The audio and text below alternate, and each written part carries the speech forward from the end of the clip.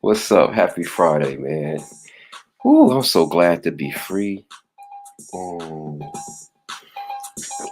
Friday's here. I'm your host with the most, Don Easy TV, and I'm glad that you came to chose me. Um, I'm not a rapper. I'm not a rapper. I'm not a rapper. I'm not a rapper. I'm not a rapper. I just make me take that music off. You may think I'm not a rapper. I used to be back in the days, but that was a long damn time ago. Man, happy Friday, man. It's so much going on out here in this world, man. Of course, the Russia. We're gonna talk about Russia. When probably just get it over with, get the serious stuff out the way, and then we're gonna talk about your boy, Jussie Smollett. He get inside that damn courtroom, and he was acting the fool that courtroom. Ooh, Jussie Smollett. And then this dude named Wallow, man, from $1 million worth of game. He was crying, trying to convince Little Dirk, I guess, to choose forgiving and revenging, I guess, and I don't know. It's a lot of stuff going on, man. Deshaun Watson just got off. The charges been dropped. I mean, it's a lot of stuff. The dude from Black Panther, the director, he got arrested in the damn bank because he gave him a note. And when you give banks notes, you know what I'm saying, they automatically, they follow the protocol when a note is given, especially if you ask it for any type of money. And he must have forgot, or I don't know what was going on with he left a note. He left a note saying, just give me I guess 1,500 or 15,000. I don't know how much it was. I'm gonna let the news do it. And dude, that was a bad move. Even though he had his ID and everything, but still, when you give a note, that's a red flag. You know what I'm saying? I hate to be on the bank side, but they just following protocol, man. In hindsight, he's gonna have to just like, okay, at least I know they doing their job. They ain't gonna just let anybody, come get in my bank, you dig? Oh my God. Guess who pulled through? Ooh, with that hot two. What's going on? Nisha. Oh, Nisha. Dun, dun, dun, I know it's Aisha, but What's up, Frugal Mama? How y'all doing? Happy Friday. Happy Friday. Man, did y'all see that with the Black Panther dude? He got arrested. Damn, man, that's cold, man. But he shouldn't have wrote that note, though. He shouldn't have wrote that note. So he should be happy somebody got his back. That the bank had his back. I know it's whack to put handcuffs on you, and it's embarrassing, and I get it. But he should never gave him a note, though. You know what I'm saying? Make it discreet. He said, give me the money, make it discreet. Huh? What you mean, give me the money, make it discreet? I'd have been wondering too, like, especially if you're not a regular. Now, if he was a regular, that's bad. That's a bad look on them. But if he's not a regular, like, what you mean, give me the money low key? What are you talking about? What we doing here? You confused? Oh no, I'm talking about we can talk about that too. The Empire guy. Let's get to the I was talking about the Black Panther director. He got arrested he was in the bank and he got arrested, so he gave a note. Let me just show you real quick. Then we can get to Jussie Smollett. Smollett or Juicy, whatever his damn name is. All right, let's get to the story. I'm confused. Let me get to this one. Then we can get on Jussie. It's like a 2-3 minute clip. Hey, sir. Come here, favor, man. Come this way. Wait, yeah, man, in back. No, back. Got it. I got it. Is there anything y'all doing this, bro? Give me 1 second. He wrote a note on a piece of paper. No, sir. So for $12,000, he said count it discreetly. So that's basically what happened. He came in with a note. Then I'm gonna fast forward to what they told him, you know what I'm saying? What the sergeant told him. All right, here we go. Yeah. So basically, we got a call, and from what we got the call, it seemed like someone was trying to rob the bank. Something about Rob the bank. you passing a note to the teller, something to that effect. Yeah, see, you can't do that. He got on sunglasses and a mask on. He giving up a note. Give the money discreetly. I would have did the same thing too. The bank, you know, they apologize, but. Can you tell me what's going on? It's a medical assistant that works on my house that prefers to pay cash. Every time I make a withdrawal to pay her, you know, because it's a large amount, she works a lot. Yeah. You know, if I don't write down on the note. How much I went out, and then I don't want it ran through the money counter right there at the desk. Oh, okay, I see what he's saying. He's saying basically he don't want to get caught. He don't want everybody looking. I don't like that. And I ain't even got that much money he getting out. You know what I'm saying? It's my few little hundreds. And I don't be wanting them to be counting it like that. So he kind of right on that, man. He's kind of right on that a little bit. Like, yeah, can you? But he should have told her. He didn't have to write it down, but he should have told her. And can you count it over there? You know what I'm saying?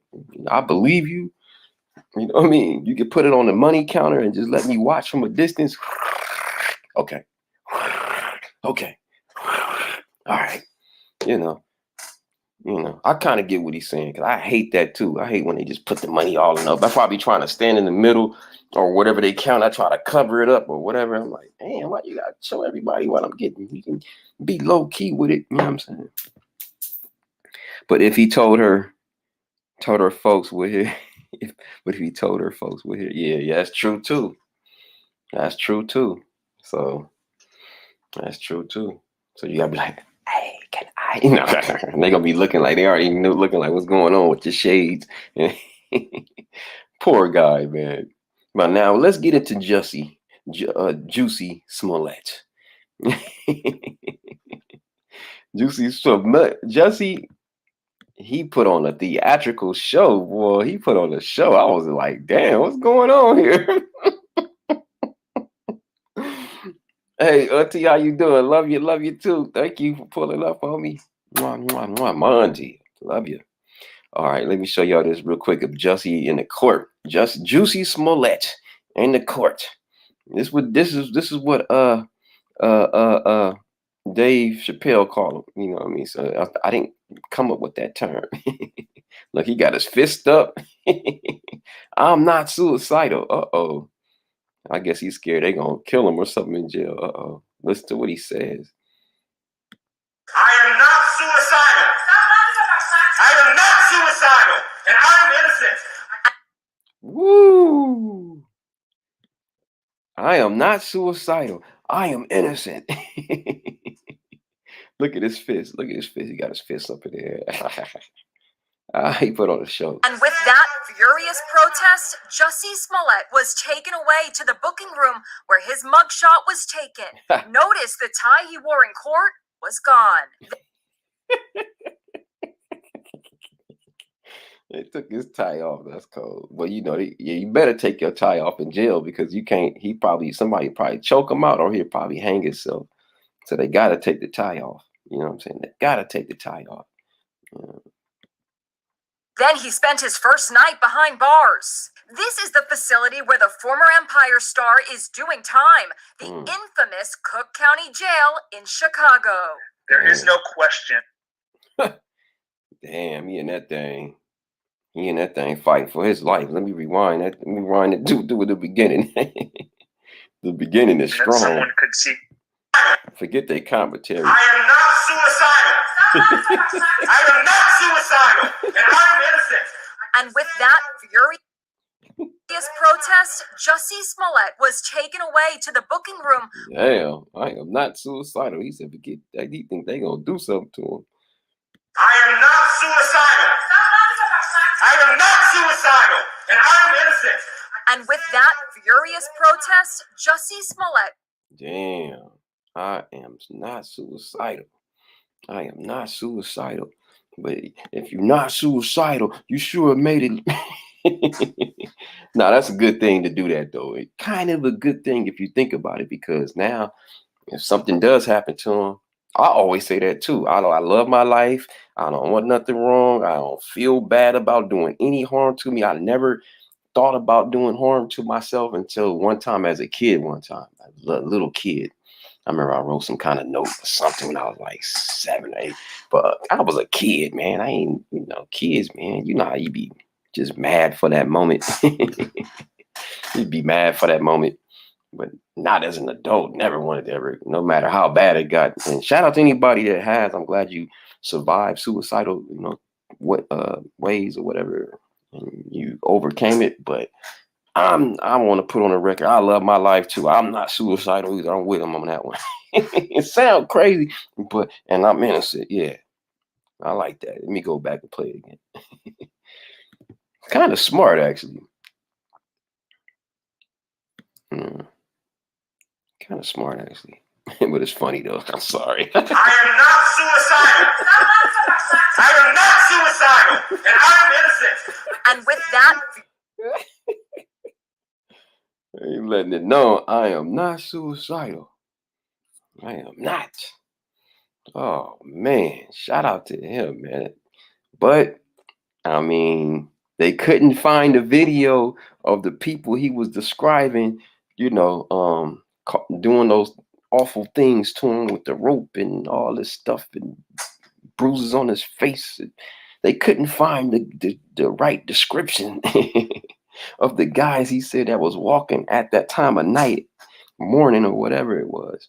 So Juicy. Nah.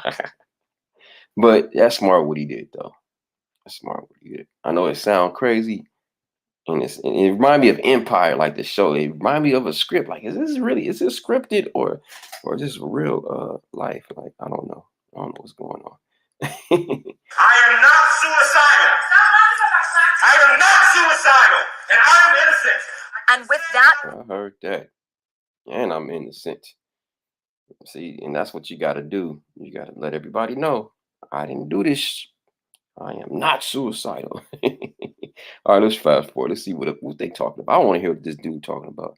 This expert, what is going on? He talking about. Okay. Let me see. Let's go to the comments he wrote. Let's go to the court. Here we go. That edition, a jail spokesman says Smollett is housed in his own cell, which is monitored by security cameras and by an officer. Oh, so he's in protective custody. So he's basically in protective custody. When they say housed in his own cell, which is monitored by security cameras and by an officer, yeah, that's PC. That's PC. And that's good. He need to be in protective custody because he don't, what I'm saying? Unless for his state, I wouldn't do it. But I'm saying it's good for him because he's not suicidal. You know what I'm saying? He's not suicidal. But as a common person like me, you know what I'm saying? No, I want to get visits and I want to have regular time out on the yard and I don't want to be confined to nothing. So I'll choose General Pop. But what he talking about, nah, yeah, that's good for him. Good for him to be in PC. O.J. Simpson was in PC too during the murder trials. Mr. Smollett is under direct observation at all times. Before his sentencing yesterday for faking a hate crime, Smollett's 92-year-old grandmother, Molly, asked the judge for clemency. I ask you, the judge, not to send him to prison. If you do, send me along with him.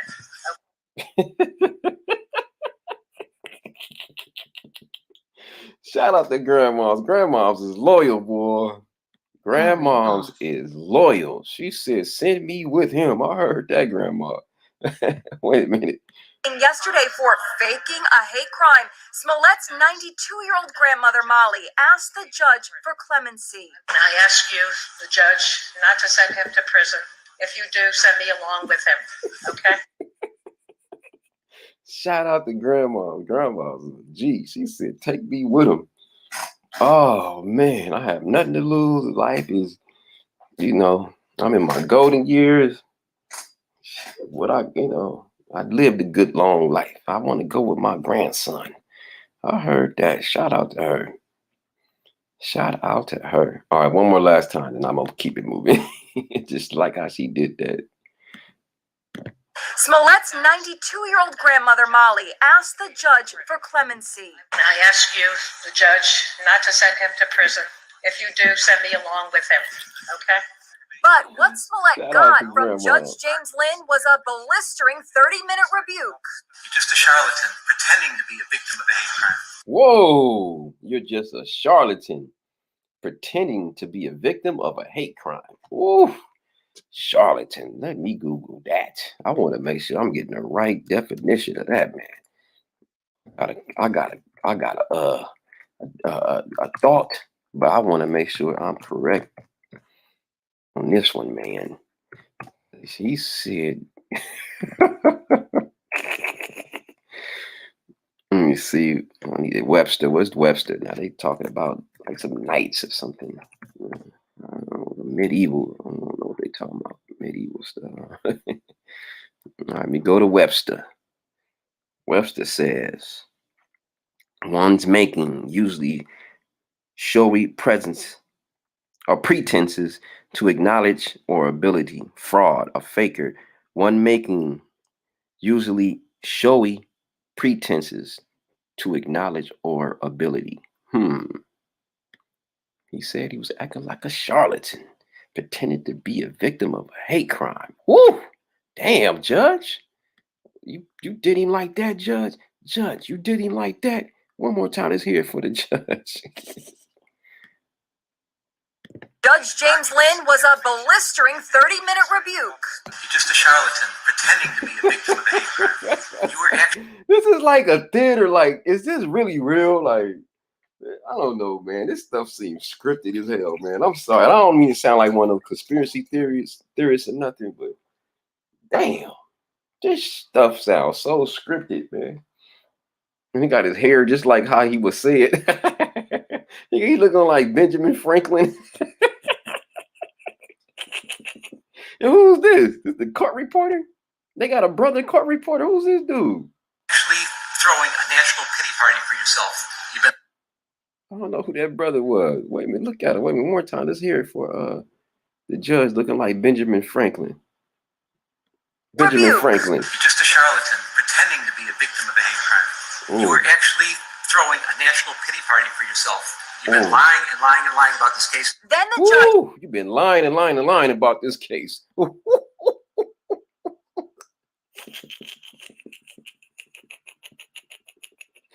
Damn. The judge went off on his ass. One more time. You were actually throwing a national pity party for yourself. You've been lying and lying and lying about this case. Then the judge handed down his sentence. You will spend the first 150 days of your sentence in the Cook County Jail. And that will start today, right here, right now. Damn. When it was Smollett's turn, he spoke with everything he had. I am not suicidal. That's what I'm saying. Okay? I am not suicidal. Okay? I am not suicidal. I am innocent, and I am not suicidal. If I did this, then it means that I stuck my fist in the fears of Black Americans in this country for over 400 years and the fears of the LGBTQ community. Was he talking about Jeffrey Epstein? And I am not suicidal. If I did this, then it means that I stuck my fist in the fears of Black Americans. Oh, wow. Damn, it got deep. I didn't know. I'm just catching this. I didn't know this went on earlier. This is like, what the hell, man? This is theatric like a mother. Wow. So now has he always been down, or he just down now? Or I want to know, was he always down, or because now he in a situation he got, you know what I'm saying? He got down, but he's down. I stuck my fist in the fears of Black Americans. Damn. in this country for over 400 years, and the fear Woo! And the fears of 400 years. of the LGBTQ community. Was he talking? Whoa, and he dropped that one in there. Then the LGBT too. He said he including everybody. Damn. Uh-oh. This got deep. I didn't know this got too deep. Damn. About Jeffrey Epstein, who was found dead in his cell in 2019 of I forgot about that. Yeah. an apparent suicide under circumstances that remain mysterious. I am not suicidal, and if anything happens to me when I go in there, I did not do it to myself. As Smollett was led away, he wasn't finished. I am not suicidal, and I am innocent. His brother blasted the sentence. Damn. Ooh, that's deep, man. That is deep. I am not suicidal. Peace, Faith. How you doing? It got deep in that damn courtroom. Man, was this today or a day ago? I don't know. My goodness. This was theatric. I love it. And I hate to say it, but you know, it's Friday. I'm with the bull stuff today. Like I like stuff like this on a Friday. Yeah, this make it smooth. This makes me forget about everything. I am free. Let's hear his brother talk some mess. He does not deserve this. He was attacked. Chicago Mayor Lori Lightfoot says the sentencing should send a clear message to everyone in the city of Chicago that false claims and allegations will not be tolerated. Damn, she even threw her thing into it too. Damn, the mayor. She was like, "Hey, I'm with the LG, but I gotta separate myself from his ass." Look at the mayor from Chicago. She had to come out and separate. Chicago Mayor Lori Lightfoot says the sentencing should send. He was attacked. Chicago Mayor. Look at it. She got a suit on and copper. She dressed up like a mug. The mayor dressed up. Look at her. She was like, I had to distance myself from him. He don't represent us. The mayor was embarrassed. The mayor had to come out and say, "Nah, dog. All right, well, you don't represent me, man. You don't represent me, man."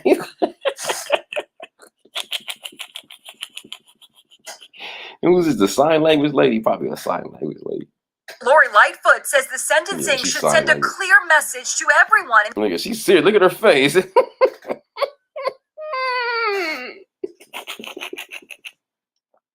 Look at her hairstyle. Shout out to Chicago, man. I had a ball in Chicago like about, 4 or 5 years ago? I can't remember. It was like 4 or 5. I can't remember. Oh man. Was she the mayor then? I don't know if she was the mayor then, but she got a distinctive look. Like you could draw her easily. When you draw, just make sure you make the forehead big, you know what I'm saying, with some beady eyes and a little afro at the top. Kind of easy. In the city of Chicago, that false claims and allegations will not be tolerated. But Cook County State's Attorney Kim Fox, whose office dropped the charges against Smollett before the appointment of a special prosecutor, called the case a kangaroo prosecution. We spoke to Gloria Rodriguez, lawyer for the two brothers who Smollett paid to stage the attack, who witnessed Smollett's outburst. As I was watching it, I think, shocked along with everyone else as to what instigated him saying that. It's very much open to interpretation. I am not suicidal, and I am innocent. Yeah, the camera don't lie. That's what people got to understand. The camera, I do security, and I can tell you, the camera don't lie. I mean, sometimes you can edit and all that, but if this is an unedited camera footage, just the time, stamp and everything on it, it's hard to you to debate that, man. That's not me, even though that's the same height, same complexion, same movements. That's you. But I digress. Happy Friday, y'all. I'm so glad to be free. Oh my God, freedom. Oh my God, I'm so free. I'm so happy to be off. But I go back in, soon. I ain't gonna say when, but I go back in. But thank God for that. That's some overtime. So anything to get the money. Gotta get the money. Gotta get the money. What's that falling? Oh, that's from my phone. But my phone is good. So I got a cord for my phone and I got a cord for laptop. I'm about to name everything. A phone, laptop, tablet, Bluetooth speaker. Let me think of something else. Oh man, then what else was funny out there? And me look, I got some serious stuff, but I don't want to get to no serious stuff. I'm in a goofy mood right now. Damn, is there anything else funny? Nah, but those two things was funny to me. I'm sorry. Oh, this high speed chase. Check this out. It's not funny, but it's entertaining though. It's entertaining though. Oh, it's entertaining though. Especially when you know you got your boy narrating. Your boy Dawn. Shout out to y'all. Let me show y'all the speed chase, y'all. Ooh, ooh, ooh. This was crazy. It was out here in LA, man. You know, we be having speed chases out here because it's spread out. It's spread out. Palm trees and sunshine and land space, but congested. Random left turns. Look at law enforcement cutting them off there. He might be coming. Boom! Crashing into the pickup truck. Oh, Face with that Baldwin Park undercover. go back again. Look at this car. This car right here is I don't know why he's going. I'm watching this live with y'all. This is in Baldwin Park. This is basically West Covina, Pomona, all that type of stuff. You know, way out there. You know. Might be coming head to head. Oh, look at that, crashing into the pickup truck, face to face with that Baldwin Park undercover unit. Oh, look at the undercover. He got his guns drawn. Damn, put your hands up, sucker. The SUV coming to Damn, a they stop. deep. Look, two people. Put your hands Officers up. out with their guns drawn. The suspects with at least one hand out the passenger window. Somebody, he gave up already. One in the back seat. He like, put your hands out. Okay. The driver like, you punk. It's over now. They deep. Ooh, they got 4 of them, 5 of them. All got their guns drawn. With their guns drawn as they try and coax these individuals out of the vehicle. Again, these folks are the Wild Wild West, baby. The Wild Wild West. The Wild Wild West. The Wild Wild West. Y'all remember that? That's Kumo D. Google it. armed. That used to be the song back in the days. Armed and dangerous indeed. That started the LL Cool J and SUV being pursued by several different law enforcement agencies and across Kumo many DB. cities in the Southland. Hopefully I can check out Queens. When I'm out there. It was an intense takedown here in Baldwin Park. Yeah, Bogart. Even though I went through Queens when I went to New York, I drove through Queens, but damn, look how deep they are. Oh my God. Let me see what you talking about. What you say? Kumo D, there you go. Yup. Kumo D. He had them big old Star Trek shades on.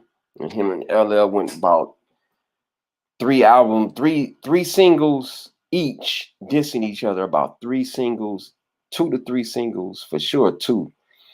Maybe there's a 3. I don't think LL did a 3rd one, but Mo D did, I remember. So they went back for about 2 to 3 records, dissing each other and naming each other.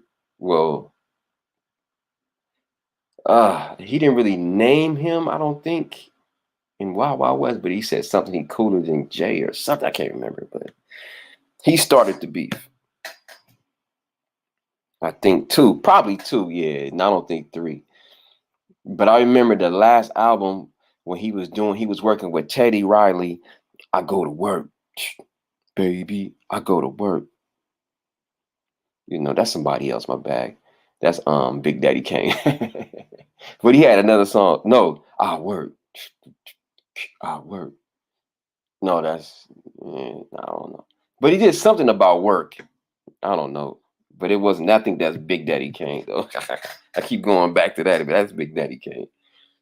And I think he's from Harlem, Kumo D. I think he's from West Harlem, from the west side. if I'm not mistaken. Now I wanna Google where is he from exactly. I'm gonna say Harlem. Let's just say Cool Mo B. Where is he from? He is from Manhattan. Yep. So he's probably from Harlem. Yep. Yeah. Yeah. I know a little bit about old school hip hop, just a little bit. A little bit. He's actually before my time. LL Cool J is a little younger than him, and LL Cool J is older than me, a little bit older than me, probably about 5 years older than me. Him, Puffy, Jay-Z, they all like born in 69, 68, 69. They like 60 babies, you know what I'm saying? I'm a 70s baby. I'm old as a mug, but not old as them. But I don't consider them, I don't, talk about age now that I'm older. Now I'm sensitive, since age sensitive now, like, because it's like, why you want to know how old I am? Like, why you want to know how old I am? My age is different than the average age because I don't have any kids, for one. Never been married, you know what I'm saying? So my lifestyle is a little different than the average person my age. Like, so no disrespect, but I don't have the same, you know, upbringing like other people do that with kids, you feel me? So that kind of, what I mean, kind of different a little bit sometimes. Sometimes, not all the time, but sometimes. But with old stuff, yeah, we can connect. We can connect. Oh man, I'll be just rambling. When she say 1971, okay, so you a 70s baby, yeah. Shout out to the 70s. I think Pac was born in 72, if I'm not mistaken. Or he could have been 71, actually. Let me see. 71, 72. I'm gonna say 72. I think him and Biggie is the same age. I think they're 72, man. Let me see. Tupac. Tupac was born in 71. Yep. So I was wrong. I said 72, but 71. So you and Tupac share the same age. So Tupac was like a couple of years older than me. A couple of years. But we the same age bracket. We went to the same high school. He was probably in the 12th and I was in the 9th or something. Yep, I was a freshman. He was a senior. That's how it is with a lot of people, on Facebook or any social media. It's like you got a lot of people that remember you when you were a senior and they were freshmen. And because I remember people when I was a freshman that I like, oh, I want to be cool like that person. And some of them don't remember me, but I remember them. You know what I'm saying? Because I used to want to be like them. So it's some kids that were freshmen that remember me. That some of them I don't remember, but some of them I do. But a lot of them I don't remember. They be like, yeah, I remember you used to go with that one girl and this and that and the other. And I did have a fine girlfriend though for the senior year. Ooh, I had a fine girlfriend. My girlfriend Terry, my ex-girlfriend Terry. Ooh, she was fine in the mud, boy. Ooh, I had a fine senior year girlfriend, man. So, and that's how they remember me, really. It wasn't because of me. It was because of her. It was because of her, because she was fine in the mud. Ooh, she was fine. She just got married recently. Shout out to her, man. Life goes on, I was mad at her for years because she didn't want to be with me. She didn't want to be with me, Story time. I'm going to have to redo that story one day. I said it like a couple of times, but I'm going to have to probably do it for another 6 times. How I was, and then just, do it over again. But I'm going to do it over again. I guess I'm going to have to do that story over again. And he was on my varsity team. What, let me see. I had a fine boyfriend too. You had somebody fine too. And you be looking at some of your pictures, huh? You be like, oh man, I was bad back in the day. I know I'll be like, damn. Ooh, man. Hard teenage, boy. That's like especially like in your 20s. Teenage, yes, but I say more in your early 2021. I think that's like your peak. Like, you ain't gotta watch what you eat or nothing. You can just, man, you got a 6-pack just off the rip. You can just eat. That's how I used to. Man, I had a 6-pack and didn't even work out. Man, that was the days. Yeah, I look back at some of my pictures. I'm like, damn. I see why I was getting numbers and all that. And girls looking at me like filet mignon. You know what I'm saying? I ain't saying it stopped for a minute, but it's been picking up a little bit lately. You know what I'm saying? I ain't gonna say like for cause not like it used to be, but every now and then lately, I don't know. Maybe it's the bike. I don't know. Maybe it's the bike, man. But lately, I've been getting that second little, the double take. You know what I'm saying? Looking up and down type of thing. I already know what that is. It's the look. It's the eye of the tiger. And people give, and you can't help it. It's a human. It's a natural human uh, uh, attraction. That you can't help that when you first see somebody, you're like, damn, and you can't. You may compose yourself, but you can a person can still tell that you're checking them out. You know what I'm saying? If you've been in the game, if you've been in a dating game. Oh man, yeah. So I'm so happy, man. I might be April Fool's Day. I might be going to New York. We'll see. I might. I'm not sure. I might. I'm not sure. You know what I'm saying? It's an April Fool's. I might pop up. I might not. Who think I might and might not? Like, I wondered myself, like, am I gonna pop up or am I not gonna pull up? Man, I'm glad I chose that day because now it's like a question mark. Like, is he playing with me? You are very handsome. Oh, thank you. Thank you. I appreciate you, Faith, man. I need to hear that sometime. Sometime that made me feel good. I'm going to Brooklyn in April. When in April? When are you going in April? I'm going maybe April Fool's Day. Maybe on April Fool's Day. I don't know. Maybe. I don't know. I'm thinking about it. Maybe I don't know. We gonna see if I can make it on April 1st. When in April are you going? Oh man, yeah.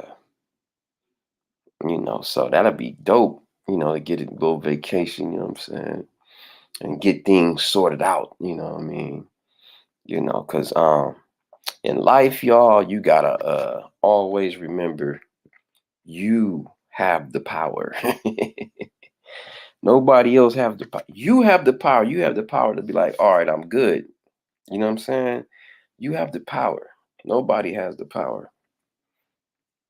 Just play the game. I hate to say it. Planning the second week. Okay, so you'll be out there after. Maybe I'll get there. Maybe after I'll be there. Maybe you'll be there after. Well, you'll be there for sure on the second week, and maybe I will be a week before. Maybe we'll see. We'll see. We'll see. You know what I'm saying? We'll see. We'll see. We'll see. Oh man, I tell you, I need it. I work hard for it. I don't just I ain't got like that. I work hard for to take off days. Damn it, I took off the other day to handle a gun permit to renew it. Oh my God, I thought I was gonna be out of there less than an hour or two. I was there all damn day. Oh man, I was so mad, dude. I gotta go to another school next time in 2 years because well shit, if we'll see how other places are. If other places shit, I'm gonna just shoot the dice and let it roll, bruh. I live in Michigan. I'm going to take the train. I never been to Brooklyn. Oh, you go take the train. Oh, that is dope. You can take the train all the way to Michigan. That's dope. Yeah, you guys are actually closer. Y'all right by each other. Y'all like about how many miles? Like 15,000 miles or something. Let me see. Michigan to New York. Let's type it in Michigan to, or that, is that us?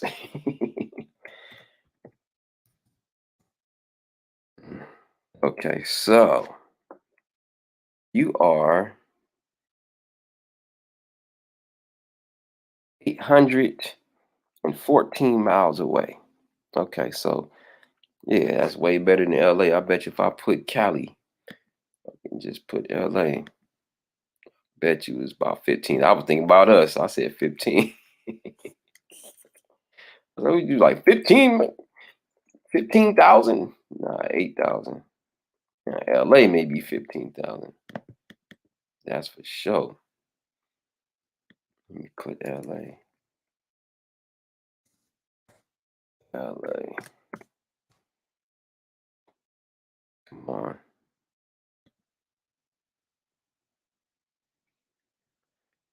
That's gotta be wrong. They tell me 2,000. How's it gonna, oh yeah, that's right then. Because if it's 800 there, it's only 2,000 miles. Okay, I thought it was more than that. I guess America is not as big as you think. America is not as big as I think, I guess. I thought America was bigger than that, but I guess not. Damn. Only 2,000 miles away? For real? That's it? Well, 2,800 miles if you round everything off. That's still not far. Like, it's not far. Like, that lets you know, man. When you think of countries like Africa, continents like Africa, I mean, or countries like even Nigeria, it's probably even bigger than America, like by square feet. That's crazy, man. Nah, I ain't gonna say just, I don't know, but I bet you Africa like double or quadruple America. You know what I'm saying? That's crazy. Where I'm at. There we go. So New York, Michigan to New York is 8 something. It's about 9. Round it out to 9. Man, I know I live in Michigan. I'm going to take the train. That's dope. You can take the train. That's like, they keep saying they're going to get a bullet train to LA to Vegas, but it's going to be hard to do it, man. They've been talking about it for 100 years now. A bullet train. That'd be dope if you can get to LA. I hope they can do it in my lifetime. LA to Vegas in 2 hours. Ooh, or hour maybe. Maybe, I think they said 2 hours. Bullet train. They gotta make it where it's just in the middle of nowhere like that. You can kind of make it, isolated to where. But are those lands claimed by different tribes, or I don't know how that'll work. Like, I don't know. But America do whatever shit. Y'all know that. They'll just take whatever. They take people houses and we got to rebuild a freeway. Sorry, here go the money. Take it or leave it. We're building a freeway right here. Sorry. And they just destroy a whole community. Like, and build a damn freeway. Like, people don't know. Like, if you go back to the history, even just like out here in LA, the 105 freeway, different people tell me like different portions of the 105 freeway was like 4 to 5 just blocks of people just living and going north and west and east and, you know what I'm saying, and north and all that stuff is like blocks, and like a whole community was like destroyed to build freeways, which is bad at the time, but shoot, man, the way the population is, you gotta do something. Shit, they gonna have to build more trains pretty soon in LA. It's like it's growing and growing and growing and growing, man. People are leaving, but it's still a lot of damn people here, man. And they really need to figure out how, like, to put a train like on that damn 405 or the 101, like something to go right diagonal to them damn routes, because man, it's ridiculous, man. They used to have it back in the days. I keep hearing it that we had a train system that went all through everywhere, but they shut it down in the 60s and due to buses and just cars, people able to buy cars, at a rapid rate. We had the economy was booming, you know what I'm saying? You had Elvis Presley, World War II was over, it was popping, you know what I'm saying? It was booming. Coca-Cola, and America was cracking. War brings in money, you know what I'm saying? Especially if you win the war. That's like taking the train from Michigan to Chicago. It's so close. Yeah, Detroit and in Chicago. Yep. They got different trains that'll get you like certain places from out here to other places, but it may get us to like Mississippi, and I don't know. Be honest, I don't know how far it goes. But I know my cousins definitely took the train to get to Texas, but I'm hearing that a lot of people took a train from Mississippi to California back in the days. I don't know. I had to ask, like, what did my great grandmother do, or what did my grandmother do? On the other side, did they drive or did they take the train? I gotta ask more questions. I need to talk to my grandmother. Shit, she's the oldest elder that I know on both sides. She is the oldest one. That's bad. She's the only oldest one I know. Wow. They used to live longer back in the days, man. I don't know what the hell happened, man. Shout out to my grandmother. She's the only one of the elders I know. Man, I'm thinking. Nope. I think she's the oldest person, the oldest elder in my family on both sides. That's still alive and healthy and kicking. Man, my Uncle Ray was close to her. He just recently died and he was like 77, something like that, 79, 77, 79. 4 hours driving, 2 hours train, man. 4 hours driving, 2 hours train. Got it. Okay. Yeah, shout out to the D. I was supposed to go to a family reunion out there years ago too. Before I went to Chicago was 2 years before, but I was scared to go by myself. I should have went, man. And I didn't go because my moms and them didn't go. My grandparents rode horses. Wow. Man, they rode horses. Ain't that something? Yeah. Yeah, they did things. They did things like straight from the earth, boy. Back then. Horses and oh man. Welding and being a locksmith and all the damn hands-on labor, plumbing, garden, all that, man, painting. They was working, man, with their hands back then. It was my generation that was too bougie. It was just like, nah, I don't want to get my hands dirty. That was my ass. Under the car, fixing cars, never been my thing. Never been into cars and getting rims. Never been into that, man. Like low riding, and it's real big enough. Like just never been into that culture. But my father was big time. He was a low rider back in the days. But not me. As long as I can get to my destination, bike, walk, train, bus, or if I can get a bucket, I'll do it. But I just refuse to pay a car note for a car that's just not worth nothing. A car that's not worth nothing. I'm sorry. I'll be looking at certain cars. I'm like, wow, I understand why you did it. You wanted to get what you need to get to, but I just could not pay no car. I just can't see me getting a car payment. This is a car that I really want. You know what I'm saying? That I really want. Like, why I'm gonna pay for something that is just gonna get me around? I can get around other kind, like Uber, Lyft, right? I'd rather get something that I really want. That I really want. You know what I'm saying? Nah, I did that before, driving out with something cool, you know, but and I got a note. Hell no. I'm sorry, I just can't. Unless I had like a girl or something that was immediately something I had to impress or something, maybe, but I just could not see myself doing nothing like that. Now, a house note or something like that, I'm with it. I'm with it. Something with some properties, a business plan or something like that. But just a car, I'm sorry. I spent over 70, more than that, but it said 70. I said about $100 because that was just in Lyft.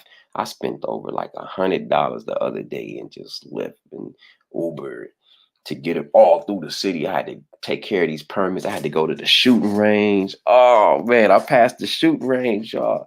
I passed the shooting range, Don. You know, the oldest of six. You know the oldest of six. Damn, you know the oldest of six. Damn, you the oldest. Damn.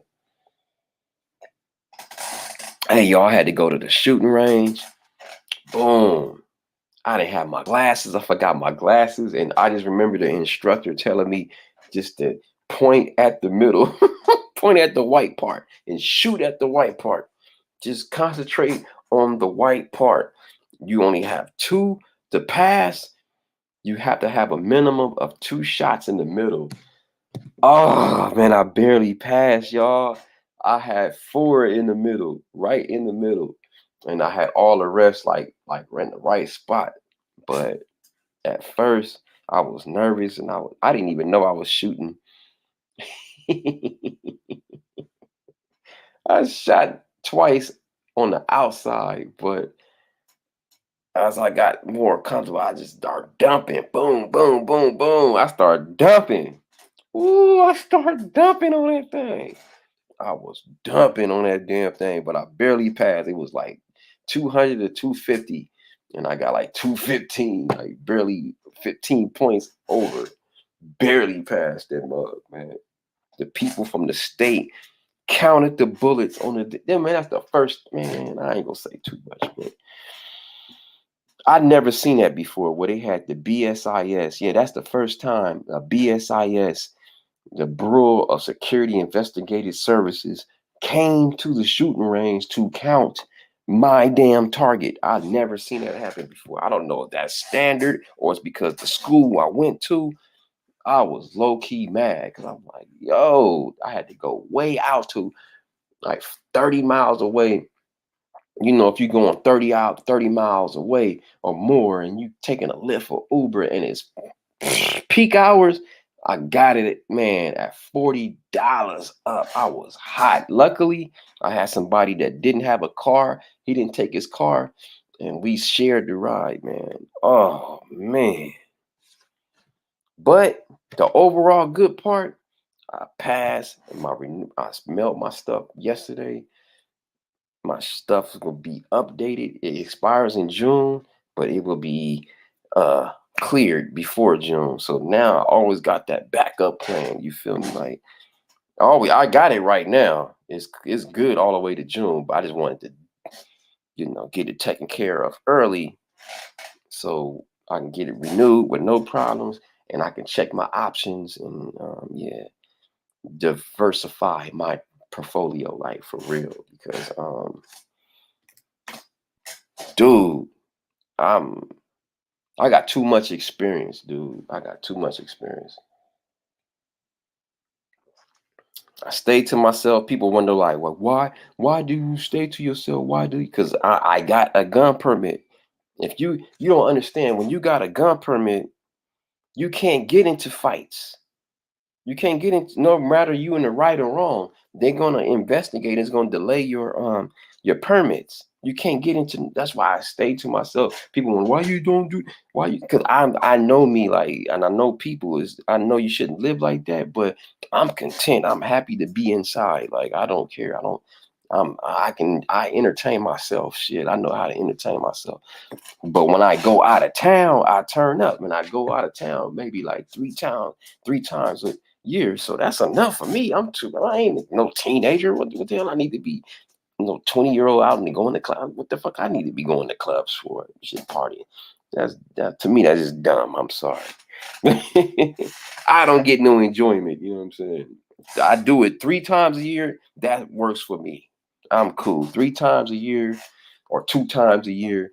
And was it like, maybe like, was that 6 days? That's good for me for our 365 days. That's perfect for me to get out and dance and turn up. And I got a gun permit, dude. You can't not get into no fights, nothing, man. You'll get your stuff like invested. It'll take a long time. You may be in the right, but it's gonna take a long time. I ain't got problems. You know how people be at the club and some bars is just tripping, man. So I'd rather go with the odds and just deal with, be out of state chilling, you know what I'm saying? Have fun. Nobody know me. I don't know them. I'm just there to have fun. Like I'm in a whole different zone. I ain't got where I'm at. I might see somebody I know and then they don't like them. And it's too much politics in LA, man. For me. What you drinking on? I'm drinking on this right here. Look. Boom. That Cabernet. I'm 100 years old. I don't need to be out in these streets like that. I'm sorry. I don't. And people are like, I don't understand. Ain't nothing wrong. I look at you weird. Why do you have to be out? Like, that's weird to me. Like, you don't know how to entertain yourself. Like, you know how to read a book. You know how to sit your ass down somewhere and just chill. Like, why do you have to be out and seen all the time? Like, I look at you weird. You may look at me weird, and I look at you weird. Shit. I work at a place where I gotta see people all day. Like, I want some peace and quiet. Shit. I agree with you on that. You know what I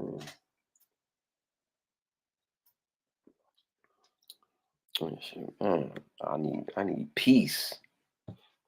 I love my peace, man. Love it. Like right now, this is heaven to me. Like if heaven on earth, like for me, like I get to drink, eat, do it. You know what I mean? I'm single. What the hell? College basketball is popping right now. Like it's the tournaments, they going up. People getting his upsets. What's popping? Woo! What's going on, Faith?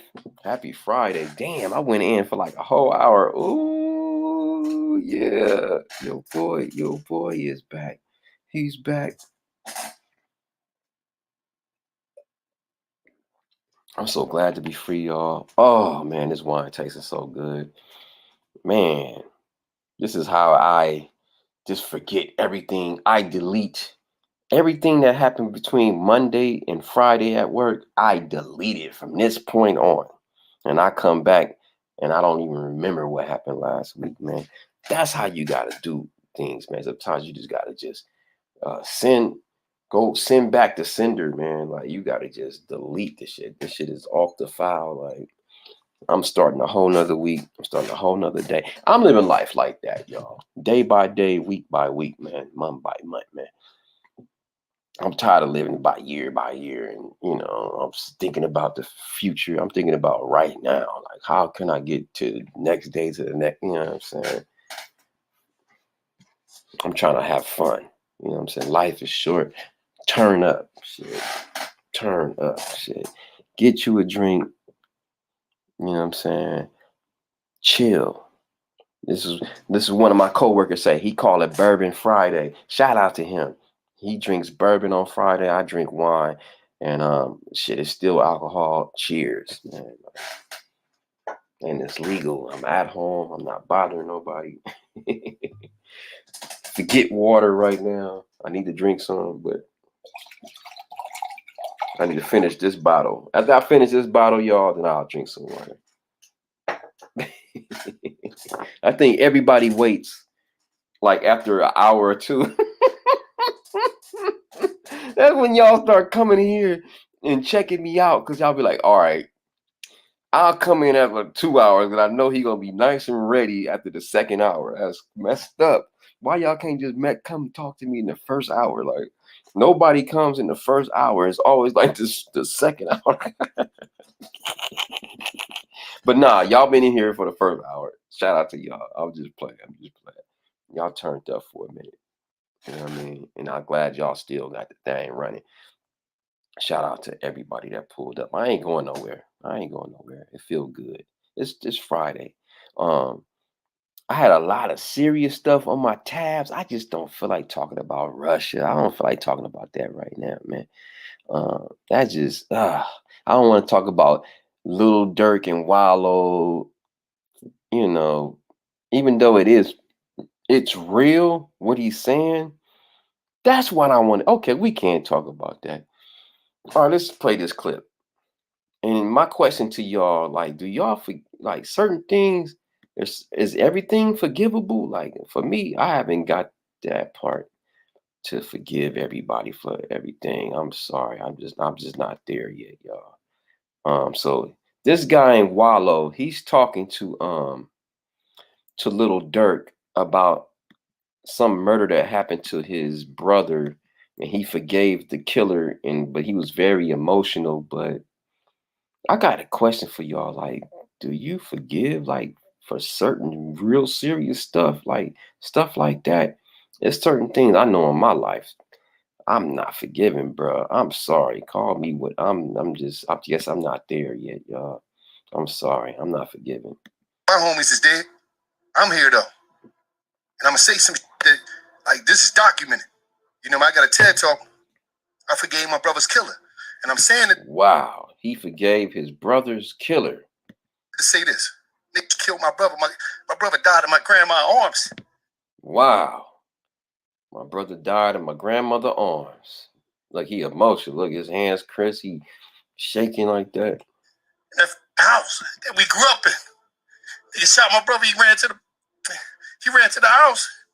He died in Nanny Hall when she opened the door. So I'm telling you, there's some real shit, man. If I ain't let that shit go, I won't be right here today. I won't be here for my niece and my nephews. Me and Gil won't be doing this. Y'all won't know me. I won't be able to get y'all this game. Look at Little Dirk looking at him. Look at Dirk like... Little Dirk looking at him, but Little Dirk like, shit, I don't know what he talking about. But I had to leave. I had to let that shit go. When I let that shit go, nigga, I started to grow. And I started to glow. And now I'm here today, and it was harder than mother. I'm talking about this my big brother. I shared the cell with him. I shared the bed with him when we were kids. This little... That's powerful, man. He basically had a brother that got killed. Shout out to Wallow, man. And everybody have the right to believe what they want to believe. And shout out to him for believing what he believed. But I'm sorry, dude. Certain things I just can't forgive, man. Steve. I'm sorry. But I tell you one thing. Okay. Now I'm out here taking care of his daughter, paying for her to go to school, taking care of my nephew, taking care of my mom and my grandmama. Talk to him. Sure. Because I forgave my brother killer, but you know, I understand. I understand what y'all going through. But I love all you young niggas in here. And I mean that shit. Love you niggas, man. And I hope y'all make it out. I hope y'all make it the fuck out, man. And he like straight up, man. It's so crazy. Yeah, this mo really dropping tears for this shit. Like, shit for real. Like, I love being around the young niggas because, like, you don't understand. Yeah, that's our little nephews and stuff, but we gotta understand. Like, they gotta live their own life. They got their own plan. You know what I'm saying? Like, in order to heal, you must forgive. I hear you, but I just don't believe that. Certain things, yes, but certain things, I'm sorry. I'm not letting go. I can't let that ride. I'm sorry. I guess I'm going to hell for that one. I can't forgive you for certain things. Nope, can't do it. But I understand other people how y'all feel. But Can't do it. I can't do it, man. America ain't gonna do it. America ain't gonna do it. What America say on 9/11? What's America's slogan for 9/11?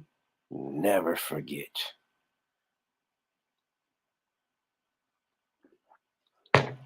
Never forget.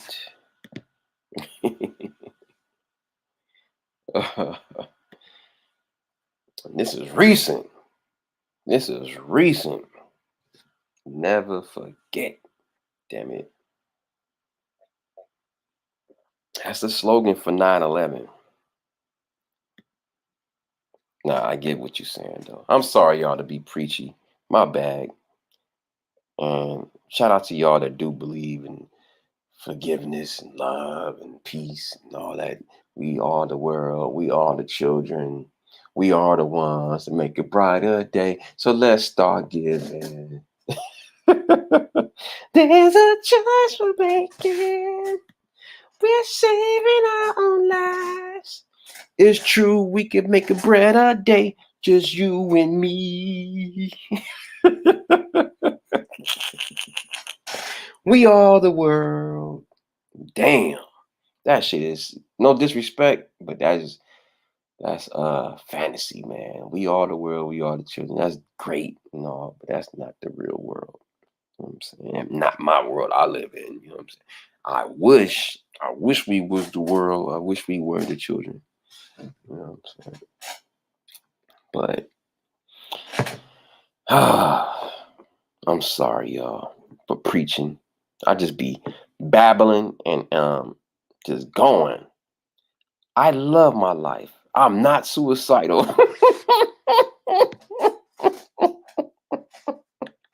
When you say I'm not suicidal, that what fools say. I'm not. Shit. I am not. I feel him on that one though.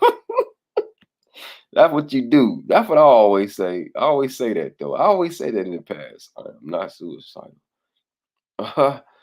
Hey y'all, I want to show y'all my little video. You know what I'm saying? Like, I just want to show a clip of 12 got mad at me, I think. She say, why you showing Eric Bonet? Why you showing Eric Bonet? But I don't know, YouTube Live might pick up the sound. I don't know. I don't trust YouTube. YouTube stream, they be picking up everything I do, man. They be picking up everything. They be like, this is copyright claim. This is a copyright claim. I'm like, damn. They was picking up stuff like 4 shows ago, and I had to delete a lot of it. I'm like, dang. Hope I had more to talk about than the clips that I shown. Damn. I think on one video I had to delete like 5 different clips. But at least I was given that option to trim it, because I think if you go over 3 hours, you can't trim it no more. But if you go more than 3, you ain't gonna be able to trim it, man. If you go below 3 hours, you can trim whatever copyright claim, and then the people who claim it, they want to monetize the stuff. So I just erase everything that they try to get, or I just, whatever. This is a legal thing. Thank God I never got a strike. Thank God, man. Oh, God, I'm just trying to do commentary. You know what I'm saying? I can't do a commentary or tell a story with the faces, like, but I never got in trouble with that. It's just on my lives, when I show live news and stuff like that, they'll flag that thing. Even big channels.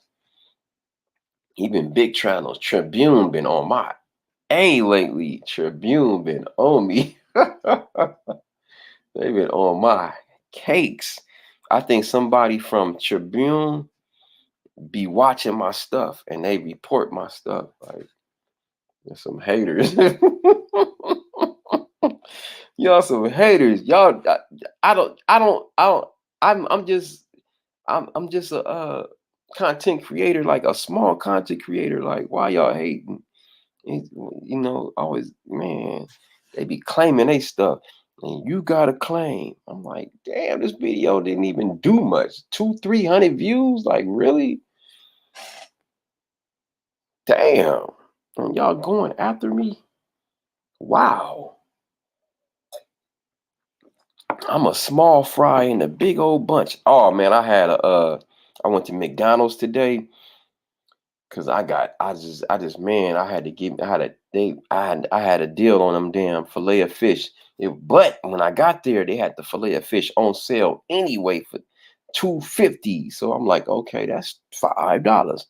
So I got that, and I got two fillet of fish and some fries.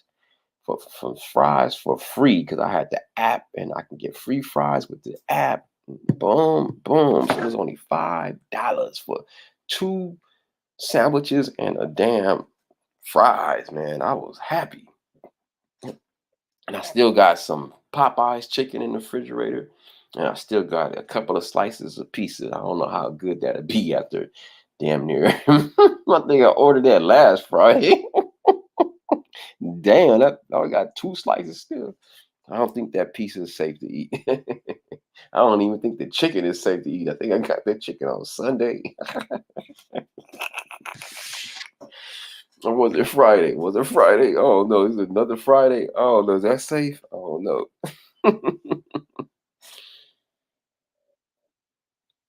I'm sure gonna eat it when I get off. Shit, I'm warming that damn chicken up. Shit, I got 1 breast and 1 wing left. Eat the pizza too. And just shit. Tonight, I ain't going nowhere. I'm in. Or if I get Uber Eats, which I doubt. That's my Super Lotto or my Mega Millions or my Fantasy 5 or my Daily 3 or my Daily 4 come in with hot numbers, you know what I'm saying? That'd be dope if I could win like 100K. I'll quit. I'm sorry. People say they'll quit off a few millions. I think I'll quit off 100K. I think off 100K. I think 100K, I think I would quit, bro, for real. If I can't multiply 100K, something is wrong with me, dude. Something is fucking wrong with me. If I can't multiply that, I think in my mind, something is wrong with me, dude. If I can't go to a good night, Faye. If I can't go and multiply that, you know, something is wrong. If I can't take 10,000 out of that 100K and make something work, something is wrong with me, bro. In my mind, like, so I would gamble on myself. I'd be like, man, fuck. I'd be like, I'm out on 100K. Damn it. I'll move to damn Costa Rica or some shit, man. I'll move to buy me some land, man. I'm done with society. I'm going to a non-war country that's not gonna be interfered in no nuclear war. I'm gonna be in some country like that. Shit, man, because I'm not trying to be in World War III, man. And I don't want to talk about that, but it's this dude, man. I think that is so crazy. This guy is 62 years old. I gotta show this video, man. And I'm sorry, y'all. I'm not trying to be serious again. I'm probably laugh in between or something, but I just can't believe this man is 62 years old and he's willing to go to the war. Like this, that's crazy. I'm sorry. He's crazy. I'm sorry. There's no way in hell I'll be doing that, dude. I'm sorry. You could call, oh, he's courageous. No, that's dumb. Dude, you're supposed to be living in your golden years at 62, man. What are you doing? Somebody need to talk him out of sense. I can't believe this guy, man. He's stupid. I'm sorry. And we're going to talk about Brittany Griner, too. We got to talk about Brittany, too, man. Shout out to Brittany, man. But where's this dude at, man? I can't believe this guy, man. Where's this dude at? I had it on the tab, man. I can't believe he's about to do this. Like, you crazy. I'm sorry. There's no way I would do that. Where's his tab at? Oh, I can't find it. It's Evie up. Where is he at? Oh, there he is. Let me move right here. I knew I had it. It just, the picture didn't show him, so I'm assuming that it wasn't him. Let me show y'all this dude. This is crazy, dude. This dude is going to the Ukraine, man. I can't believe this. Like, really? Really? Really? Really? Really? Check this story out, man. This dude is 62 years old, man. It's 2 minutes, not too long. Just be patient with me. A 62-year-old Detroit man is preparing to travel to Ukraine to fight. Victor Williams spoke to him today. Victor, does he have ties then to Ukraine? Yes, Wow. he does have some ties, but he wants everyone to know that he is not a warmonger. He's just going to help the people that really need it right now. Wow. All of Ukraine is a war zone, so to speak. So I'm going there to kind of help the Ukrainians defend their homeland. Detroiter Dr. M. Dijon Johnson says in just a few days he'll be on the front lines fighting the war against Russia. So far, he's already ordered a Kevlar helmet and flak jacket and all the other necessities. This way. Wow. I'm sorry. I don't even want to see no more, man. That's dumb. I'm sorry. I can't even play the rest of it. I'm sorry, y'all. I can't even play the rest of it. I don't know. That's just dumb to me. I'm sorry, dog. There's no way I'm just going to voluntarily go to Ukraine right now. You crazy. Hell no. I'm trying to be 100 years old. Fuck. No disrespect. But I don't have no investments in the Ukraine. Like, I'm sorry. Like, that's between them and Russia. I'm sorry, dog. And y'all be like, why is you sounding sensitive? But you do the history of the Ukraine and Russia. They don't really like us. You know what I'm saying? They just keep it 100. So I don't really have no, you know what I'm saying? That's their beef. That's, you know what I'm saying? Why I'm a cosign for a country that don't really, you know what I'm saying, that backs a lot of subversive activity in their country. Like, and, you know, I'm good. I'm good. Sorry. Be mad at me. I don't care. I can't rock with that. You know what I'm saying? Like, and then you see that people can't even get on the trains. And come on, man. They can't even get on the damn trains, bro. Like, what? I'm sorry to get serious, y'all. Sorry to keep it real. If I offended somebody, oh well. Oh well. This is I'm self-preservation shit. I'm not trying to go into World War III, damn it. Sorry, I'm just keep it 100. Shit. Selfish, you goddamn right. Shit. I'm not trying to be in no damn World War III. I'm not trying to be drafted. Shit. I hope them motherfuckers pull out the white flags and say I surrender. Shit. Keep it 100. I'm in America. Shit. I'm in America. Well, my ancestors built this motherfucker. And I have a right to say I don't care what goes on over there. I'm looking for my interests. Fuck what's going on over there. I can give 2 fucks. Keep it 100. Self-preservation. Shit. I'm not trying to go into World War III. I'm not trying to be drafted at my old ass age. They don't have no age limit to draft. They keep saying they don't. Y'all crazy, man.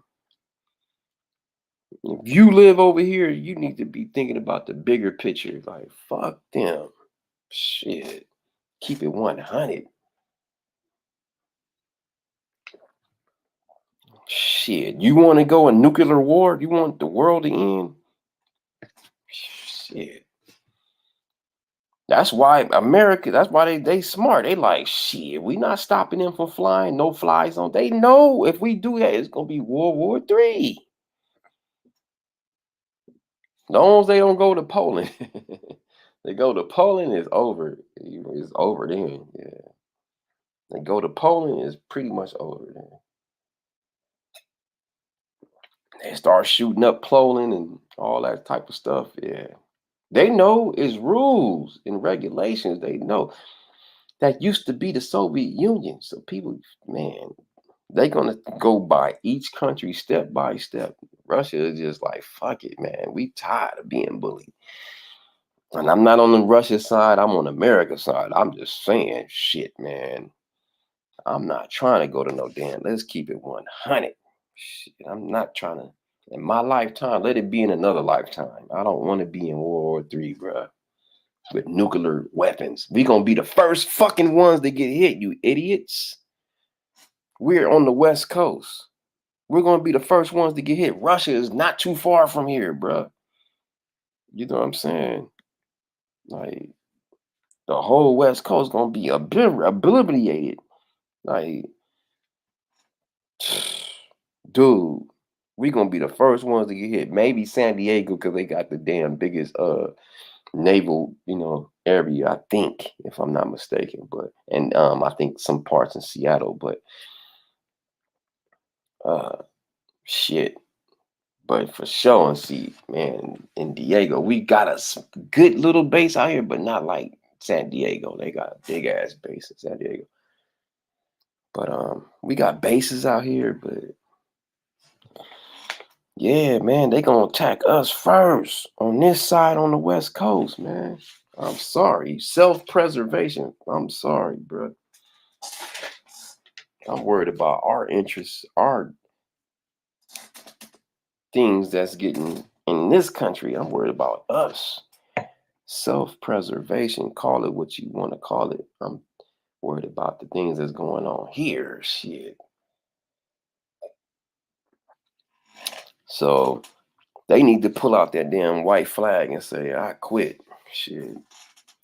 Because they about to get annihilated. Because America is not going to help them. And they know it. They know it. That's why the president was like, he don't want no help. I don't want no help. I don't want no help. He said he don't want no help. He don't want to be a part of NATO no more. That's what he said. He know that we ain't gonna have his back. He know it's over. Even though they, holding him back a little bit. I'm sorry to be rambling, but it just keep it at 100. It is what it is. Like, I'm in America. I'm an American. Shit. I used to be ashamed to say that shit, but now I think about it, shit, man. Shit, my ancestors was in every damn American war, man. Shit, fuck that. And then I seen something recently in the World War II. It's somebody in my family that was in World War II, man, that died young too, like in their 20s. They got World War, like, if you go to Ancestry I ain't never bought the monthly thing, but I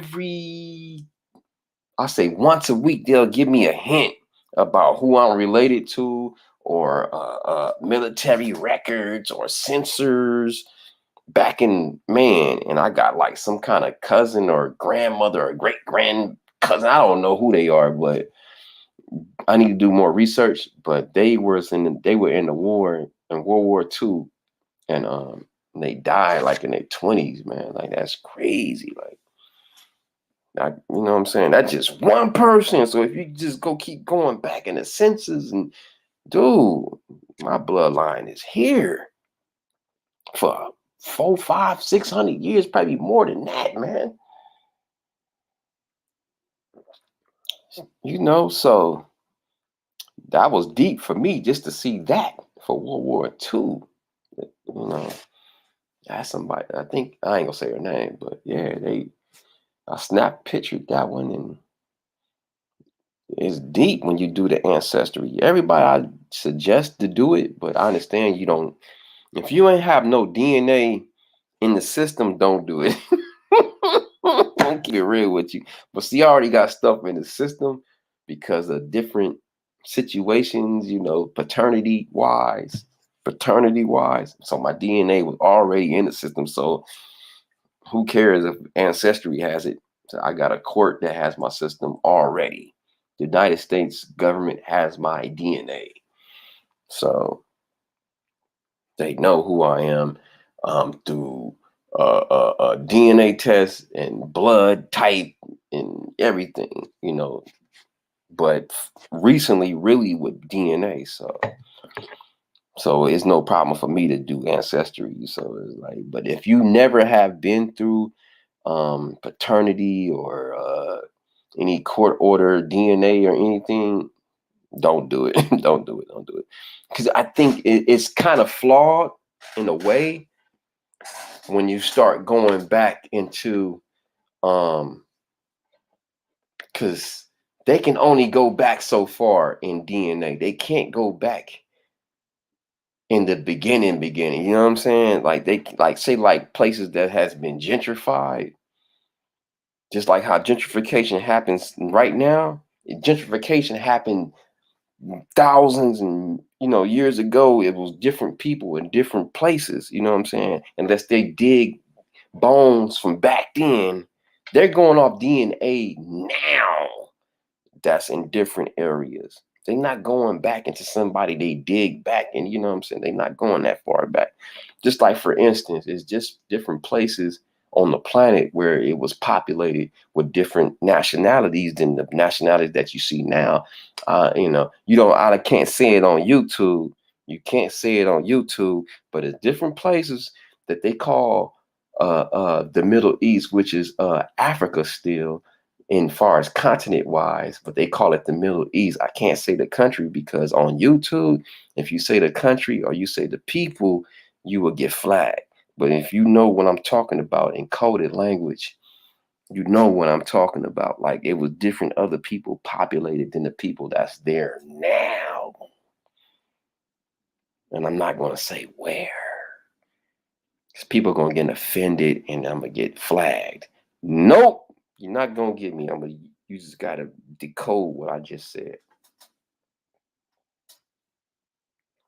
So that's why when you do DNA tests, they going by the people that's there now since the 1940s. Woo! I'm not the smartest dude, the sharpest tool, but I know a little bit about history, man. That's one of my favorite subjects, man. So that's why you can't be like, oh, why I'm not this and that and the other, because they not going by real records. They're going by the people that's in lands now. They're not going back to people that was in different lands 2,000 years ago. They're not going that far back. And then another thing people got to understand, each generation that you have, say like you got 4 grandparents, right? You got 8 grandparents. If you got great-great-grandparents, you got 6, 16. And then you go, it's 32. It gets higher and higher. You know what I'm saying? So your bloodline is everywhere. You know what I mean? Your bloodline is everywhere. But everybody bloodline goes right to the continent of Africa. You know what I'm saying? Or whatever you want to call that damn Asia Minor. I don't know, but the place they say Africa now, they say that's where everybody at one point got some kind of bloodline there. Everybody on the planet. You know what I'm saying? So they just keep it 100. So that's why I don't say I don't like the term African American. I don't like that no more. To me it's offensive. You know what I'm saying? Because everybody's African technically. Who's, you know what I'm saying? If you're going by ancestry, think about it. Everybody's technically African. If you get what I'm saying. So I am from America, dog. And then just like everybody else on the world, I have some African ancestry shit. But it's flawed because reason why I say it's flawed, in my testing, they didn't say I was from here. They didn't have me as indigenous here. And I have direct conversations with my auntie, and they telling me that we're from Louisiana. We on one side of our family, we got Cherokee, you know what I'm saying? So I seen my great grandmother before when I was about 18 years old, and she, Had the look and everything, man. I seen it with my own freaking eyes. But I just didn't know the history on that side of the family. But when she told me again, it reinforced it. I was like, bam. But why does the DNA don't show that? Do the people who have these Native Americans, that why they don't do DNA testing? Like, because they'll have them somewhere in Asia somewhere. You know what I mean? So it's all about money, bro. And remember, they had $5 Indians back then. People was paying $5 to get sensor changes. Man, it's deep. It's fucking deep, dude. A lot of people that's claiming to be indigenous ain't really indigenous, bro. That's the only damn, you know what I mean, that refuse to do DNA testing. They don't do DNA testing. Make you think. I know I'm getting deep, but I don't care. I have to keep it 100. I'm tired of holding my tongue. Tired of it. At one point, you just get tired. But I'm not saying nothing offensive. I'm glad I'm not saying no names. You gotta be smart with it. You gotta be smart with it. You gotta be smart with it. Like, I ain't even know. So it's deep, man. Do the DNA, but they only going back so far, like 100. Maybe they go back like 500-600 years, but they don't go into the bottom line. They don't go to the beginning. You know what I'm saying? It's hard to. It's hard to, because, like I said, it's been gentrification in different areas. You know, just look at America. It's been gentrified. It's been gentrified. So it's kind of hard to say who's from, you know what I mean? Like, not hard. It's really simple. It's really simple. It's not really hard. Actually, the current history here is not really that hard. You know what I'm saying? It's not really that hard.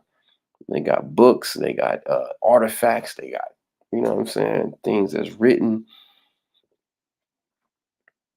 dances, music, instruments. They got all kind of things. You know what I mean?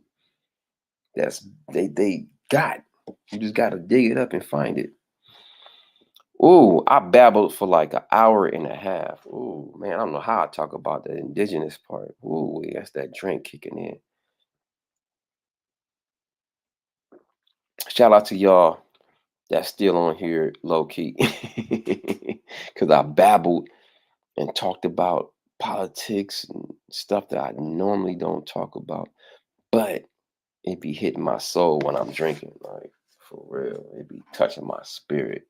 It be touching my spirit. Like, I'll be having to get this off my chest. Like, because I want to just always say this to the youngsters out there.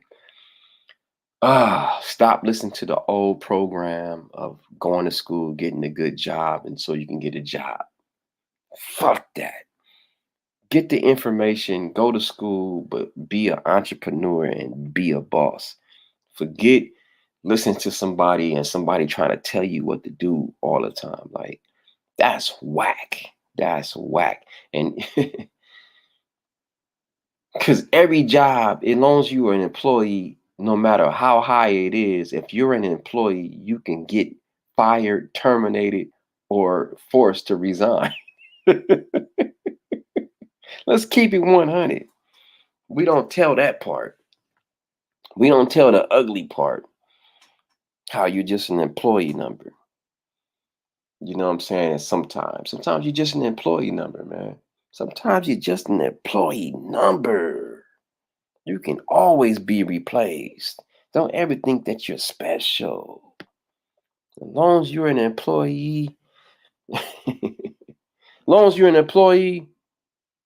you can always be replaced, man. I just said it in 3 different orders. Replaced. You can always be fired, laid off, fired, laid off. What they call it? Transferred. You can be transferred too, or you can just, you know what I mean? It's another one. I'm buzzing right now, but it's 4 different ways. But you're not nobody important. Like, you're working for somebody. Remember that. You can't say what you want to say. You can't do what you want to do. You think you can, try it. You will not be at the place where you at. And I almost, man, I almost said something stupid today. Let's keep it 100. Almost said something stupid, but I held it. I held it back. Because it's like, you just got to let people feel like they're in charge. You got to, when you got a job, it's fucked up, but it's real shit that you got to really make people feel like they're in charge so they can boost their ego up. So they can feel like, yeah, I'm the man. They like that shit, man. Some people like that. So you just got to boost their ego a little bit. Okay, you're right. Just say that, y'all. When you at your job and you're an employee and you're not trying to get fired and you really need the money, just say, yeah, you're right. Yeah, okay, you're right. And they may be dead fucking wrong. But if you want your job, you got to say, yeah, okay, you're right. You're right. You're right. You're right. Or if you're tired, you just say what you got to say, man. Say what you got to say. But just say, yeah, you're right. Okay. You're right. Some people like that, and they get off talking to people in front of people. They like that. They get it. They get their chest out. Some people get a charge off that. Like, it's a trip. The politics at the workplace is real. So just play the game. If you need your job, you need your apartment, play the game. Say, yeah, okay, you're right. There's nothing really they can do. You said that they were right. You said okay. You didn't say, nah, you wasn't what they call it, insubordination. You wasn't insubordinate. You said, yeah, okay, all right. But when you're tired, you just gotta turn up then, You gotta turn up. Turn up. Go viral. Put it on live. Boom. Boom. This is live. Doop. All right, this is my last day at this month. One day. I hope it never happens, y'all. I hope it never happens. But by me being a YouTuber, content creator, that is great content right there. The last day of my job, I just said, F it. And just go off. Police come, you get arrested, you cuss everybody out. Woo! Do not touch me. I'm swinging. People don't understand. That's why people go, I don't it's sick what people do at jobs when they go overboard with things, but I understand it. I understand it sometimes. Sometimes you be at the workplace, and you be like, man, I get why people snap on the job. I get it. You get tired of being humiliated. You know what I'm saying? Like, you get tired of it. And I understand why people just say, man, he go to phone, man. I'm live. This is my last day here. I don't give a call the police. I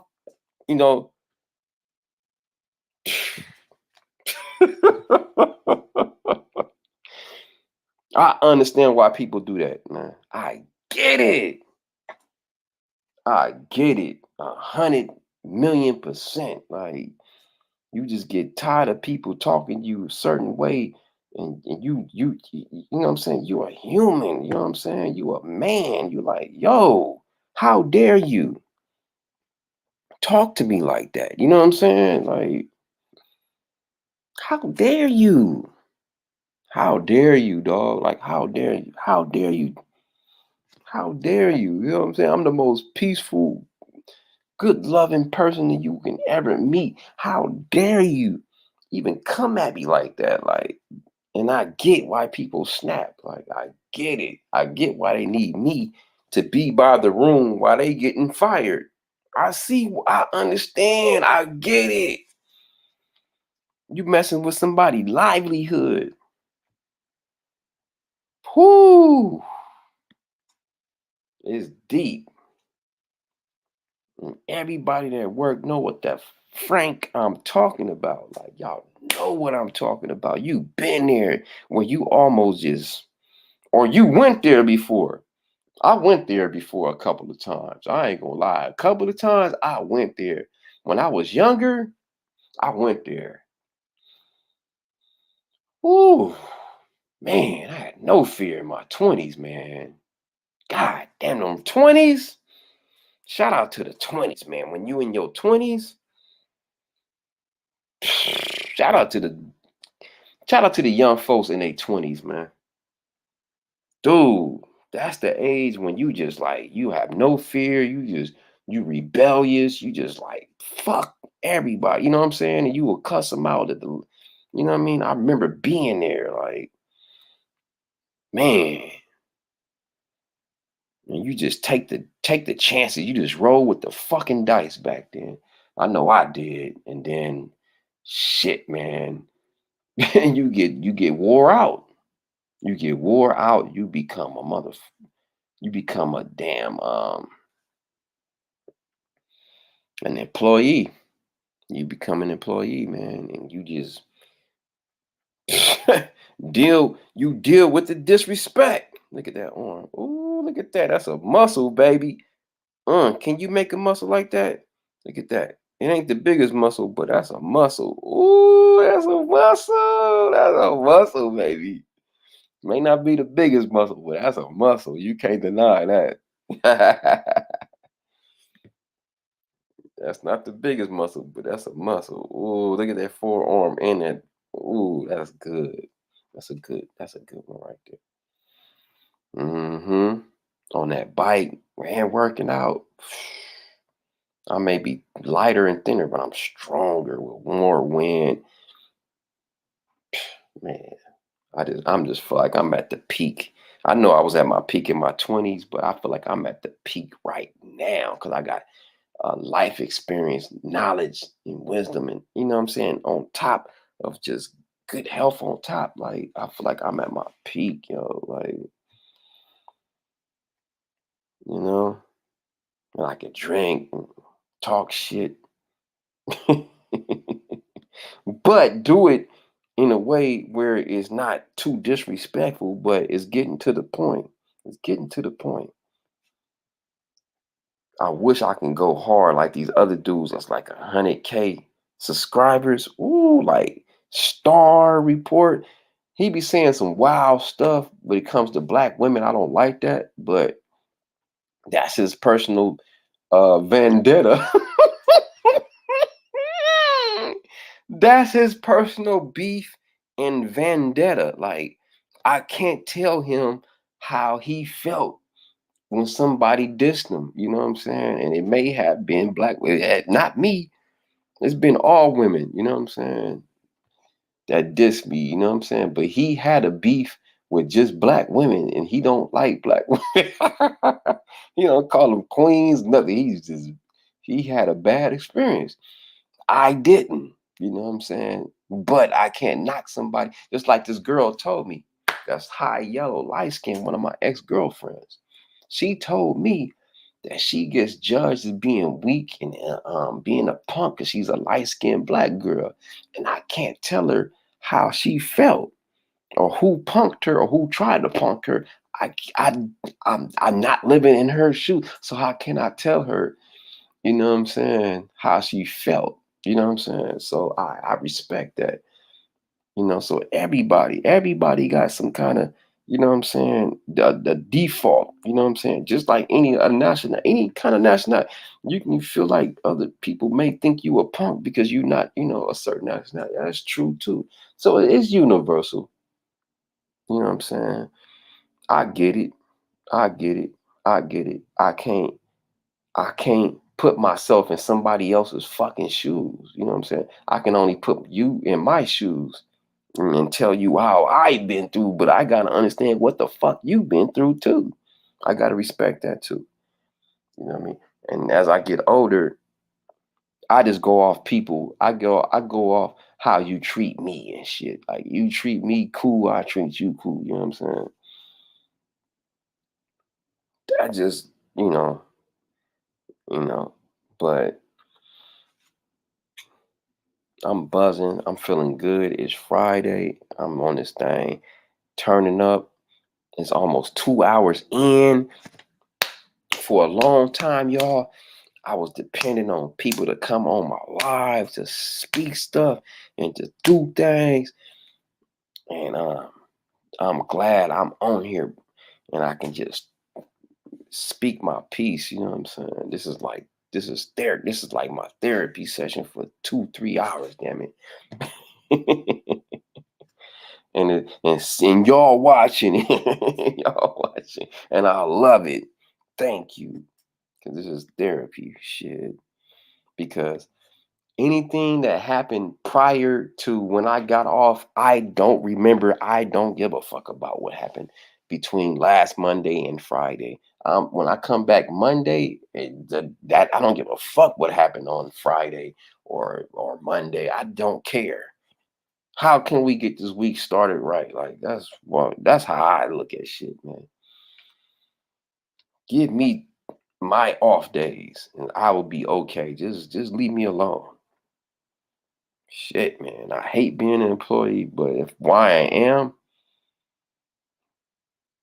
I can't hold on to shit. I gotta work with your punk ass.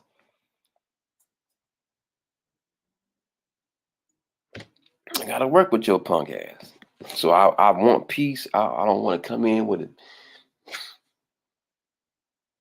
You know, that shit is hard to hold. They say it take 800 muscles to make a frown, homie. Like it take more muscles to frown than to smile, dog. Wow. And I laugh and I smile more than I make frown. So that's a good thing. Cause anybody that know me know that I'm all about I bring out good energy, but I cannot and will not accept disrespect, man. Yeah. We all want to be respected at the end of the day, right? Like we all want to be respected, loved. You know what I like? I love to be loved. Fuck respect. I like when a motherfucker show me love, my nigga. Woo! Show me love, man. That shit made me feel real good. Shout out to 12 Veils. Shit. 12 out to her. She made me feel good, yo. She showed love to me. She is loyal to the soil to her brother, man. She did like 4 videos and counting 5, 6, boom. Not saying my name. One saying my name, but the other one was like on Brooklyn. Shout out to Brooklyn. Shout out to New York.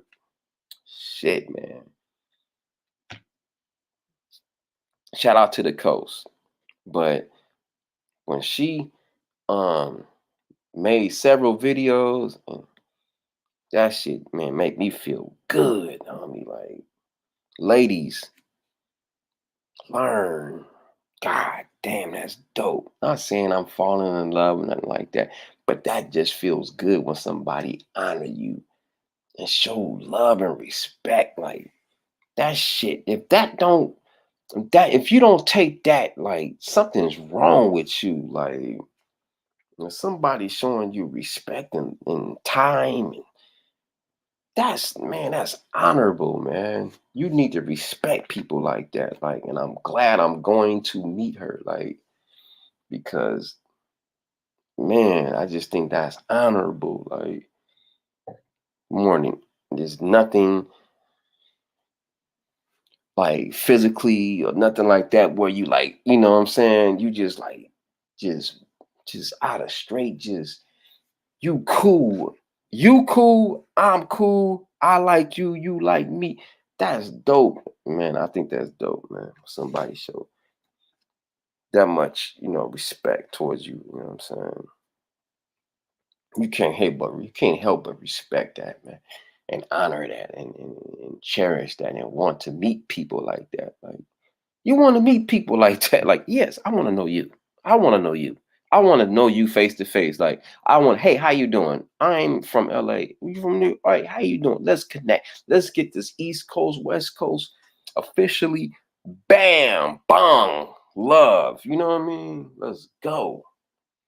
All that East Coast, West Coast shit, beef shit from back in the 90s is dumb. And people trying to resurface it and rekindle it is dumb as fuck. Like, y'all dumb. Y'all need to let that go. R.I.P. to Pop Smoke. I'm sorry what happened to the young man. I'm sorry what happened to Biggie. But I'm coming. If I come to New York, I'm just coming there to show love. I'm not coming there for no disrespect. To, that was bullshit. What happened out here, but I have nothing to do with that. Nothing to do with that. Excuse me. LA is big like New York. Land, not people. Land wise is bigger than New York, but not population. New York got us beat by population. But land, our land is bigger than New York. You know what I'm saying? No disrespect. It's more spread out. New York is just buildings. It's beautiful. I love New York, man. That's why I can't wait if I can go in April Fool's Day. I hope I can make it. Oh, I hope I can make it April 1st. Oh, I hope I can make it. Oh, I hope I can make it to, what they call that? What's Batman? What they call that? Damn, man, they got different names. The Big Apple, they call it Metropolis. They call it Gotham. Yeah, Gotham. They call New York Gotham, dog. They got all kind of, and it's big. Just imagine your downtown is 10 to 100 of their downtowns in one spot. It's ridiculous. The only place that's closer in the United States is Chicago. Chicago got a lot of buildings, just like, not as much, but the closest I've seen to New York is Chicago and San Francisco too. Go to San Francisco. I haven't been in years, but I remember when I went to San Francisco years ago. San Francisco kind of reminded me of New York a little bit, just a little bit, by the big ass skyscrapers. San Diego got a gang of them, way more than LA. We got a few in LA. We ain't got that much in LA. LA is a baby downtown with skyscrapers. It's getting bigger and bigger and bigger, but it ain't not even close to New York. It's about 100 of those in New York in one spot. And Chicago is, I think, to me, just what I've seen, is the closest to New York you're gonna get far as like buildings and skyscrapers. Chicago, definitely.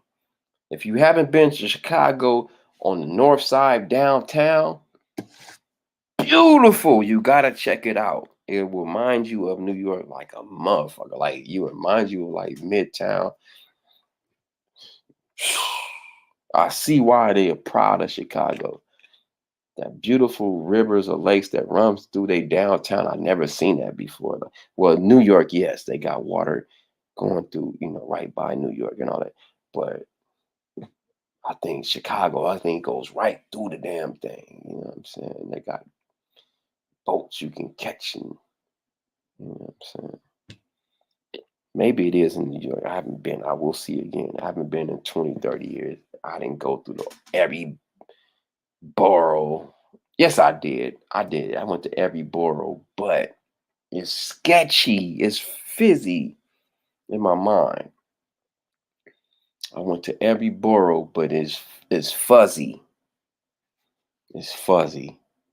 But I remember the 3 boroughs I remember clearly: Queens, Brooklyn, and Manhattan, which is Harlem. And because I stayed in Manhattan, Midtown, 2 times. Well, 3 times. I stayed at the Paramount 2 times and at the Doubletree in Manhattan. And then I remember driving through late at night in Harlem with Ski's cousin, some dude that was from New York. He was taking us through Harlem and shit. And then we got out and we went to some bar or something late at night. And we seen the Apollo, all that shit. But just driving by though, we didn't like step out. We stepped out and went to some bar. He knew. Late at night. This is like 2, 3 in the morning, man. 2, 3 in the damn morning. I'm tired, nigga. I slept through the whole damn most of the ride until we stopped and I got, oh, we here? Okay. Oh, we in this bar? Okay, cool. Yeah, shout out to y'all. I was just happy being in New York. Every time I woke up, I was like, hey, what's up, y'all? How y'all doing? I show respect.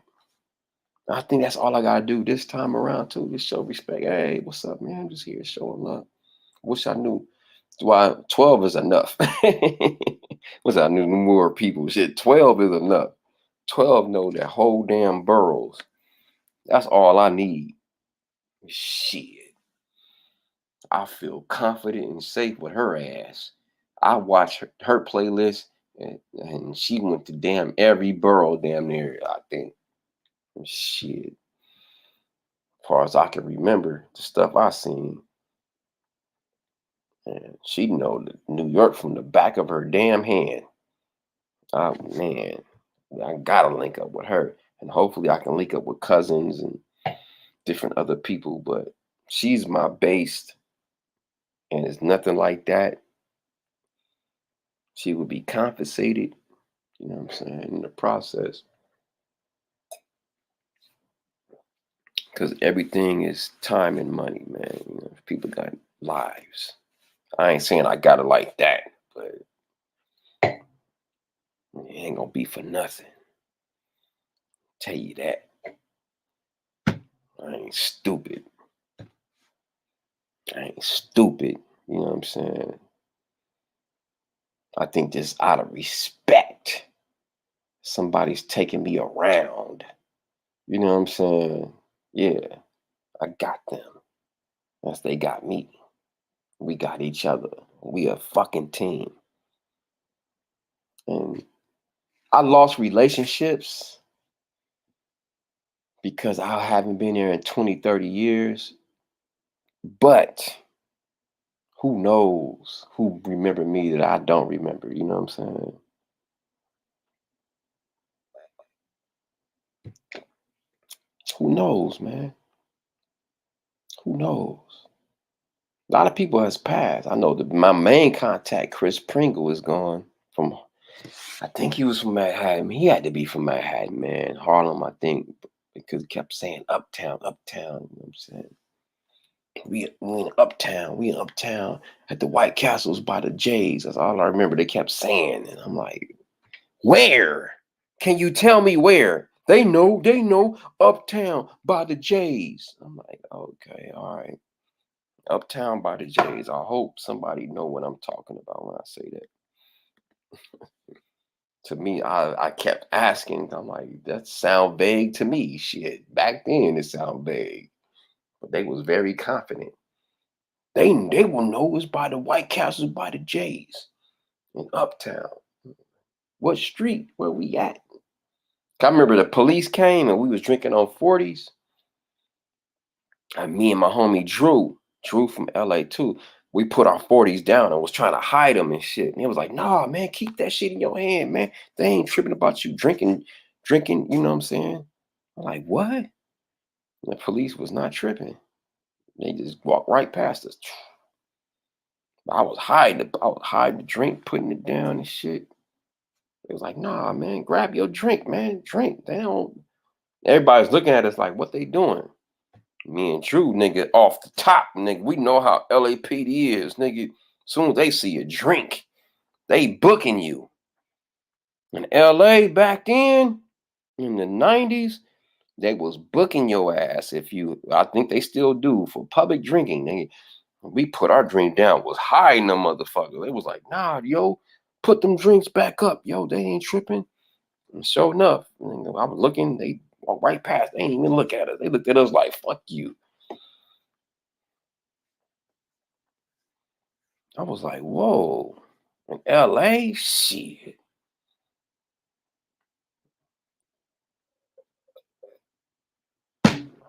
It's a military at that time. Shit, man. Daryl Gates had it popping in LA.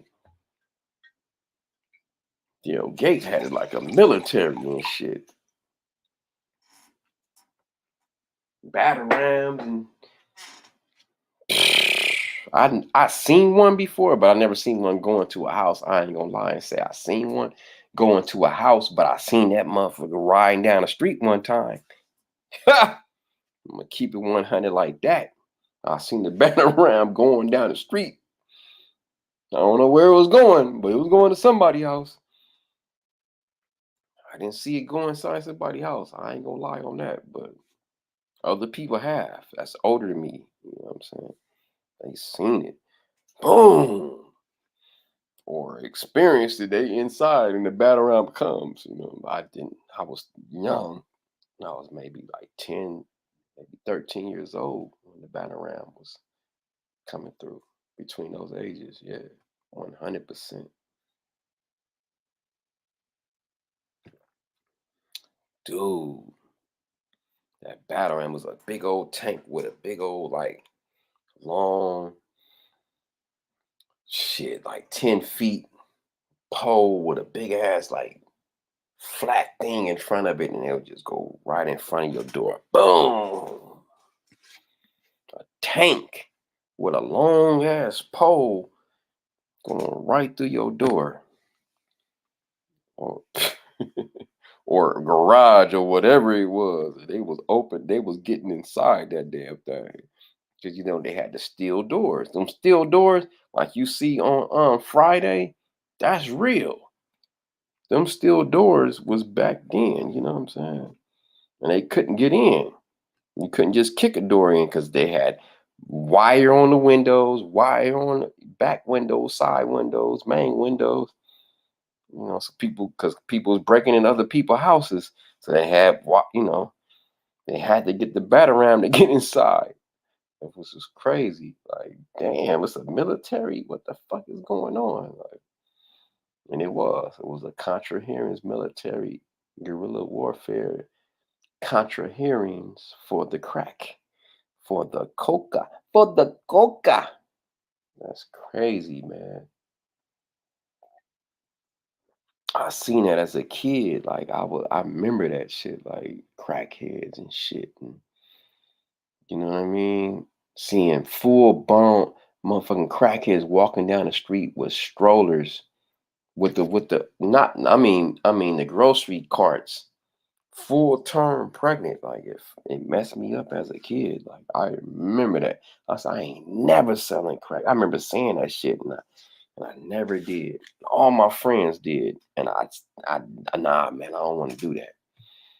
I seen the effects. Like that shit fucked me up as a kid. On Figueroa, I never forget that shit on 76.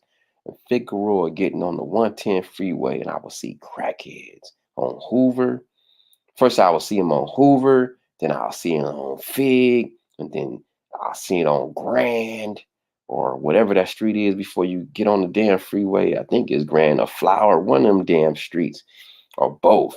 And then you get on the freeway, north or south. Shit. We used to always go south because we would go on Long Beach and shit. Back then. Man. Remember that shit like it was yesterday, man. Crackheads, nigga. That shit was real, motherfuckers. You seen aunties, uncles, and cousins, and motherfuckers just sprung out on that shit. But they never scared me. Cause they were just like hustlers. They would just try to get money or whatever it took, you know. So they never did nothing foul in my neighborhood as far as kids, like try to get kids. But you know what drug that scared me to this day? Sherm. People keep forgetting about PCP. That shit scared me to this day. Person eyes is jet red, yellowish, just full of anger, that's full of strength. And that one scared me. Crack was just like more like, damn, that's fucked up, you know. Damn, auntie, damn, uncle. You know, it was more the effect on that part. But the fear was the fucking Sherm. A motherfucker on Sherm had me scared to death.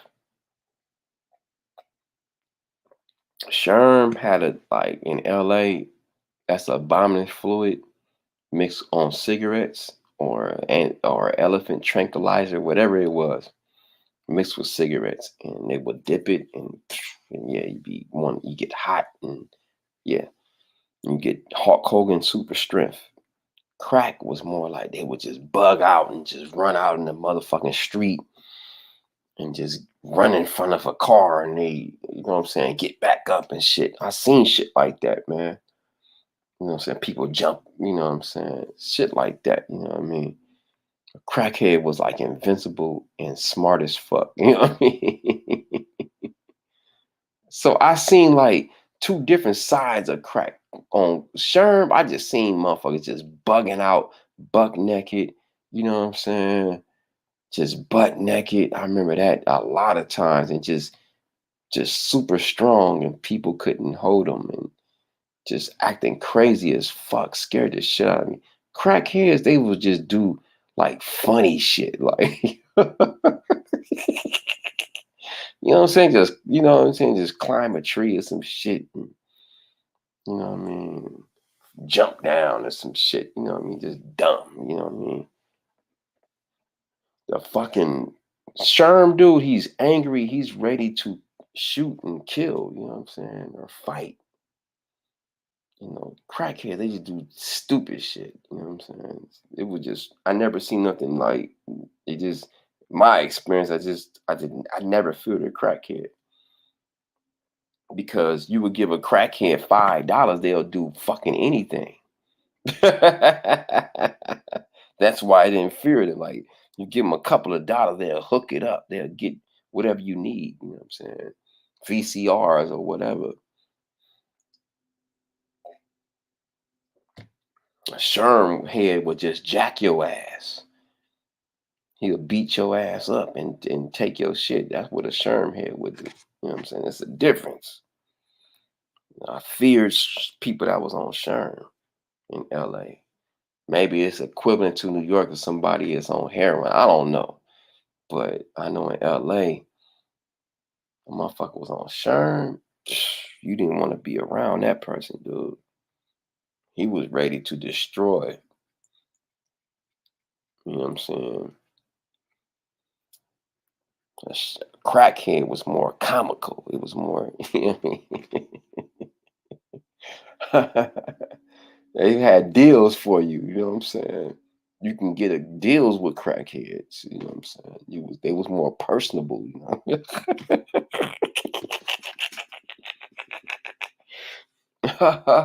I hate to say it, but it's true. You know what I'm saying? You can get a Nintendo and an Atari for dirt cheap from a crackhead. You know what I'm saying? Man, VCRs and shit. You know, color 32 inches TVs and shit. Like, I tell everybody, I had a family member. I'm not gonna say his name. I was fucking 9 years old. 9 years old. Boom, do the math. It had to be 83, 84. Christmas, so it had to be 83 Christmas. Math 9. Yeah, it had to be 83 Christmas. Nigga. And then I had a motherfucking, my mom's got me a color TV. Color TV, 32-inch color TV. That was big in 83. A color TV, my first color TV, man. All my TVs before then was black and white. Only the one in the living room was colored. They had color TVs, but it was like a special TV that you put in the living room. But the ones you had in your room was black and white. Damn it. And I remember 83, I had a color TV. Went to Big Bear Mountain, for the weekend, Christmas, or whatever. I don't remember. 4 or 5, 6 days. I don't remember. Came back. My uncle.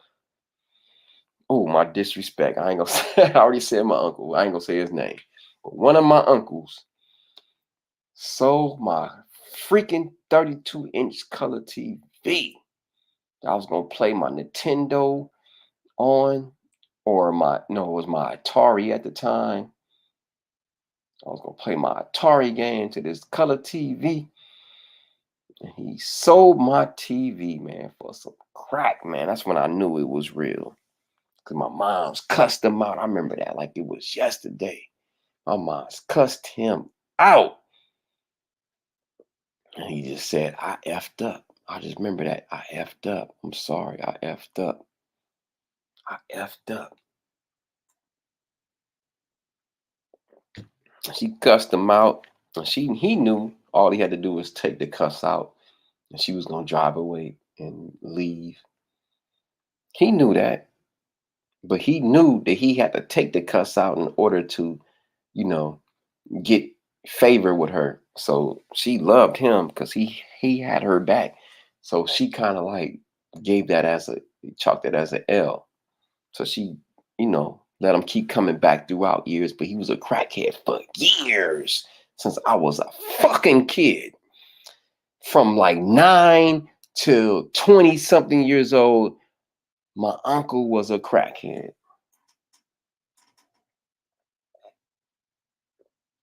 And he was the smartest, funniest, great personality crackhead you could meet, man. He was a good guy overall, but he just had a substance abuse, God bless him. And I'm glad I never judged him. I'm glad I still respected him, even though he was going through his problems. One, he was a big dude. So he commanded that respect. Two, he was my uncle. By the time I hit 20 something, I was big enough to challenge him, but I still respected him through tradition and respect, man. Like you respect your elders back then. Even though they was crackheads and whatever, you loved them and respected them because they showed you love. And he did. He may have had his problems, but he showed his loyalty and respect to me, to where I loved him back, no matter his substance abuse. You know what I'm saying? I respected him because he showed me respect. And he was a somebody back in his days, and people respected him. They didn't go too far with the disrespect with him. You know what I mean? Because his favorite line is, what they gonna do? Whoop my ass? That's his favorite line. Because he know he can beat you up as a crackhead or not.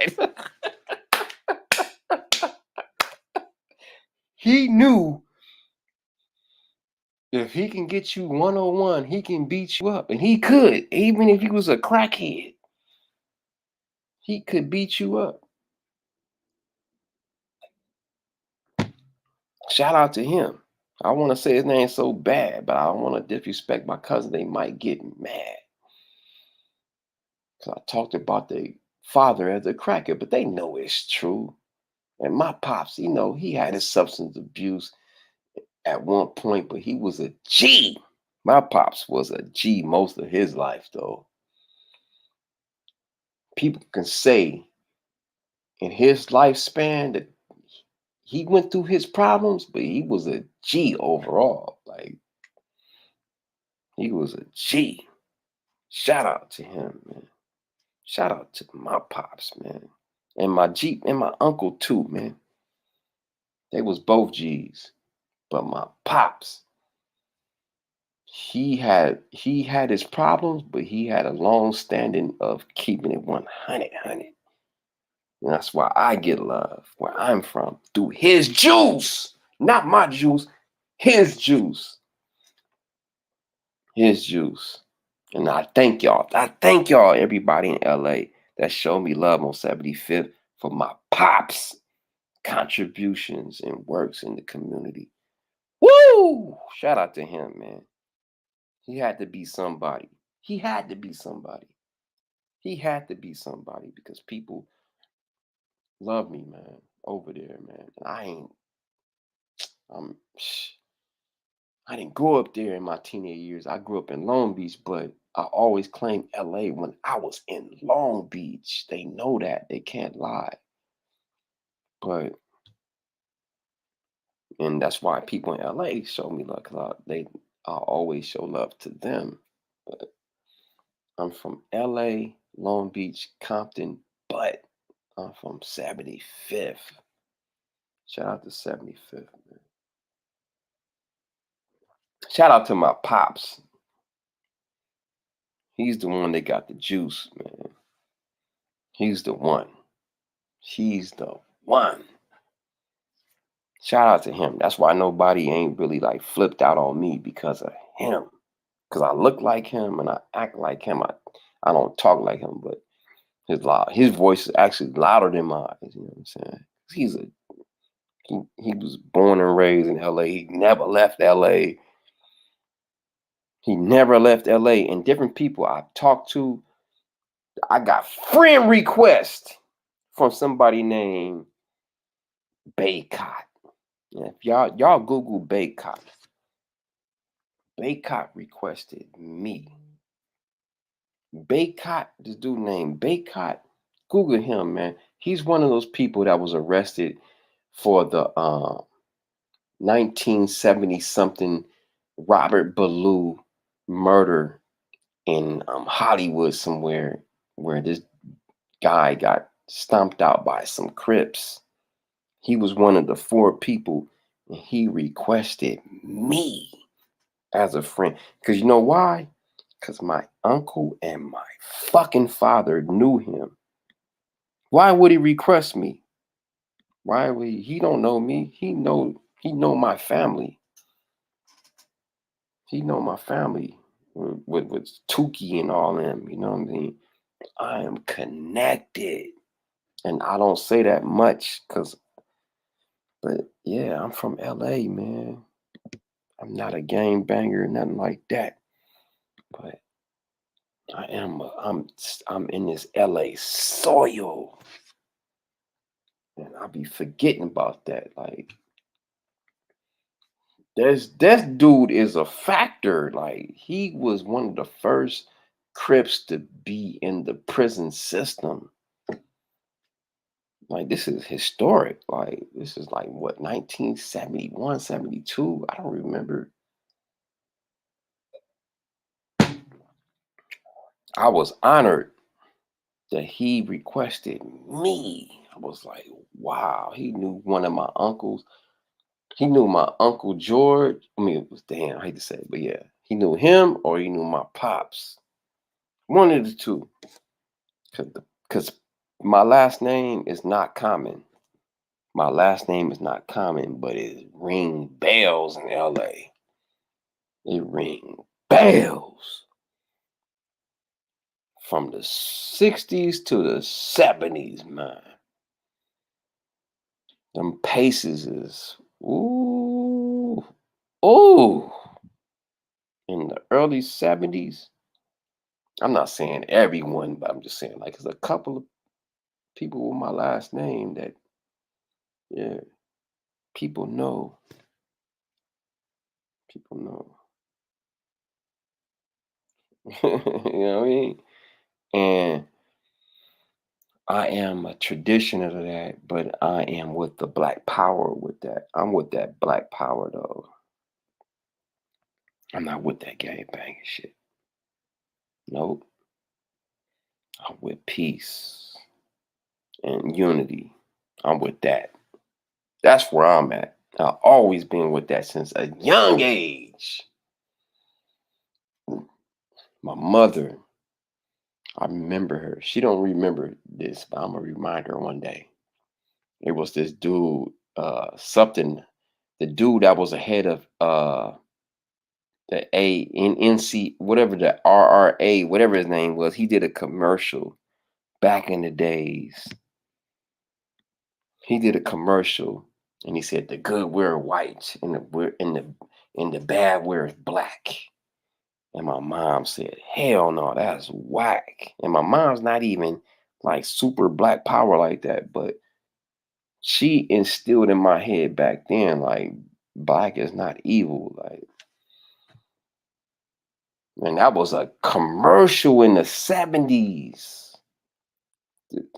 Charleston, I don't know his name, man. The dude here does the NC in the gun club. He was in a commercial back then. And I remember my mom's like making it clear to me and made me watch. My mom's is not the, like this. She's a Christian. Shout out to the Christians. Much love to the Christians. She's with that love and peace. But back in the days, she made me watch Eyes on the Prize on PBS. And I'm glad she made me watch that. And you've seen each era of Martin Luther King and the segregations and all that. I watched that as a kid. Fucking 9-year-old kid watching that shit, yo. That was powerful. And I'm glad she made me watch that. Like, she never was like this. She was never like, she was more on like, she was a Christian, yo. That's the tradition in my family, is Christianity. Love each other and all, follow the commandments and all that on both sides. I was born into that, but I was born into knowing the truth. And I'm glad my mom's let me. And I'm gonna tell her one day, like, you don't remember that. She made me watch that shit, man, one day. All the PBS specials. Shout out to PBS, man. Shout out to PBS. They would show like a little small, little clips of Malcolm X and the Black Panther at the end. But I was like, who's these dudes? And I remember in my book, I'm not gonna lie, in the 5th grade, they had a history book and they had a small portion. They had a big portion, a big ass portion of Martin Luther King, and they had like a little portion of Malcolm X, and they had Elijah Muhammad in it too. In this history book, in the 5th freaking grade, bro. And I was wondering, like, why they don't talk about these other two dudes, but they talk a lot about Martin Luther King. I was wondering that as a kid. And this is at a predominantly black elementary school in the mid 80s. In the mid 80s. So you got to understand the politics was different back then. The curriculum was different. They was trying to implement information. So in my history book, I ain't gonna lie, man, I seen a little portion of Malcolm X, little bit ass portion. Now I seen a little ass portion of Elijah Muhammad, and that was it of the radicals.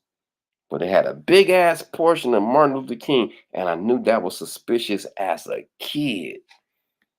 As a kid, I knew that was suspicious. I was like, why this is bigger and why theirs is smaller? Who are they? I didn't learn nothing about them between 85 to about, I want to say 90, either 90, 91, between there. So you had like a 5 to 6 year period where I didn't know the real about Black Panthers and Nation of Islam. I didn't know nothing about the radical side. Didn't know nothing. I seen it a little bit, but nothing to the not the whole story. They had like little portions on the damn Eyes on the Prize. Like they had to show a little bit of the Black Panther and a little bit of Malcolm X, and then they just stopped it. But shout out to them for even putting that thought. And then by the time I got to high school, 10th, 11th grade, I say 11th grade, I said 11th grade. That's when boom. I read a book, and I wasn't the same. I haven't been the same since. Haven't been the same since. My cousin Derek, he was with this girl, and shout out to Kayla. I forgot her mama name. Shanice. He was with Shanice at the time, and her job was somewhere off of Pico and Fig, somewhere on Pico and Fig, and I lived at the time on 100 and something in Avalon, and we would take Fig all the way down, and we would pass this bookstore on Manchester, and it was a black bookstore right where that Popeye is at to this day on Manchester, and Fig is still there. But the bookstore is not, of course, but it was right behind there. We had a little shopping center. They had a black bookstore. I remember that shit. And anybody that's from over there, they know what I'm talking about. And I got a book. And it changed my life from that point on. I was like maybe 15, 16. And then the Rodney King. See, with the Boys in the Hood and the Menace to Society, that shit was like basically on my timeline. I was around that exact timeline when Boys in the Hood and Menace to Society, those are exactly my teenage years. Like, if you want to see my teenage years, watch Boys in the Hood, Menace to Society. That's my boy. That's my timeline. Exactly, like on point, damn near. But I wasn't from Watts. But Boys in the Hood is more my speed, even though it's less violent because it's on the west side. Menace Society more violent. It's on the east side, which is facts. The east side is a little more turned up than the west side.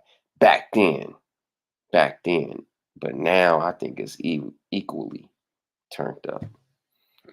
Shout out to y'all pulling up on me. Happy Friday. I love everybody. Today we talked about Jussie Smollett going off in the courtyard. We talked about the director of Black Panther. His name is Ryan Coogler, getting arrested at the Bank of America for writing a note saying he wanted $12,000. We talked about the Ukraine war. We talked about we didn't talk about this story about this guy named Calvin Ridley, who was suspended from the NFL. He was suspended from the NFL for gambling. This is a trip. He was suspended from the NFL for gambling. What was his name? Let me see. His name is. It was a lot of things that happened in the NFL. His name was Calvin Ridley. Calvin Ridley. We're going to share this real quick. Calvin Ridley. And just 1 second, bear with me. Here we go. Calvin Ridley. Check it out. NFL Network, you were watching NFL Now. That man is Calvin Ridley. You're not going to see him play football this year, pending appeal. Calvin Ridley has been suspended for an entire season for betting on NFL games. Damn! This dude right here, wide receiver Calvin Ridley, suspended through at least 2022 season for betting on NFL games. Wow.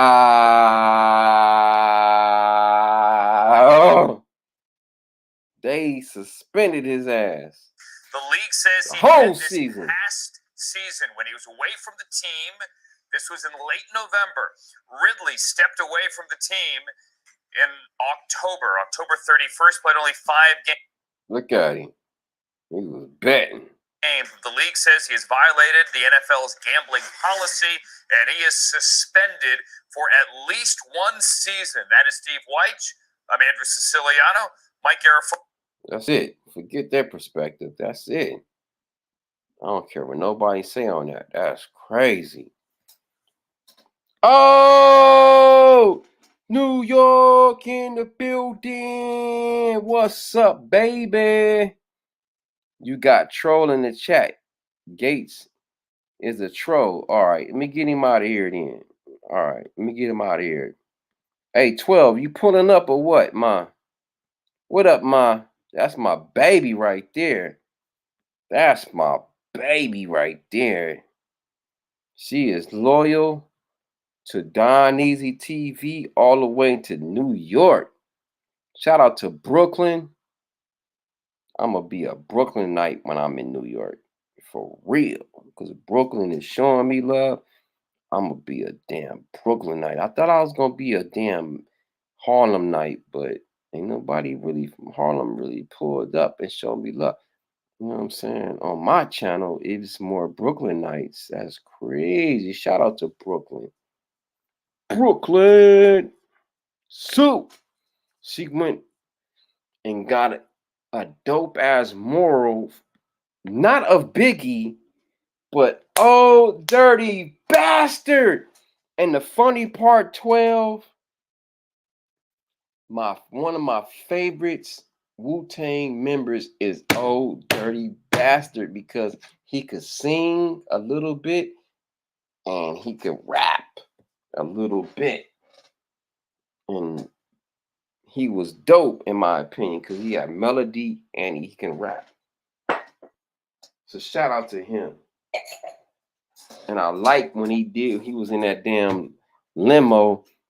He had his damn welfare card and he went straight to the county building and got some money. It's free money. It's free money.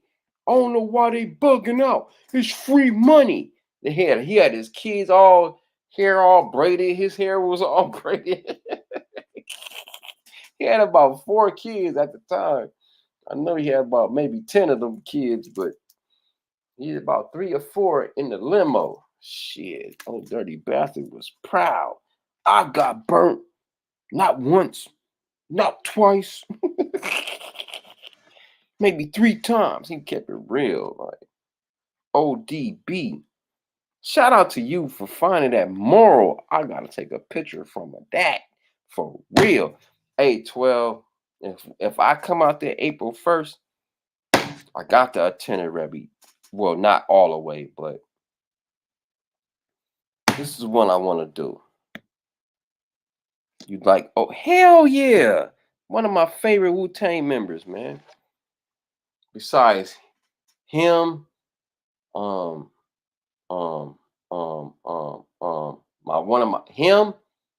ODB, and then my other favorite from Wu-Tang is God damn, well, I can't remember his damn name right now, and I can see his face. He's animated. Ghostface. Ghostface. So it's ODB, Ghostface, maybe RZA. No, Jizza. So it's ODB, Ghostface, Jizza. No, RZA.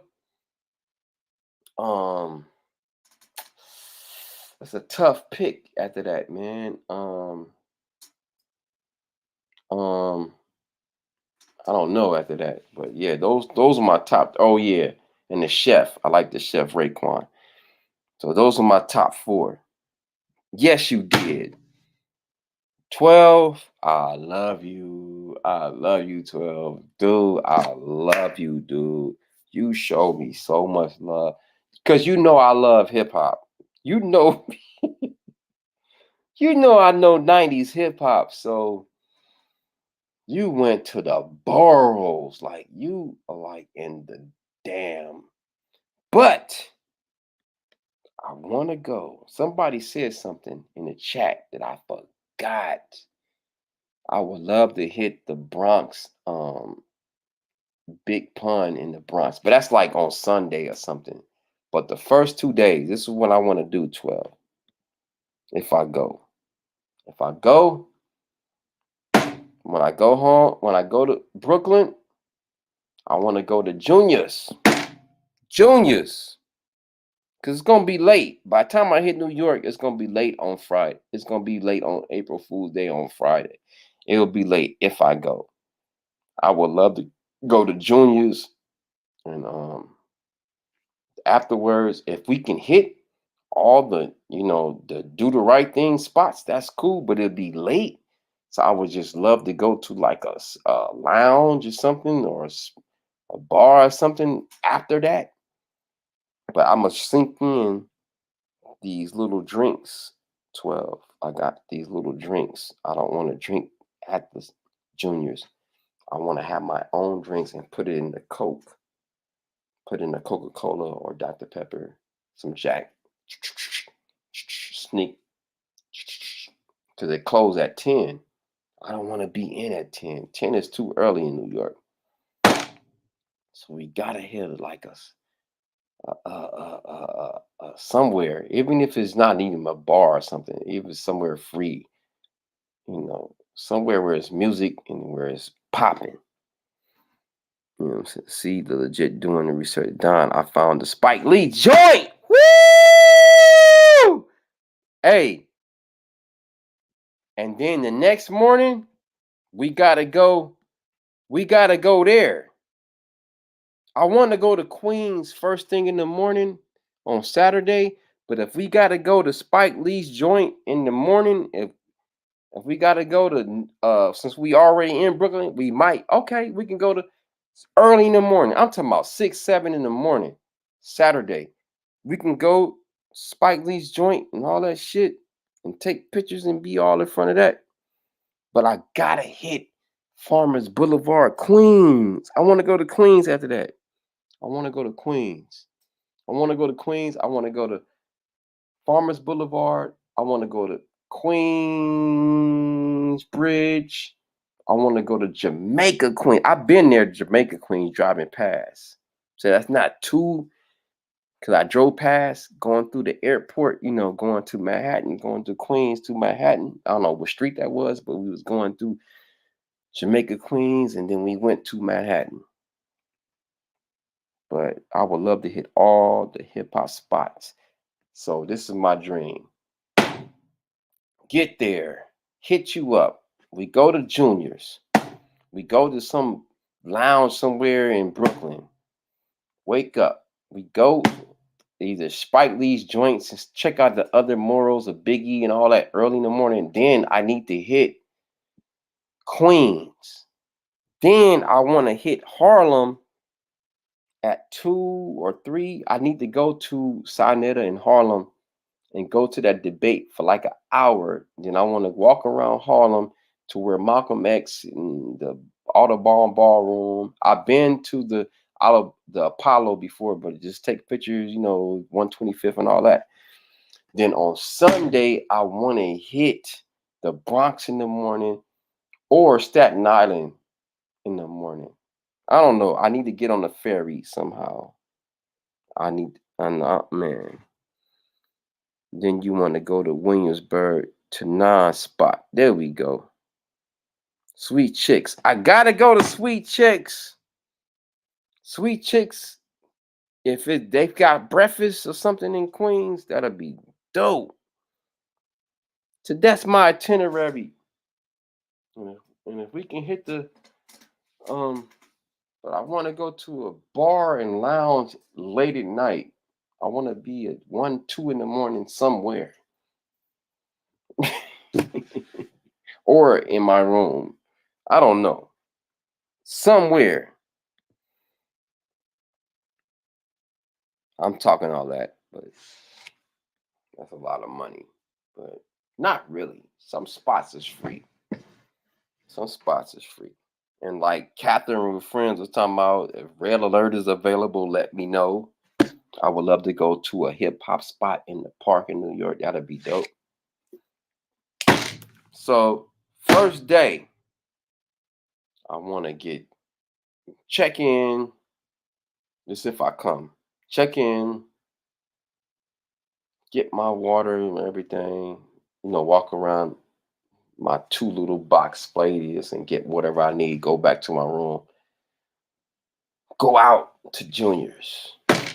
And then you can just direct me from there. If we gotta walk Biggie's hood at night, I don't care. But I would love to like go to a lounge and chill and then spend the night, and then early in the morning go straight to fucking Queens.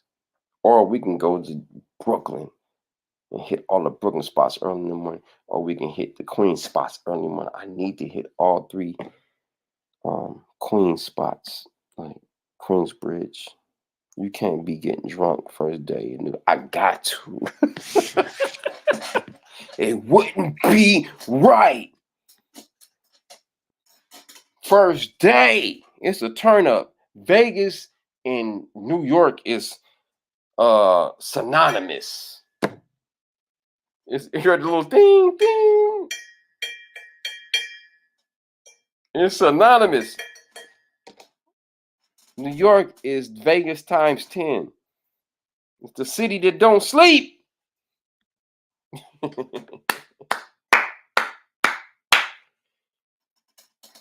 Or you tell me. I know I want to hit either not Vegas, Juniors or Sweet Chicks, whatever. The first night, I want to meet your moms the first night. She said she want to go to Juniors. Let's set that up. First night, I get there, we meet at Juniors. Okay? And I'll take the L. I'll go back after Junior. You don't stay late. You don't open. It stay late to 10 or 11 on Friday. Boom. I'll take the L. Go back. Not L, but not the train and like that. I'm talking about the loss. And go back home. Go back to my room, and then wake up early in the morning. I want to venture the cities at 6, 7 in the morning where nobody's around. I gotta go to Harlem by like 2, 3 in the afternoon. I gotta go to Harlem and see Sinetta at this debate.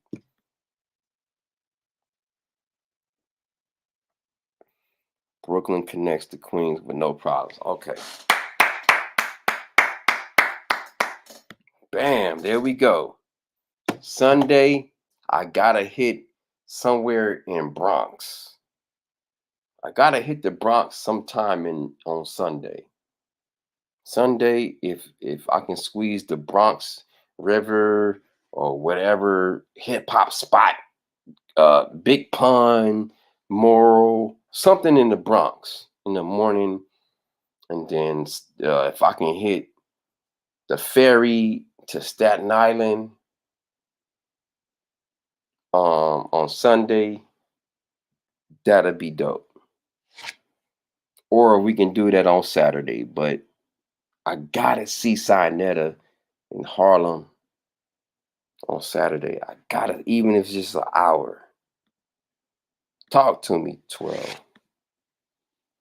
Or pull up. Let me put the damn thing on here. We gonna have to, this is allegedly 12. And yeah. I ain't got money like that, but shit, it shouldn't cost that much. Shit, to get around. Right?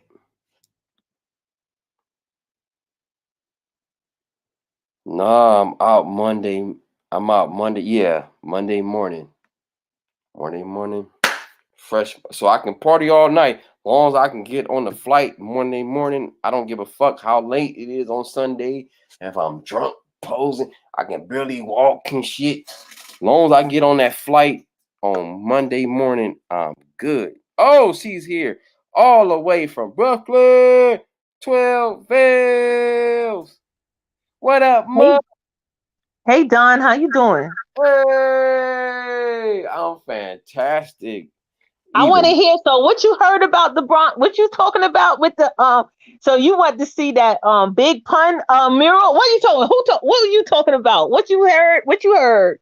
I heard basically, it's a hip hop museum, but it's closed. I heard online it's closed. So only thing I'm hearing about the Bronx that's popping. Not popping, but like it's like a moral, not moral, but like it's like sentimental. It's either the Bronx River Projects or what's that dude? Big Pond, Moral. You know, that's the only thing I know about the Bronx. I don't know too much about the Bronx. The Bronx don't have too much to me. Okay. Yes. Okay. You know, far as I know, you may know Right. more than me, but the Bronx don't really have like they Well, got remember the Bronx is the one that has the Yankee Stadium. Yankee Stadium is in the Yankee Bronx. Stadium, right? And like that's you don't care about that because you was like I ain't gonna wear no New York cap because that's where you could go get a cap right there because they got all the NY clothing right there. Right. You're like you ain't gonna catch me with no NY cap, but they also probably got something with Dodgers there too. Ooh, Because it's all because we right there at the major stadium. Be Dodgers in Brooklyn. Woo! We connected. Woo! And so why you didn't know about the old dirty bastard thing though? Why you didn't know? Not about the old dirty bastard. I didn't even know it was there. I didn't even know. Shame on you when you step to the old dirty bastard. Brooklyn. What? What? Nigga? You got people making videos and everything. You said that video I sent you. I said, wait a minute, what is this? I said, that's a sign. That's a sign. I said, what? I got the notification about it. And I said, what's this? Hell, 12. Where you get that from? YouTube sent me a notification. It was one of the things they recommended for me to watch. Word. Because they watch whatever we are talking about or whatever. So since they know we've been talking about, we was talking about the Biggie neighborhood. So they decided to show me a recent video where somebody had footage there. Dun, dun, dun. Oh, that's gonna hit me. I thought that was a sign, yo. Right away when I saw the thing saying April Fool's Comedy Jam, I was like, that's weird. I said, Dawn must be coming. So I was like, let me see. I said, wait a minute. Let me try to figure out what's going on here because I don't know a lot of like I remember about Spike Lee joint, but I hadn't been there, right?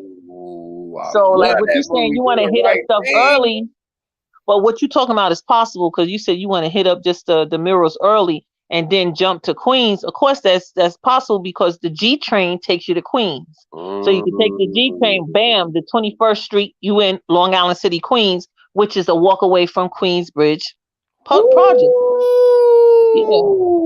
Yeah, you right there. Roxanne. All of that is possible.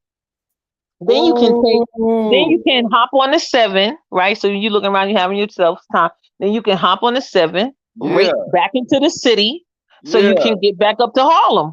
Oh, go see Sonetta. Yeah.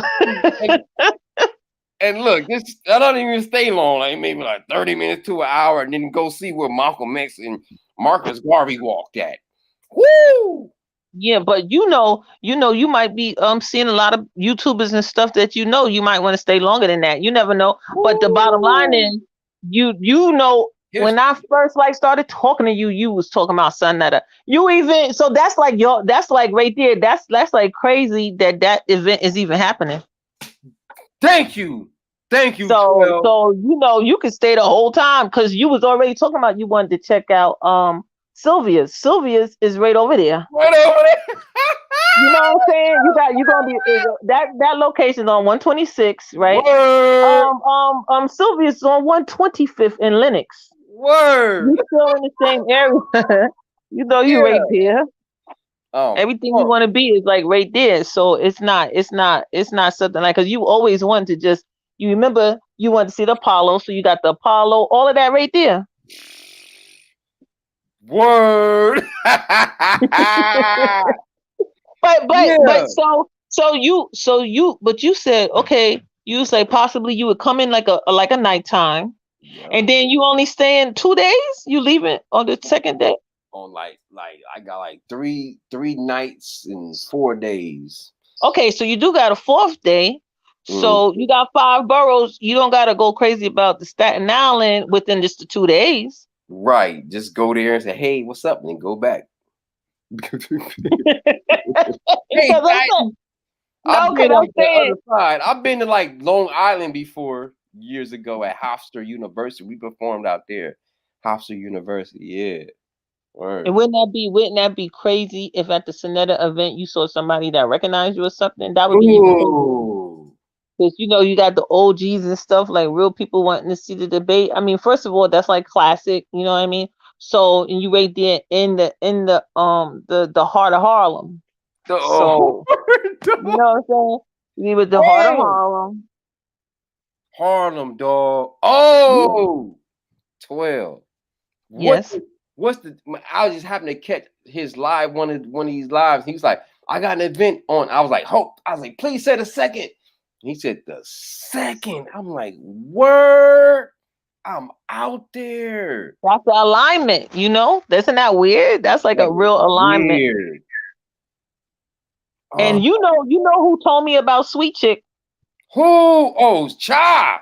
Yeah. Cha said when she had came out here, she had went there. I didn't even know about the Nas spot. And Nas spot has expanded to like he's not only he's got like 4 locations here and he got locations in California. I was like, what? So he got it in Manhattan, he got it in Brooklyn, he got it in Queens, you know. So I was like, oh. Hey, 12. I don't know if it's the first night, but one of the nights I gotta meet moms. Yeah, she heard. Listen, I was looking at you on my laptop. She heard you, and she was like, "Oh, you going to juniors? I can pay for myself." She said, "You ain't got to worry about me. We just going." She just like the reason to go to juniors. Let's go. She loves juniors. She loves juniors. My first spot in Brooklyn, right? It could be, but like you said, juniors be closing early. Oh yeah, they're like, yeah, they say I looked online, it's about 10, 11. Yeah, so I don't know. Cause all I gotta do is check in. All I need to do is go, cause you walk, it's like you can go to either 29th or 31st, and they got stuff. They got stuff. They got like, I seen a discount store, I seen a pizza spot, I seen a damn bodego, I seen a damn KFC, I seen a damn like a 7-Eleven, like a Speedway, like a 7-Eleven gas station right across the street. I'm good. Yes. And you be good because the train takes you boom boom boom boom like it's express, so boom boom. Facts. And then I had a girl call. I know you're gonna get mad at me what I'm about to say, but I got 100 with you. I had my work wife call. I said, call the 72nd precinct. I had her call. I said, call them and see if it's safe over there. She called. And what they said? They said it's good over there. Yeah, but why you sound be mad, dog? You so stupid, dog. Hey. No, you got people looking out. Did you hit up some of your people? Because you said I had about 5 or 6 references. So no, I'm talking about. Did you call up your family that you said you know? My cousin in Brooklyn, he said, you good over there. I said, oh, okay. But he told me I still wasn't sure. I said, shit, I need to hear from the damn po-po. Yes. Said, hey, wifey, call the damn precinct right now. I got the number. But wait. Are you gonna see any of your distant relatives? I don't know. I told him and I said, if you let them know. Yeah, I'm in New York. Holla, I'm checking in. I'm gonna put it like that. They know already, but when I land, I'm gonna say I'm here. What's up? I'm checking in. That's how we do on the West Coast. We check in. Yes. See if everything's good. Yes. And everything was good. Nobody gave me like, no, don't do that. Nobody. And I'm talking about, I got dudes where I work at from 3 different boroughs, and they was like telling me I'm good. So I was I'm like, okay. And then once you did that beat, I ain't gonna say too much, but yeah. I was like, okay. But you see, I'm trying to like do the walkthrough, you know, just trying to go into Right. lobbies and stuff, you know, because it's fun when you look at the playlist It ain't the and same. you see the different stuff. You see, you know, you see how the lobby is in the Marriott, you see how it is in the Sheraton, you It's a know. difference, but hey, I'm not looking for all that mascara shit. I'm There just you go. Yes, yes, low key. yes, yes. Yes, you get in the feel of the spot so you can know. And I like that. Yes. It reminds me Because you know where I went to the murals, it's just a neighborhood, you know what I mean? It was nobody. It's not like it's an attraction where you're gonna have to wait online. You know what I'm saying? You're talking about nice regular stuff where you ain't gonna have no people that you gotta say, let me wait to get a picture, you know? You're able to take your picture, boom, boom, and keep it moving. Keep it moving, dude. And the picture where Biggie Smalls neighborhood is a walking distance from Old Dirty Bastard. No shit. Yeah, it's like a L. You just go right there. Wow. And I kind of knew that, but I'm glad you did it. Thank you. It's all convenient. And I it's like love you, 12. Ooh, I love you. You gotta feel the love though, because you know actions speak louder, right? Exactly. You gotta have some actions with it. We gotta show people out here. We gotta show them, Dawn. That's why I love New York, dude. You gotta show them. You gotta know people that's like for real with it. First of all, you repping your city. You supposed to be like, look, you gonna be all right here. You gonna be all right. You gonna be all right, right? Yeah, ain't gonna happen to you. Ain't nothing gonna happen to you. In and out. That's what I'm talking about. Straight love. I love that. That shit made me feel good. That's why I feel like I'm coming. Yes. Allegedly. I'm coming out. Yep. I'm coming out. I want to have to know. Hey. And you see how people come over to my channel, even though I got you in the title. Yo, I like it. I be getting numbers. I be like, hey, look at that, 77 views. What? I was like, I thought nobody liked me. I'm like, okay. Thank you. I be like, hey, and then like I've been getting new traffic on my Instagram. Ooh. I said, oh, okay. I said, people liking these murals, you know.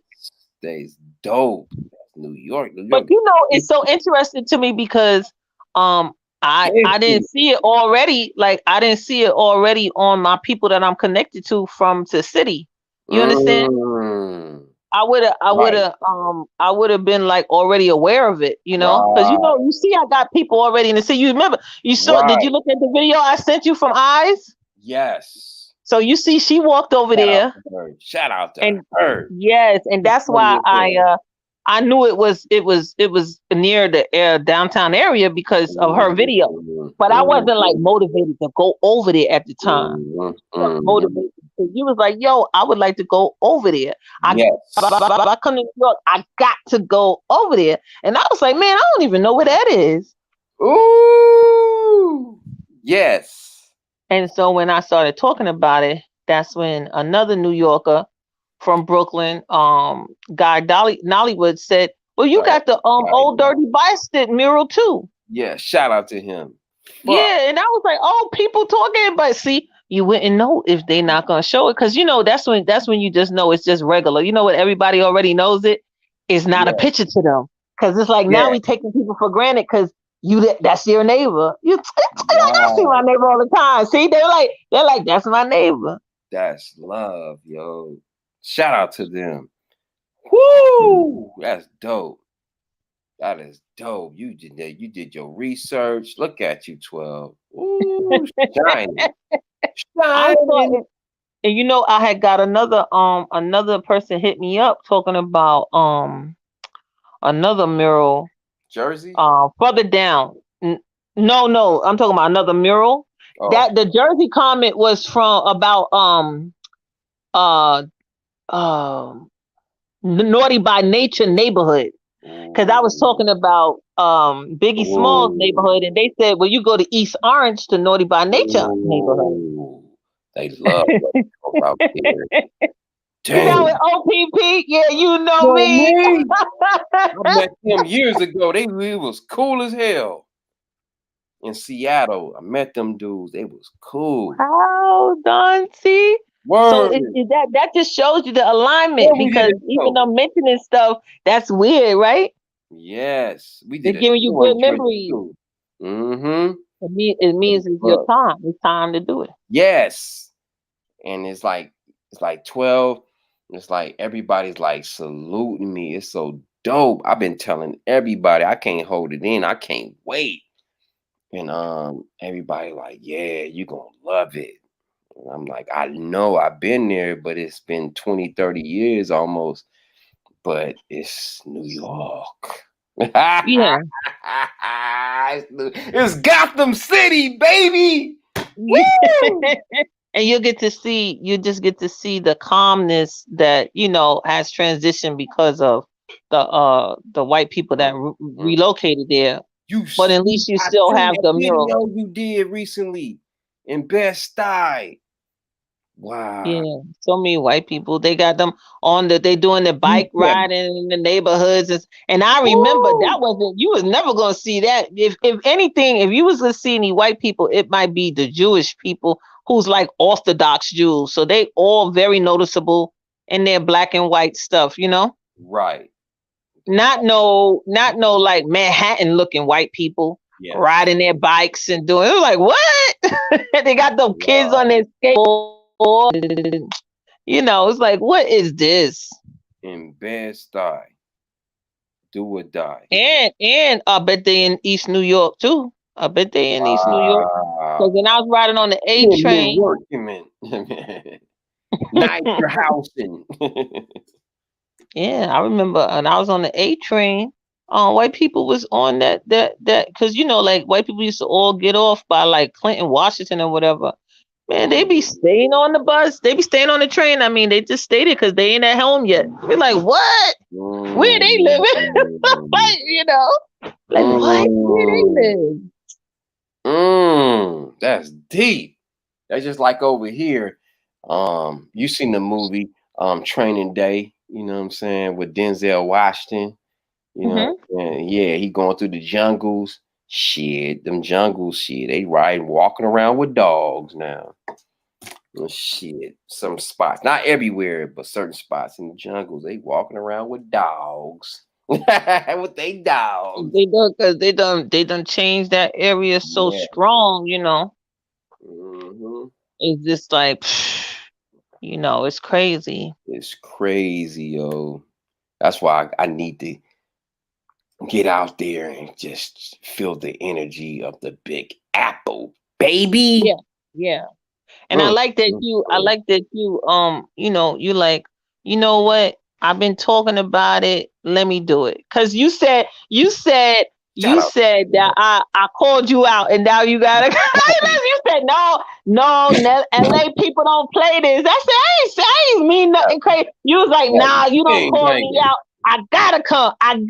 You was telling that to what the Mr. Anon.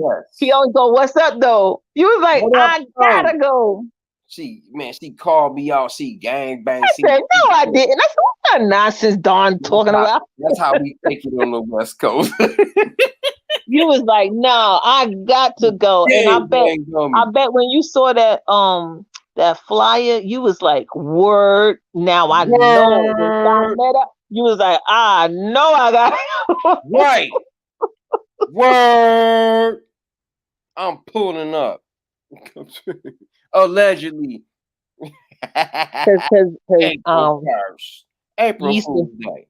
You used to talk about those guys, all the time, right?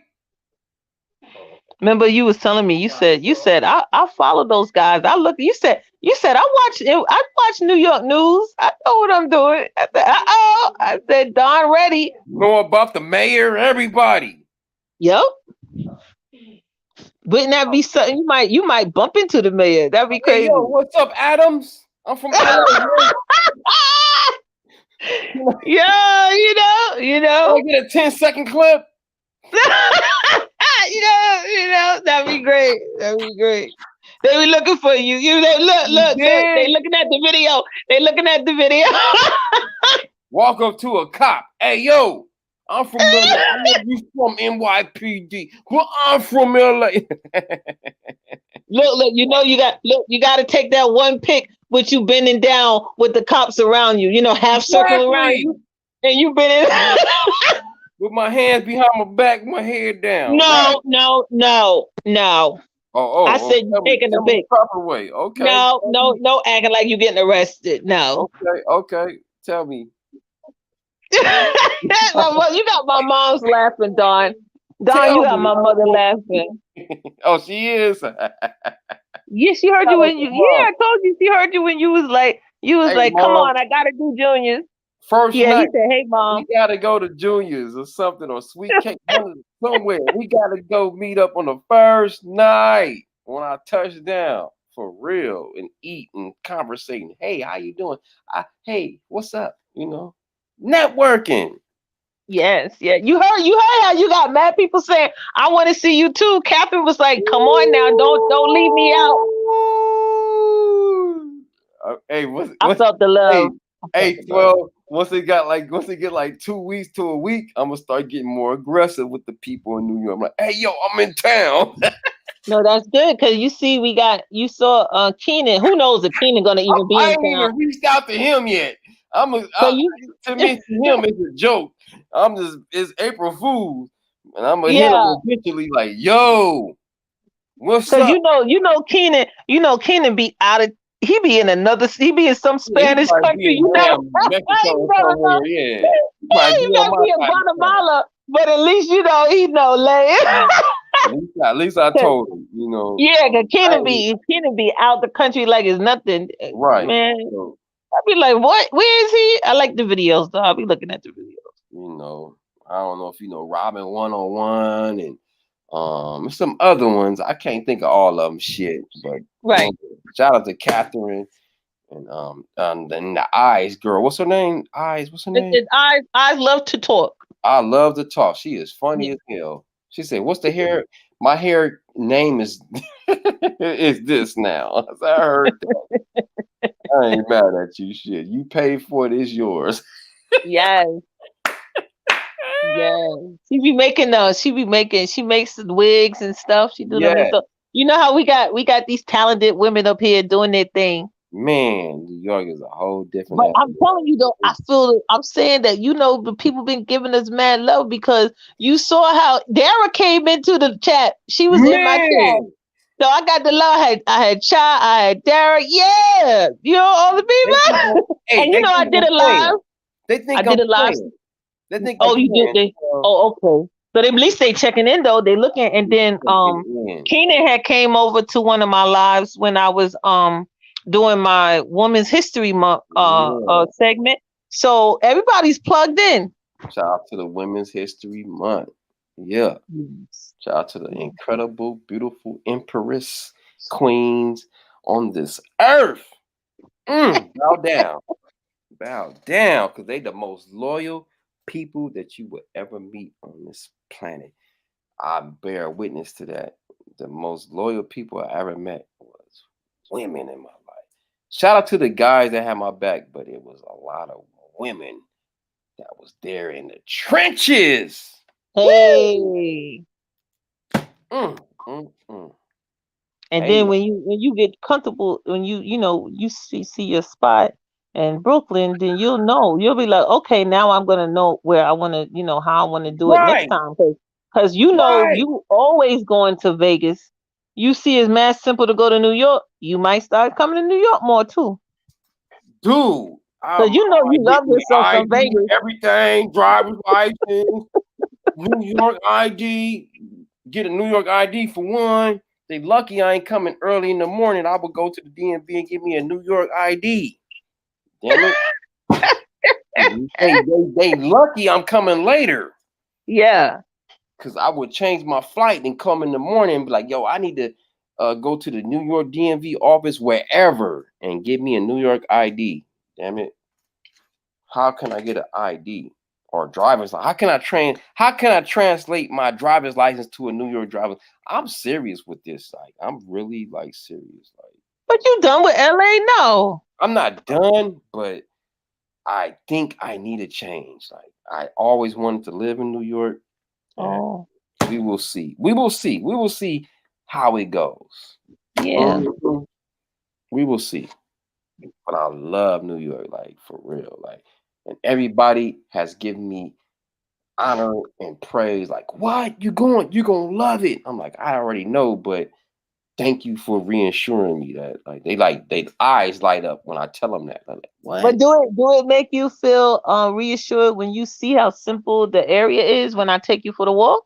Man, yes. Like you see how it's like, you know, it's not no drama, nobody hanging around because they so comfortable, you know. It's so everyday. So like they're like, who looking for what? Right.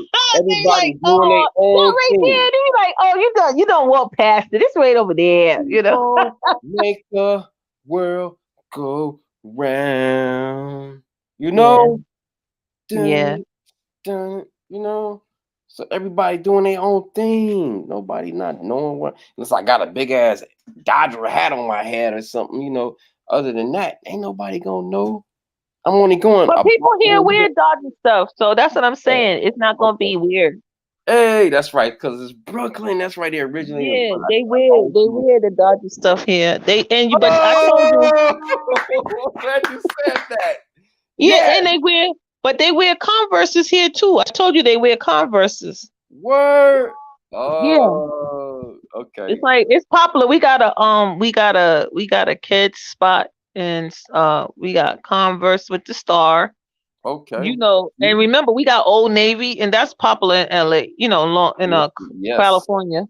Yes. So I think we really embrace like a relationship with Cali. We do. East Coast, West Coast vibes, definitely. Big cities, you know, we do our thing. Yeah. And the Spike Lee joint, ooh. I don't know how that works. It looks like you can go in there, but I don't know. Like, check that out on the website because I never really like been in there. So. 12 as hell going over there. Oh shit! I can't wait. Excuse my language. I'm sorry. I'm so excited. I'm so pumped. 12. I'm at work like anxious.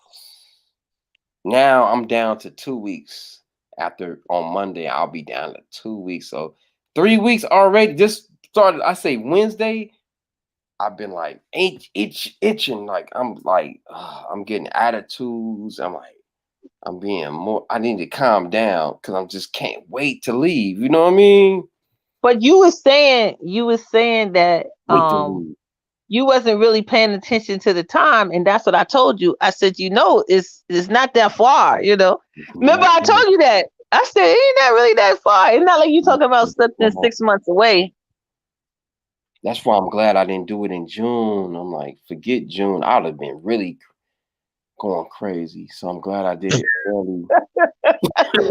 You know, remember, you was like, you know what? I want to do this. You said you want to go to Texas, right? It was where you trying to go? Like, you want to go to your mom? Be honest, I wanted to go to Atlanta. There you go. Right. What, you don't think you're gonna do it no more? It's a family reunion, so I can see my mom in July. But I'm sorry, what'd you say? I said you're not gonna do it no more. I thought that's why you was doing this early. We'll see what happens after New York. New York is first, and then maybe. Yeah, maybe. Yeah, it's a big maybe. I doubt it, but it's a maybe. Oh man, New York I'm putting all the chips on New York. New York is. I haven't been in 20, 30 years. I just know how it is. I'm pretty sure everybody keep telling me it's not much has changed, but you just never know. You know what I'm saying? It's been 20, 30 years. Right. The Twin Towers was up when I was there. Yeah. You know, that's all I remember. But you Performing. see, you know what? And but you know what you'll see? You'll Mhm. just see what they got there now. Because they used to That's the have same Linux lights energy, or man. whatever. Do you remember that? Same energy. I love it. Yes. Do you remember nights? It was like a liquor store on I don't remember. oh, because they took that away. So Oh, they did a lot of construction, and they have a lot of construction going on. But you know, you still got the Apollo, still you got still them got popping. Sinetta and them here. At least the people still here. Yes, They still the giving Harlem love. foundation. That's why I was telling people what I like the most about New York. I'm gonna keep it real with you. Consciousness. And I'm not saying like on that voodoo and all that funny stuff. I'm just saying that's what y'all know for in New York, yo, like nationwide. Y'all known for like Marcus Garvey and the Renaissance and era, you know what I'm saying? And Yeah. Malcolm X, you know what I'm saying? Yeah. Y'all know for that knowledge, you know, the 5%, the Nation of Islam. Y'all know for that. And that's still there. So, you That's know, that's still still there. there. That's the foundation. And you know why it's still there? Because they actually, you know, like they held down their own spot, you know, so that's their location. So, Wow. and you still got the guys. They said they have the newspaper. They got the bean. They got the bean pie and the sweet potato pie. It died in LA. Like we got like a little spots, like one spot. It used to be 3 spots. It'd be Compton, Long Beach, and LA, but it's just like LA is like hanging on a thread. Like it's bad. Gentrification has eat LA up, yo. Like So we did they come? Do you think they came to like another state? So you feel like they left LA altogether? yeah, man. They like in Oh, they like in fucking Texas and Arizona oh, and Vegas. That's the 3 spots they go. That's okay. local. That's local. And then they may go south further to like Texas and like Georgia, um But they again, left. They got out of. They got out of yeah, here. yeah, it's not like it used to be when I was a kid. Nope. Like Crenshaw Boulevard, it's not the Crenshaw Boulevard I remember, you know. Right. Yeah, just like a couple of blocks here and there. You're like, oh, okay, they go there. But New York, y'all still got like little strongholds, you know. Y'all still got Yeah, but yeah, you know what I feel is because like we have enough people that will make it like it's wow, educational component to it.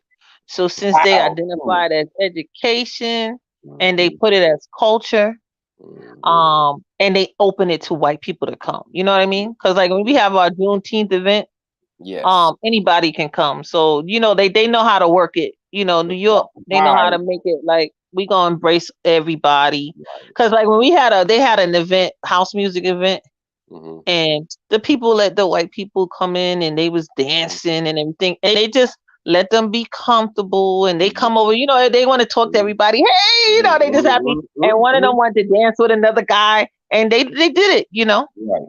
because Hey, that's how you 12. get to stay there. Right. 12. Hmm. Do you know much about the Bronx? Like anything about the Bronx?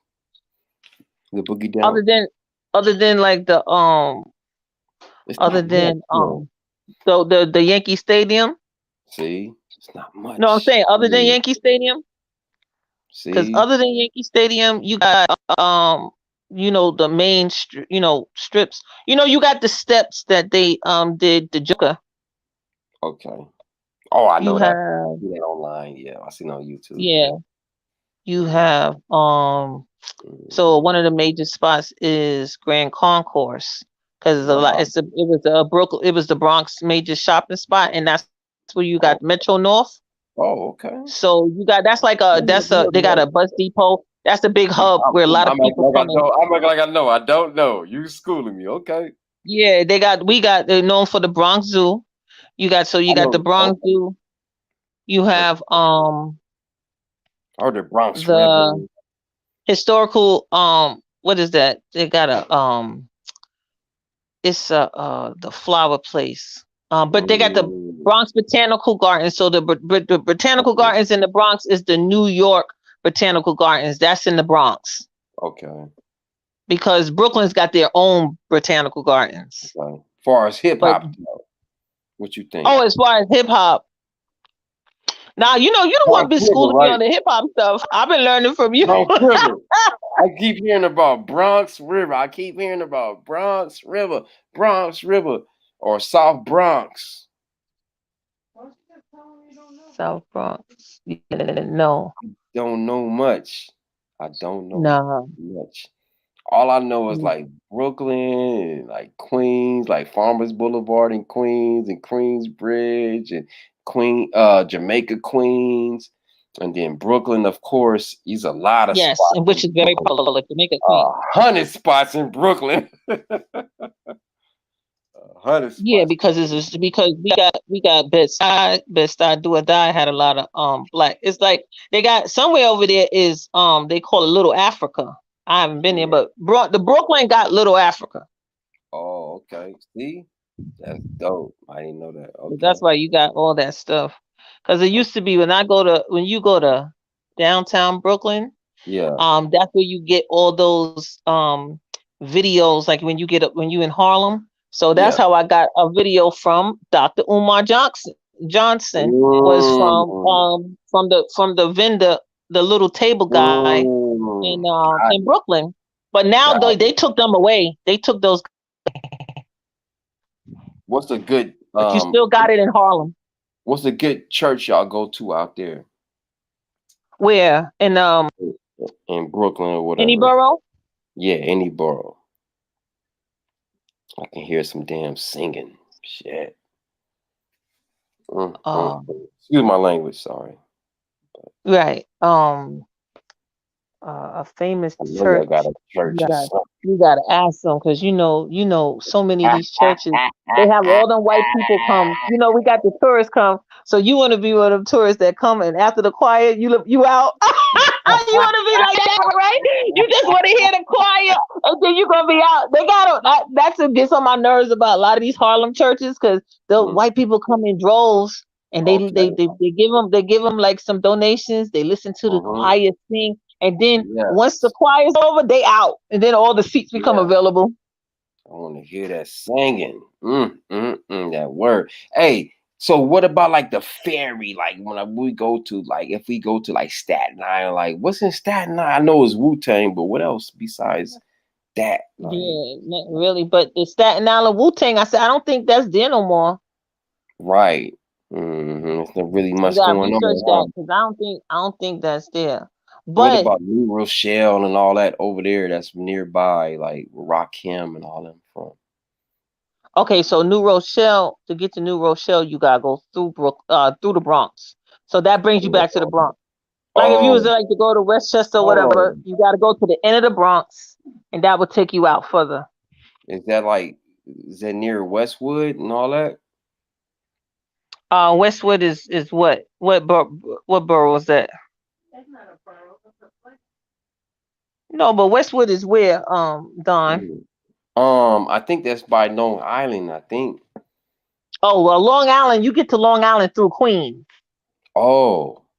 You get to Westchester and stuff through the Bronx. Oh, okay. And you like if we want, like, let's say you want to get to Queens fast, you was in downtown Brooklyn. Yeah. You can go through where the Biggie thing is. You can get into the Queens. Or if you was like in Manhattan and you went on 125th Street. Yeah. You can take the LaGuardia Express bus, take you into Queens.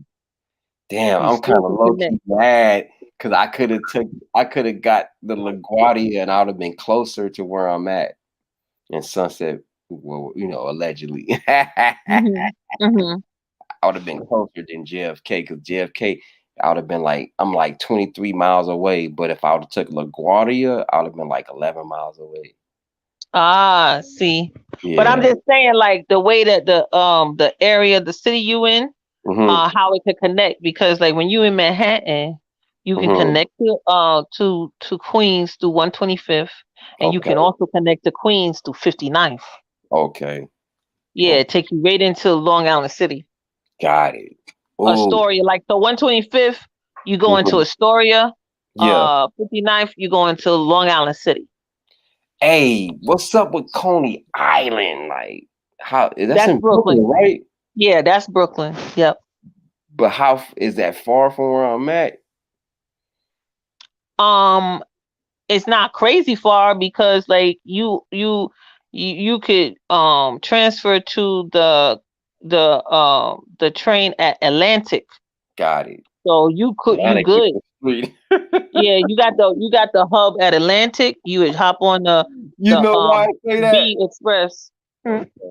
You know why I say that? Because it was a hotel off of Atlantic. It was right by a train station, but it looked like it was kind of rough. Yeah. But it was the same type of hotel, but it had the good part that I liked about it. It had a microwave and a refrigerator, but it was in the middle of the hood, right by the train station.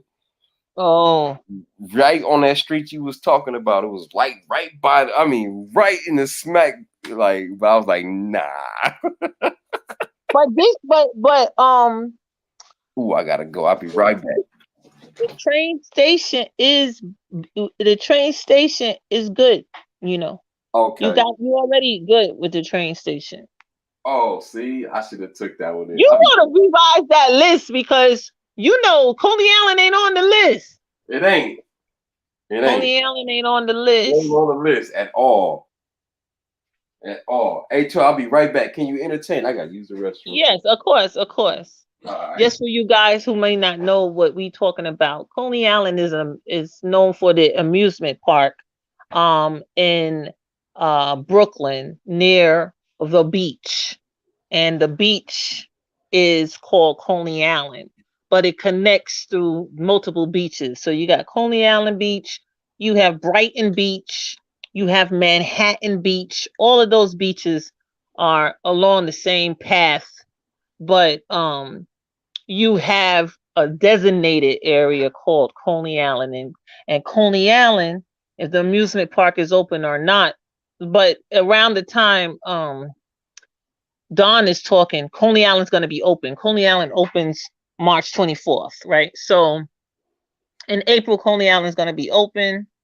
And what they're known for and what stays open is Nathan's. They have a big event where they have a hot dog eating contest. And Nathan's is famous for sponsoring that event. So if you was to go to Coney Island, no matter what time, you could see the Nathan's spot. You know, you could get cotton candy. You know the little nostalgic spots, and they always got the souvenir shop where you can like get a T-shirt that says Coney Island. You know, it's just like it's like history. And you know why I say that? Because out here we really we love that movie The Warriors. Like we cherish that movie like out here. And yeah, so that's why I always bring up Coney Island. I'm sorry, but but Coney Island is definitely easy to get to from the locations that you've been talking about. All of those are all along the same path. Where you are thinking of the R train or whatever take you right to Junior's. Then that same station you can transfer to an express train that take you straight to Coney Island. Hey, mom's pulling up on Junior's. She said, "Show enough." Hey, hey, shut your mouth. Shut your mouth, man. Shut your mouth. Don't play. Don't play, Don. That's an intro right there. That's what I'm talking about. Don't play, man. Don't you play. You got other people trying to hit me up. 12. Woo! You hear me? You hear me, Don? Yes. You got other people trying to hit me up, talking about, hey, they want to come over. They're like, yo, I got this dude that I don't even really talk to. They don't understand. They don't understand how far we go back, Don. They gotta look at your your thank you list when you became monetized. You got my channel name right there. They ain't understand it. Dude, I go back to when you didn't have nobody pull up. You was like, look, I'm doing these lights. That's it. that's it. That's it. You was like, I ain't doing nothing until I get monetized. All right. Right. They don't know. They gotta Right. know. He's like, oh, I'm in he said he's in Cali and he said he's gonna be pulling up in New York. He said, hey, I let's kept saying, have something to eat. Let's go to lunch one of those days I'm gonna be in. And I was like, who's this? who's this dude talking all this shit? Me? I was like, yo, I really for real, Don, but I really feel like I kind of know you though. People don't understand. Like I feel like I kind of know you, yo. So it's like when these other people be trying to play these games, they be cracking me up. I said, I don't even talk to them. Like they don't understand. Like we have literally on the panel talked for like hours. Right? It's public. It's like hours. These people I ain't even talked to for 1 hour. Like we haven't even talked for half an hour. They talking about they gonna pull up. I'm like, yo, what's going on here? And it's like good natural energy. It's not like force. It's like, what I'm gonna say next. It's like you just talking. Regular conversation with like somebody you know, you know what I'm saying? Like you know what I'm saying? That's why I think it's dope, and everybody knows that you're dope. Always just say you always would say 12 got a mouthpiece. You like, yo, you like this one right here. Right on the nail. That's why I said dope. And I said, she got a mouth. I was just about to say that. I used to always say, you got a mouth. She know how to communicate and you get people, attention. Just her regular, just being her. And me and Frugal, everybody would be like, yeah, she's the one. She's the one that's gonna blow. It's gonna be like, yeah, we all be chilling though. Language, but yeah. Mm-hmm. But even Frugal, right? Like I feel like Frugal has sent me stuff in the mail. Like I feel closer, they're like Frugal, you and stuff than some of these random people that's just like, oh, you know what? I was thinking about coming to New York. I'm like, since when y'all want to I mean, like y'all be cracking me up. They just want to come. Right. They just want to come because it's like popular, 3 times. I'm rooting for you because you always was saying that you love New York. You always was reminiscing. So it's like it's meant for you to come. Thank you. You always be reminiscing about New York and stuff, and we be all saying, well, why don't you come visit? Right. I said, forget this. 12 did 4 videos. She calling me out. I got to I was not calling you out. I know you wasn't. I welcome you to the area. That's a call out. It's so crazy. You was like, I gotta take this. I gotta tell you. You was like, she playing games. She trying to make me look like I ain't gonna do that. And people was telling me, they said 12. He been talking about this for years. Right. I was laughing. They was like, he ain't going nowhere. 2 years almost, like a year and some change. Yes. They said, girl, do you know how long he been talking about coming? Huh? I know from the beginning. You hear me? Huh? You went out a little bit, but yeah, you back. You back. Bro. That's because my phone is starting to die. Oh, okay. Well, shit, you sound clear. Can you hear me? Mm-hmm. It's a little. Damn. Can you hear me? Can you hear me now, Dawn? Yes. Oh man, that's because my phone got a charge. Okay. Okay, I'm gonna charge my phone. Yeah. I gotta drop off. You saying yes? All you hear what I'm saying? Yes, I hear. Okay. You're good. Okay. Thank you. So I'll see you in the chat. I'm gonna see you in the chat. Okay. Thank you. Yes. Okay, you're welcome. Yeah. 12. I gotta put the extras. I've been in New York. In New York, they show emotion. They show they real. That's why I love New York. You know why I love New York, yo? And I told somebody this. Consciousness. Like, I'm amazed by that. Like, to this day, like, they can be the hardest, hardcore person, but they got the basic knowledge and they understand. They may not even follow it, but they know their history in New York. Like, they know they stuff, dude. Like, they know the basic stuff. They heard it before. Even if they don't acknowledge it, even if they accept Jesus Christ or whatever, they know the history. Like, and that's what I love about New York. Whether it's Christianity, Islam, Muslim, whatever, everybody understand the foundation. You know what I'm saying? Like, that's what I like about New York. The food, the culture. It's the culture, like the realness. Straight shooters tell you exactly how they feel. Ain't fronting in front of you. You know what I'm saying? I love that, and I miss that. Like, and I had like a lot of friends from New York, from LA, that lived in LA, that have been here for years. And we accept them as LA natives, like, because we know in LA, it's different in LA. We got different transients from everywhere because the weather, it's the weather. We got Chicago, New York, all the cold weather states, they come here and they like, oh my God, I love it here. Oh my God, it's the greatest place on the earth. And me too, I believe it too. But the Big Apple is where it's at, man. If you want to get that pure love, yo, like you gotta go to New York, man. You gotta go to New York. Man, it was a fantasy. I love hip hop in the 80s as a kid. Crush Groove, Beach Street.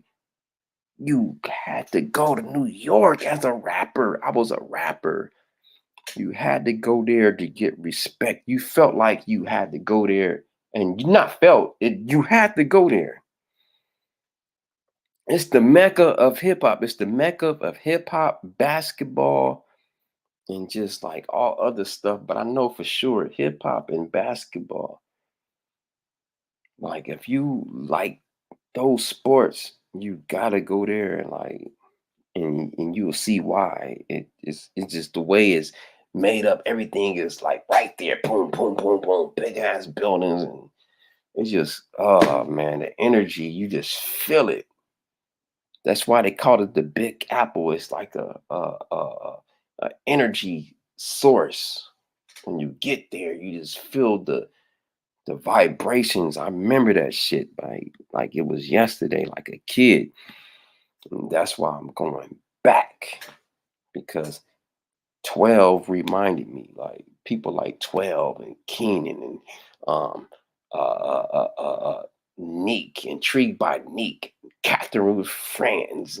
These are people from Brooklyn, man, and from New York. Like, and they would show me love, like, and I felt it. And I'm like, yo, it's not, New York is not biased.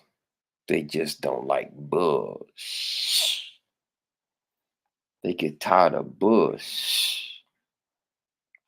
So we was on the West Coast, we talking about gangster this, gangster that. They got tired of hearing that shit, man.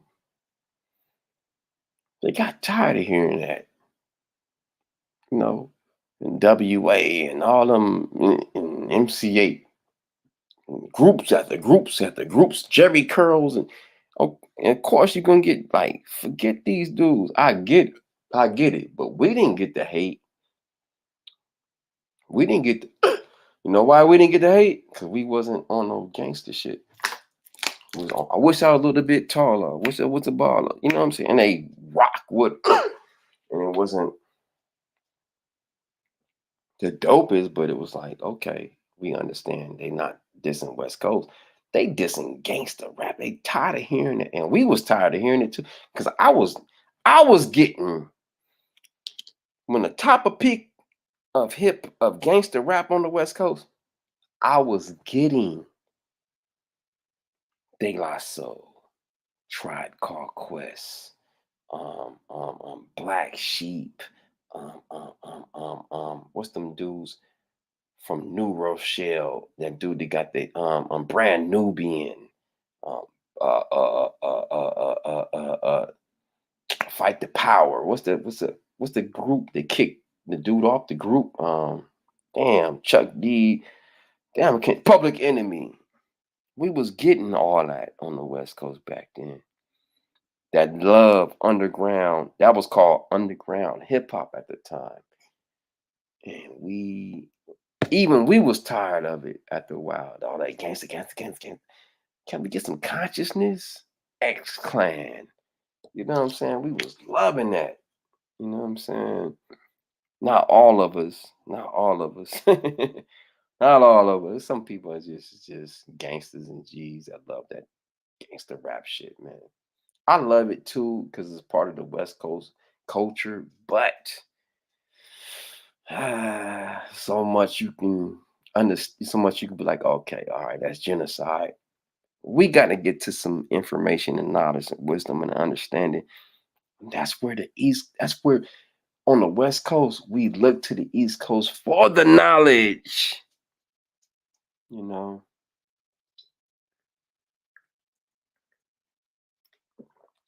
dating back to the Harlem Renaissance and Marcus Garvey. I mean, this is before my time. Nation of Islam, 5% nation, Hebrew Israelites. Dude, the list goes on and on. The list goes on and on. Moors or whatever. That was a lot of information in New York City. Like, they had knowledge and wisdom and understanding. Like Frugal Mama knows what I'm talking about. It's nothing new to her. Christianity, whatever. Whoever was the dopest Christians back then.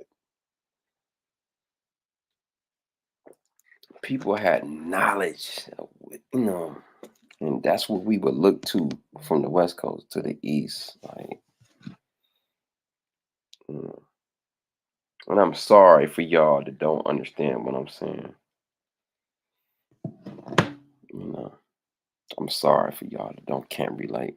I'm glad I went out there in the 90s and seen it for myself when they embraced the 95 South Boys in Harlem. I'll never forget that.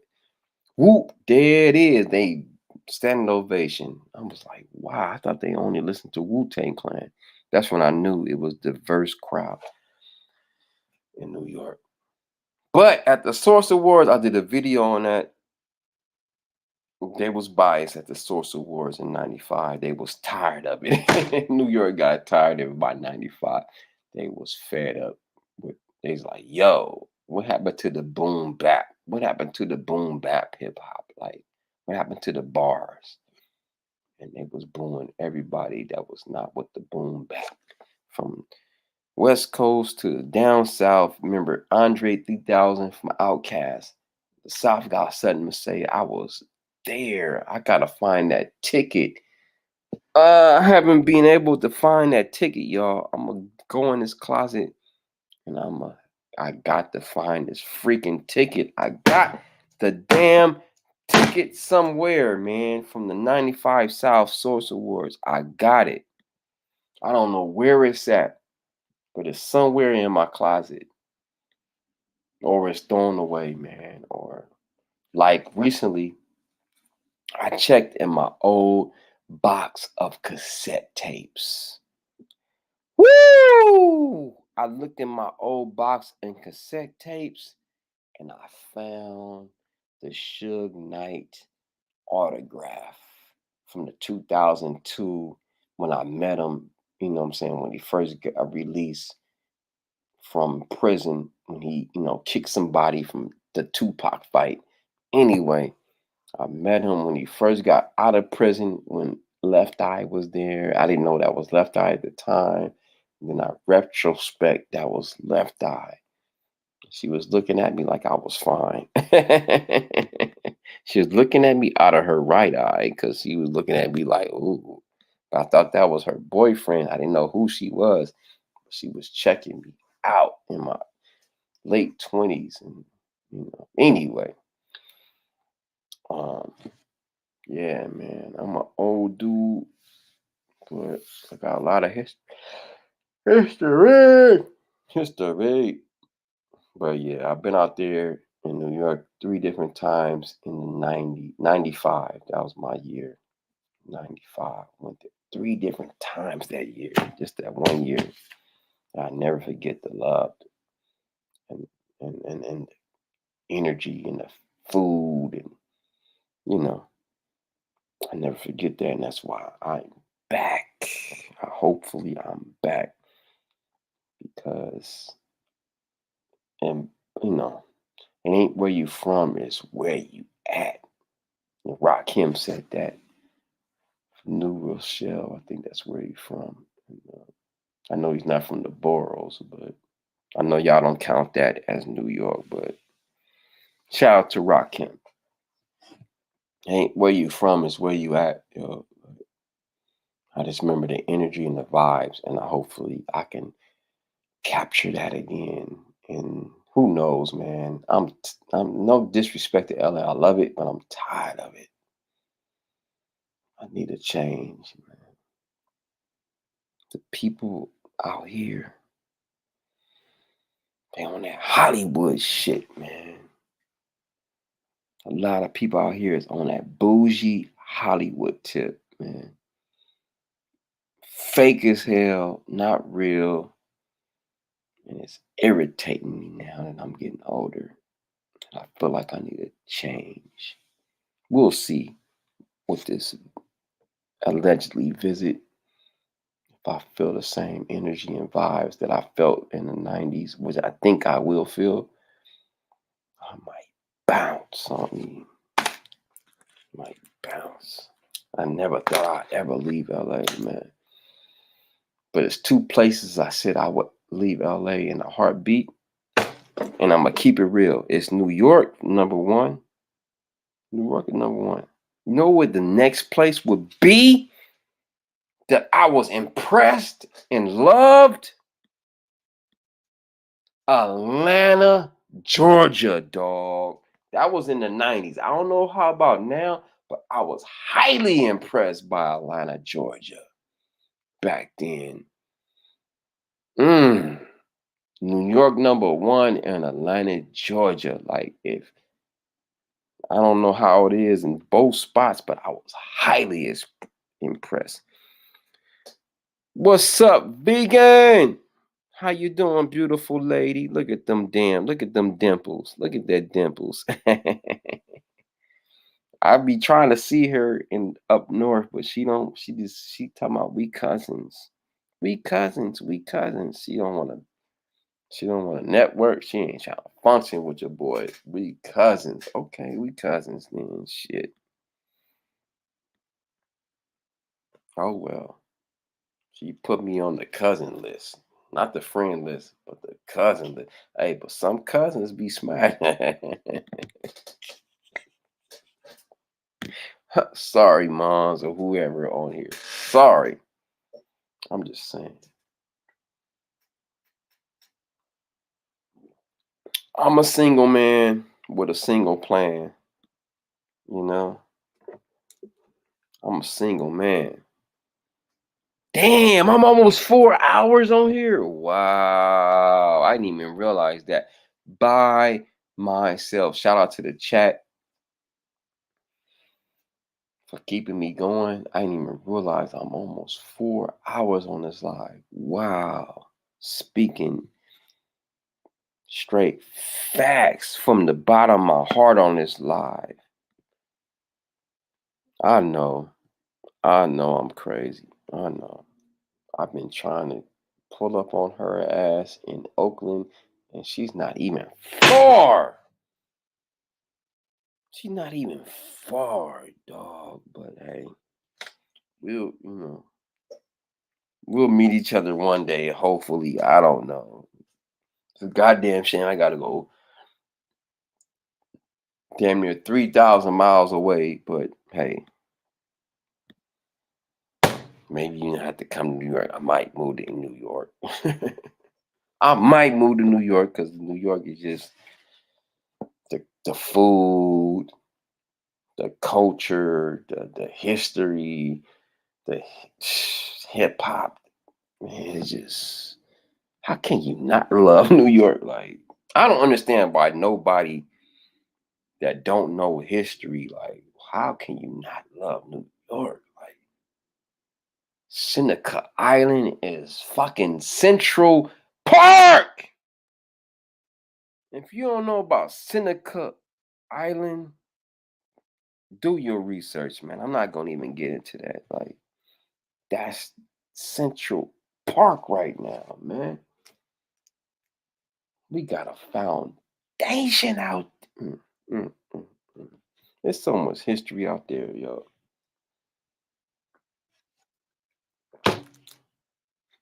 And I don't even know about the other boroughs, like the history about who was there before what and all that stuff. But I know about New York. Can I come with you to New York? Yes, you can. Let's go. Come.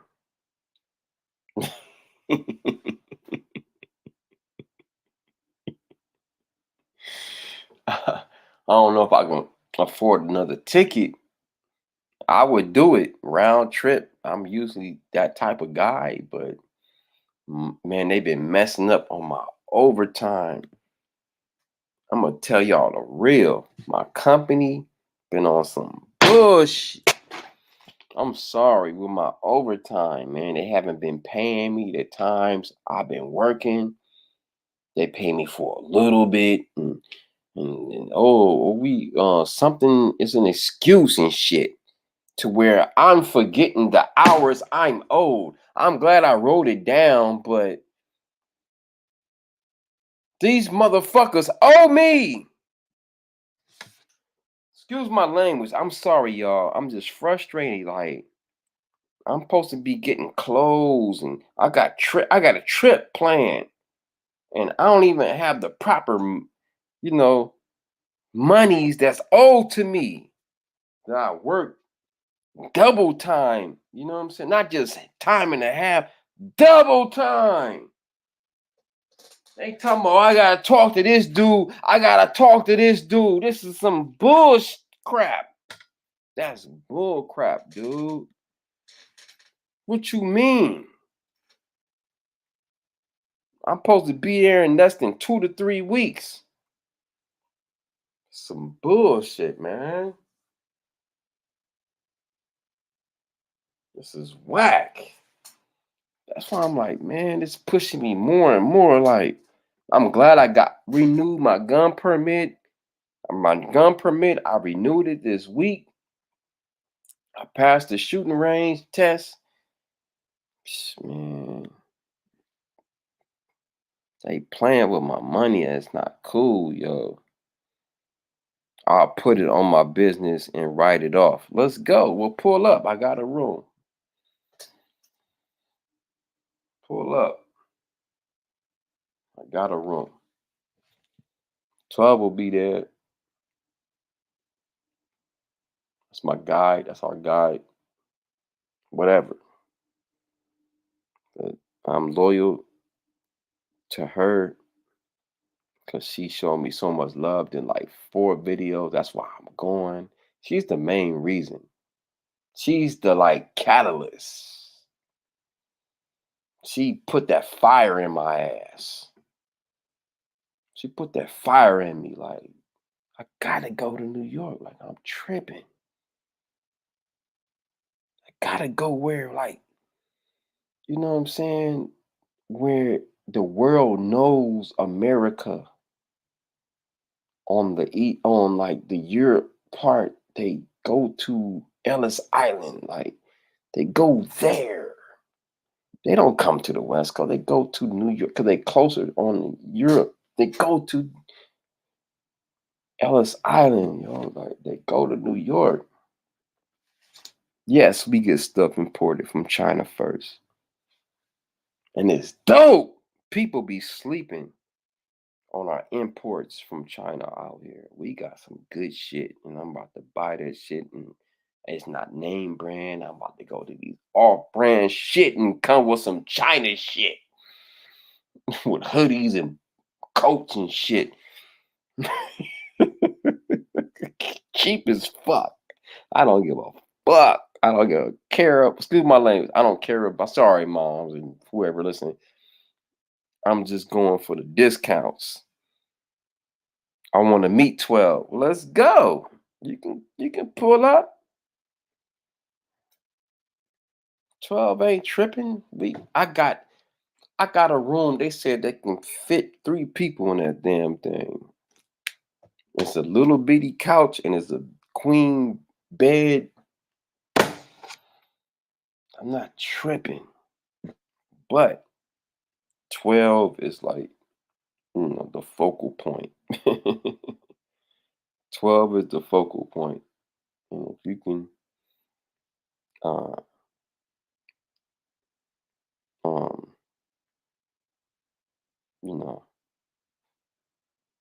vibe with her, and hope y'all will get along. I'm pretty sure.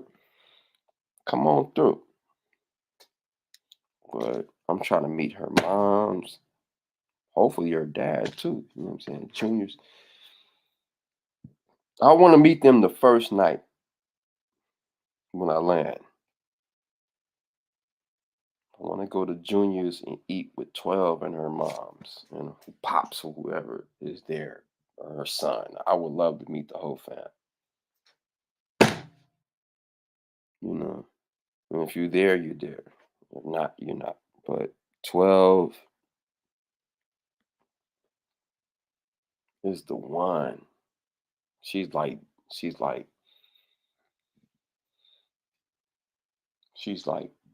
the fucking president of New York. 12 is my cousin. There we go. What messed me up was this gun permit I just did right now out here for Cali. They had hidden fees, man. Went to this school. Usually it's real quick, real easy. Boom. Somehow the school I went to get my gun permit, I had to do the whole damn 4 or 5 hour course. Never. Once you get your gun permit, you may be in that damn course for an hour, 2 hours. That's it. The 2 hours is the max. They let you out. Shit. They had us in there for 4 hours by damn near 5 hours in that course, which was good, but still, I'm not used to that. Then you go to the shooting range, you do your thing, they, boom, you good, you out of there. This time you had to go way out far, 30 miles away, spend about $100 up and back, total $100 damn near, on Lyfts and shit and Ubers. I was mad, yo. Hidden fees. I was mad, vegan. That was the toughest renewal course, but I earned it. It's over. It's going through. And they made sure that the state of California was there. So whoever this dude was that was certifying me, he was under investigation, man. He was under investigation. I never had BSIS at my fucking shooting range, counting the damn target. Never. They had the damn BSIS counting my bullets on the target And luckily I passed.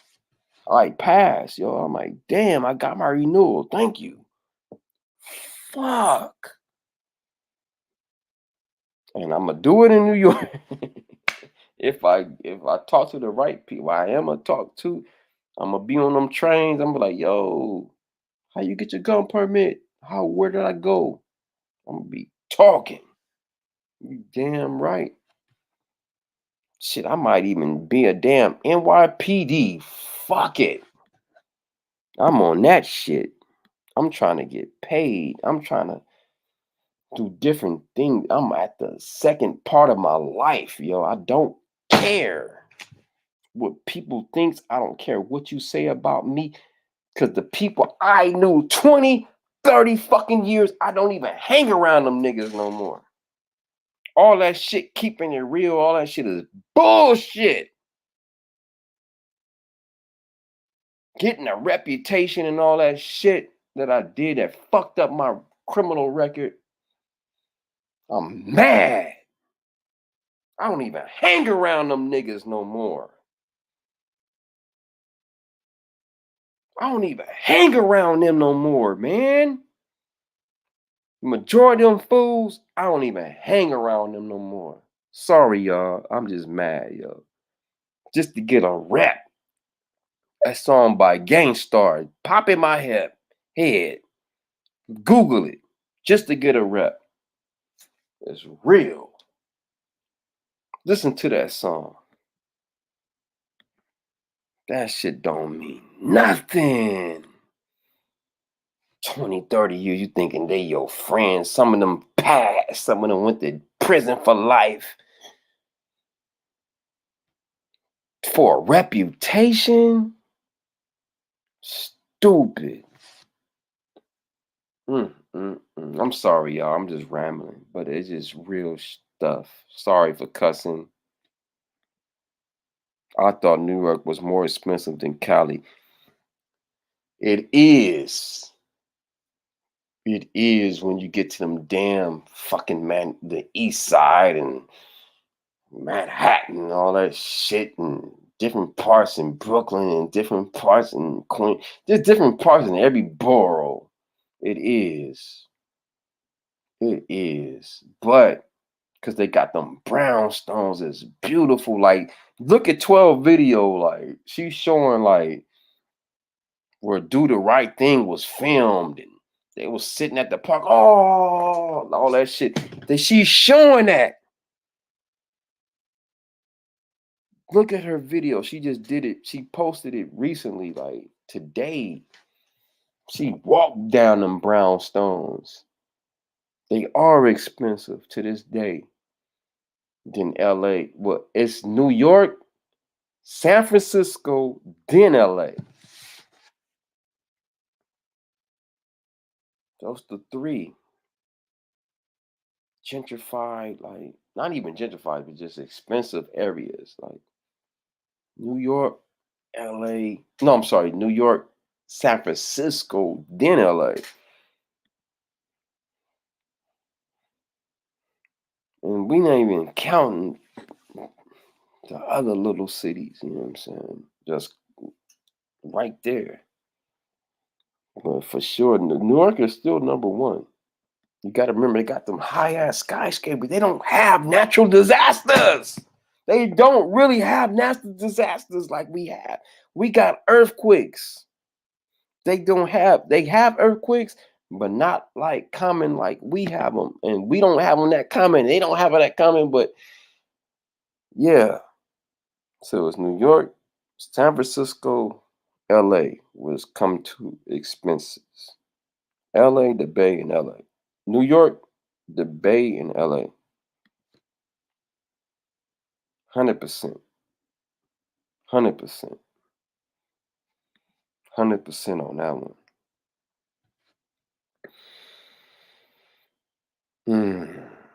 Even parts of LA is just like it's ridiculous. I'm paying for a damn Cracker Jack box.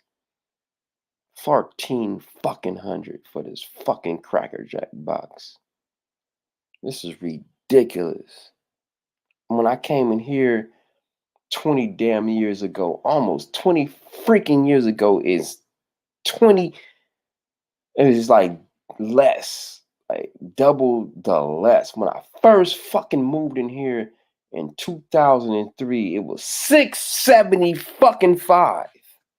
675 for this same fucking spot. 675, bro. I moved in this. I'm one of the oldest fucking. It's maybe like 5 of us. 5 of us. That's the originals, and it's people that's before me. It's maybe like 3 people that's still here before me. You got Henry. You got that girl over here.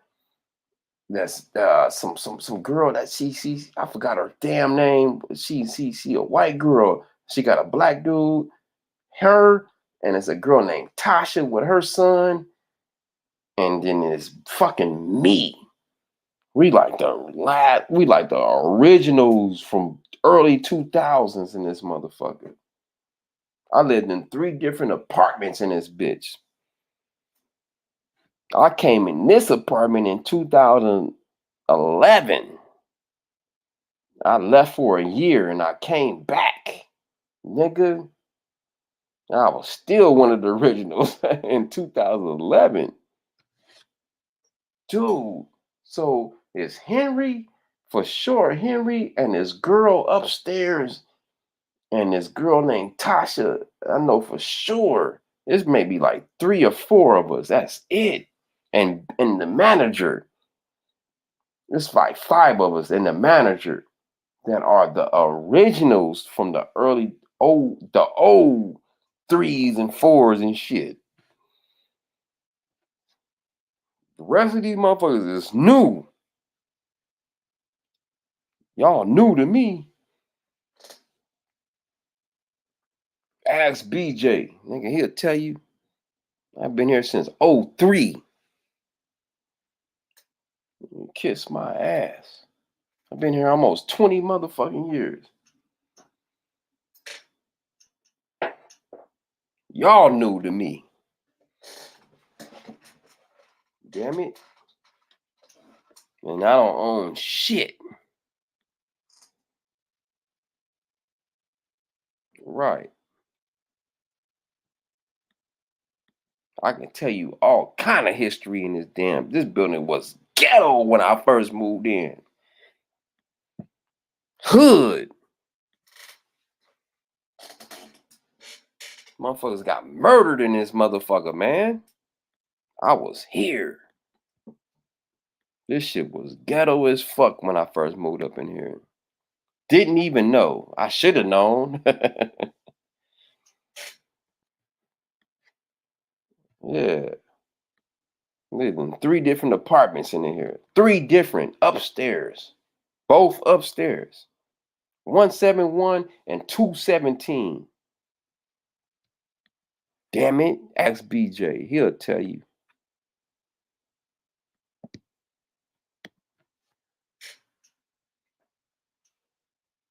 I'm one of the OGs in this motherfucker. Leave me alone.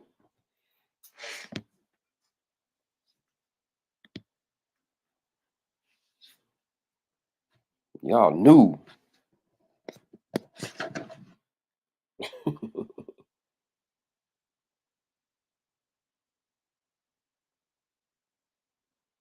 Shit. Man. One good thing about this place, I can say, it's never been no break-ins. I mean, I can put that on my heart. I never heard about break-ins. That's a good thing. There's never been break-ins as far as apartments. I never heard of that shit. But I heard of car break-ins. Car break-ins, that's different. But apartment break-ins, I never heard about it. I'm sorry, I'm giving up names. I'm buzzing. I don't give a fuck.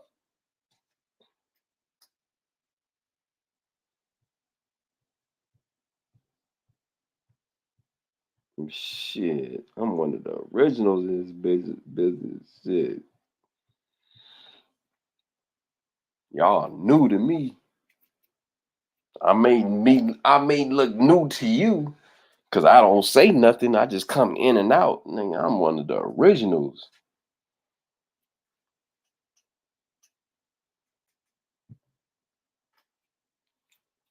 One of the last, maybe just 4 to 5 people in this building.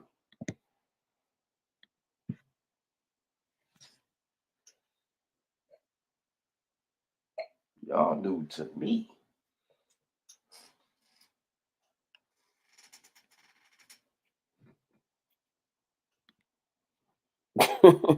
Keep it 100.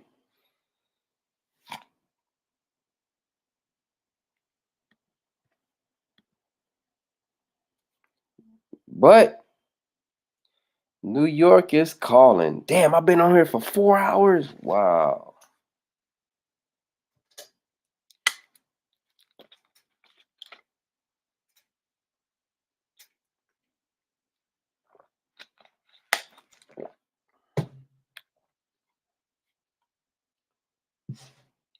Yeah.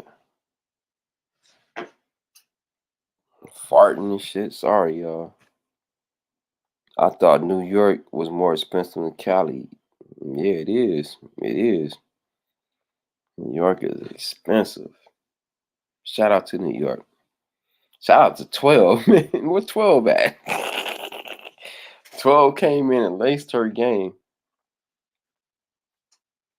12 came in here and laced her game. Mm. I'm feeling good. I'm burping, mumbling. Oof, I'm on one right now. Oof.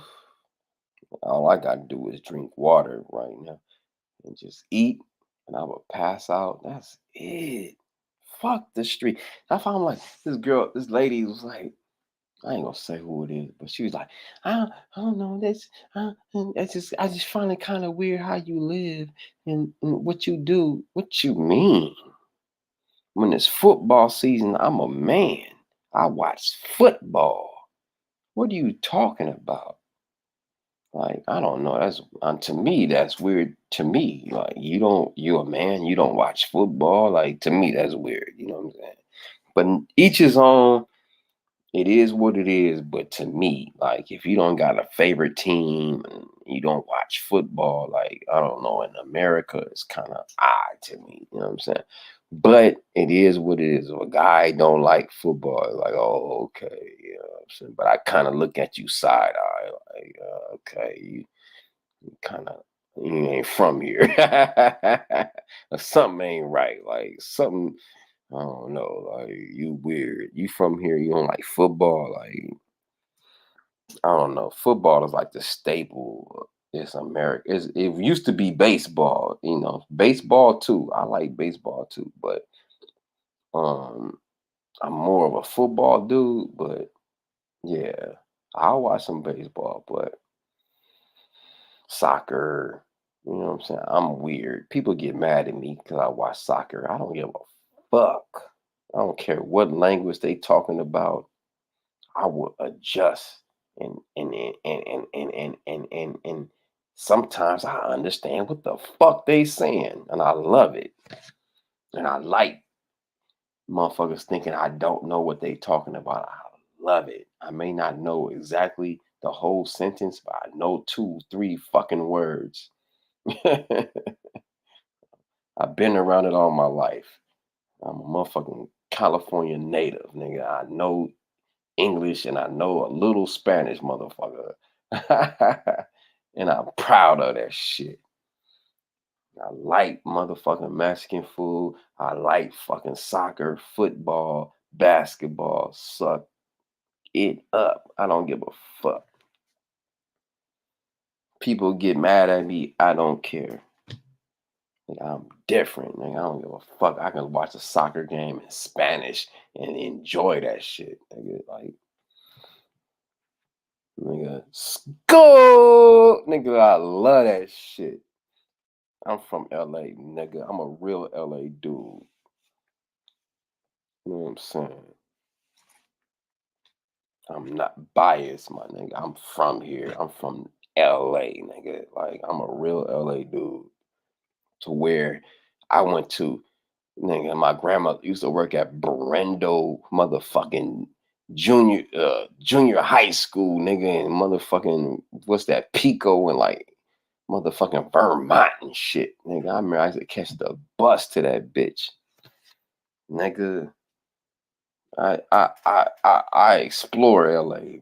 Nigga, nigga, I'm a motherfucking LA nigga, man. I'm not your average dude. I'm a real LA dude. You know what I'm saying? It's where I don't feel out of place if I'm around different motherfuckers. You know what I'm saying? I'm a real LA dude. I'm sorry, y'all. I just went on a tangent. As I always do. Here it is, 4 hours in. Wow, what time is it? It's fucking going on 10 o'clock out here. And I just went on a tangent for like about, what is it, going on 4 hours? That's crazy. And y'all still watching. I'm still gonna keep talking shit. If y'all still here, I'ma still keep on watching, even if you in the bushes. I don't care. I love it. I'm just being me. And I'm not trying to pander to nobody. I'm just doing me. You shit, I don't give a fuck. Y'all gonna tell me, I don't understand why you stay in. Because I don't like drama. I've been everywhere in my life. I toured everywhere in my life. I did everything. I fucked everything. What else? You know what I'm saying? Like, it's cool, but it's like, nigga, I did every motherfucking thing. Man, I did everything you can think of. I did it. It's on the bucket list. It's on the bucket list. I did it. There's a few things I haven't, but you know. But the basics, I covered it. You know what I mean? All the humanoids, I ran through it. You know what I'm saying? Like, you know what I'm saying? Black, purple, green. I don't give a fuck. You got a big old ass. I'm fucking.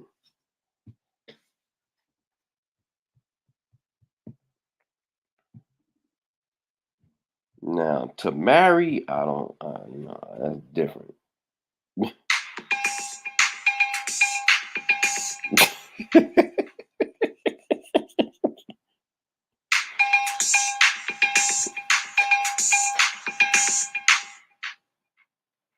That's that LA shit right there. You dig? But I'm buzzing, y'all. Who in here? Say I. You got 5 million in here. I appreciate that.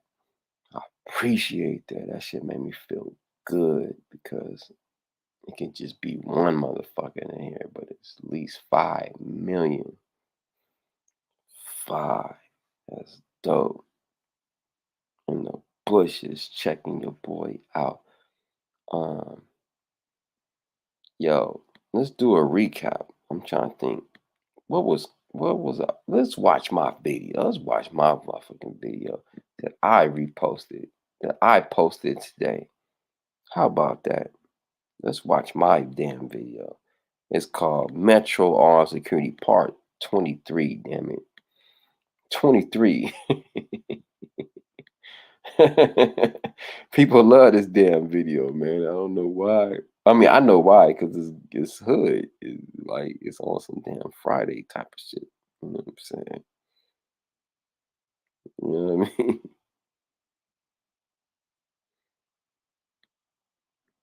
Red line. And I survived crazy stations in West LA, Santa Monica, Expo line. So let's get to this new story. Now let's get back when I was working the blue line. Yeah. The blue infamous line. I know they changed the name, but I'm still gonna call it the blue line. After infamous, the notorious teaser station. One way in, one way out.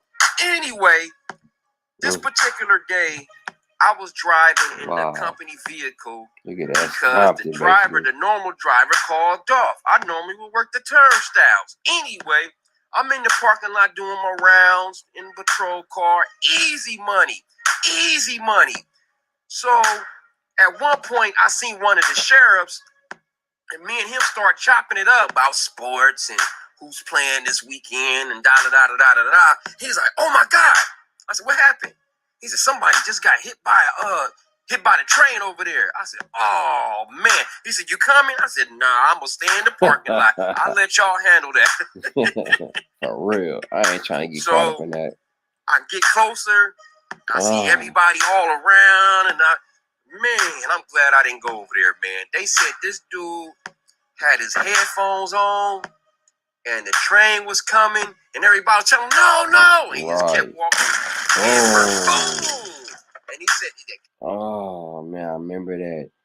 This dude, they said that his mouth was full of blood coming out of his nose and his mouth. Like, that's crazy, yo. Train hit him so hard he flew like 5 to 6. They said he flew up. I said 5, 6. I meant to say 20 feet in there because some people are already 5 feet and 6 feet tall. So, no, it had to be 20 feet in the air. I underestimated. In the air, and then he flew backwards, maybe like 20 yards backwards. Boom, and then knocked. Yeah, see, 20 yards backwards. That's about right. Down this pole, knocked it off the foundation. They said the blood was leaking from his nose and his mouth, like coming down like water. They said he was instantly dead. By the time I got there, because my supervisor came, and maybe it was like 30 minutes later, man, I came to the front gate. They was pushing him out, and they had like a sheet over him, but you could see a gang of blood over his face. And I knew he was gone. They just had the sheet over him. Maybe he was heart was still beating, but I can tell he was gone. So anyway, dude, so now we gotta do crap. That dude was out dead. He had blood coming through the damn sheet. Man, blood was squirting out the sheet. Like they had like a thick layer of blankets or whatever it was over his body. You can see the blood. Like you could tell it was just too much blood for somebody to survive. Out of control. OMG. Everybody's mad now. Mad. I remember that. They cussing me out. After a while, I'm acting ignorant like they dumbasses. I remember I snapped on some people, because they trying to get too turned up. And if you act like a punk at these train stations, they gonna treat you like a punk. And sometimes I had to turn back up. Train is delayed, and they need to get to work, and they get mad at us. It's nothing we can do. It's nothing we can do. I gotta go to work. I gotta go to school. I gotta go here. I gotta go there. Like we can magically make the trains come back. You know what I'm saying? Through the station. So all the stations, all the trains, everybody's waiting from the beginning to the ending.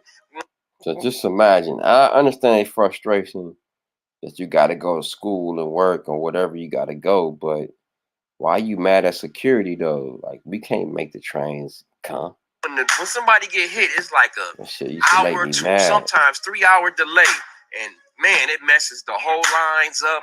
And, man, that sucks. So if you ever waiting on the train, it's been about 2 or 3 hours. That's why, if I work in New York, I might work at the train. I might be able to just know somebody got hit by a train, or a car got hit by a train, or somebody jumped in front of the damn train, or sadly these days, somebody pushed somebody in front of the train.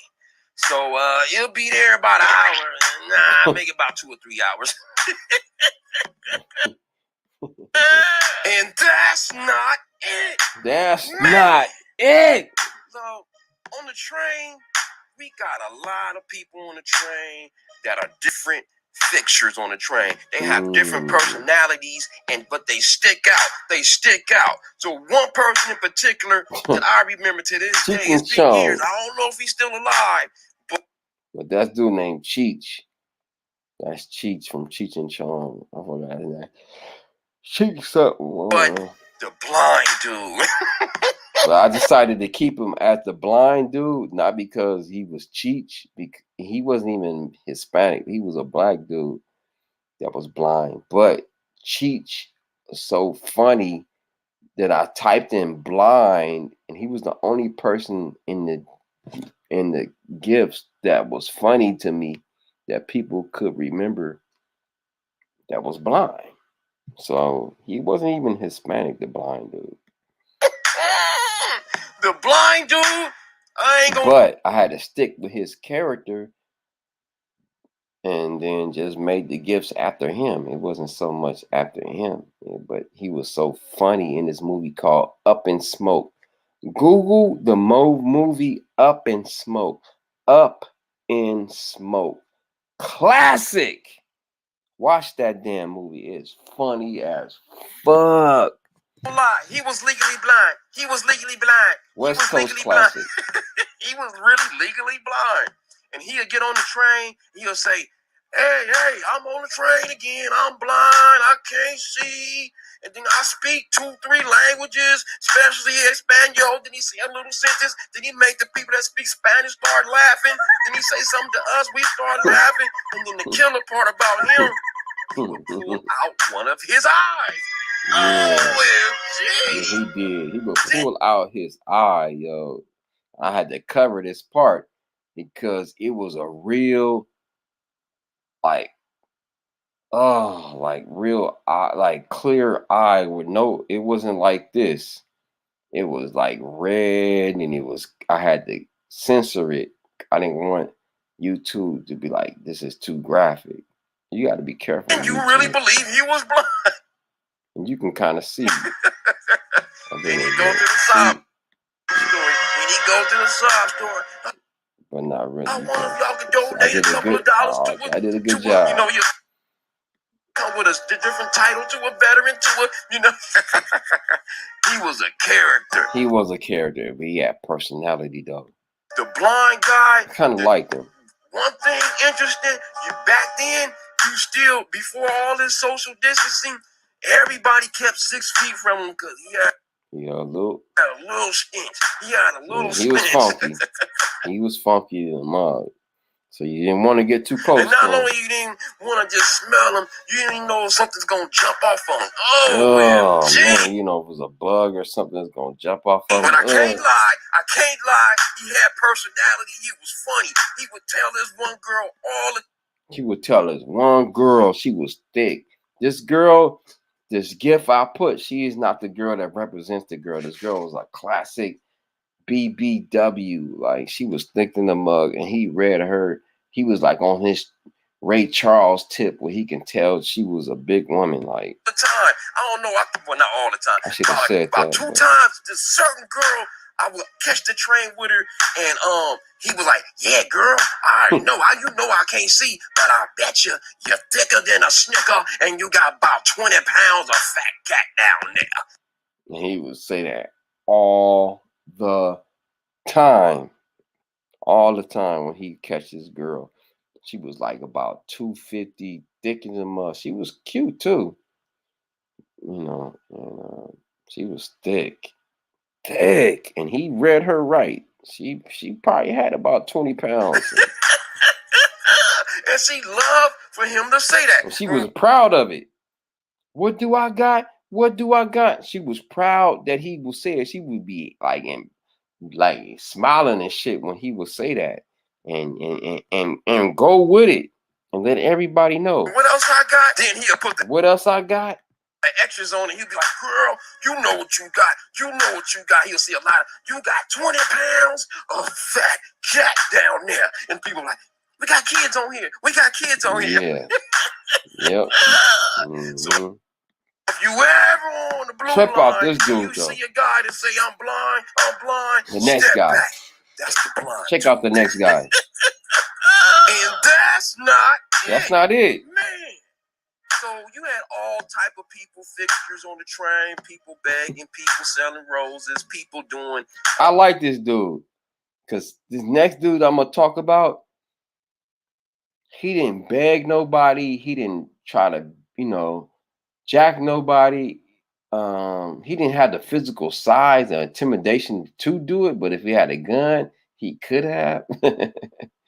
But he could have been there on some grimy stuff, and I respect him for that. He would sell poetry on his cardboard little paper with his picture, and he would have like little poems on it. And if you didn't read it, he would say, "Can I recite it to you?" He didn't beg you for money. All kind of antics, people dancing, people fighting, just everybody known for something on the train.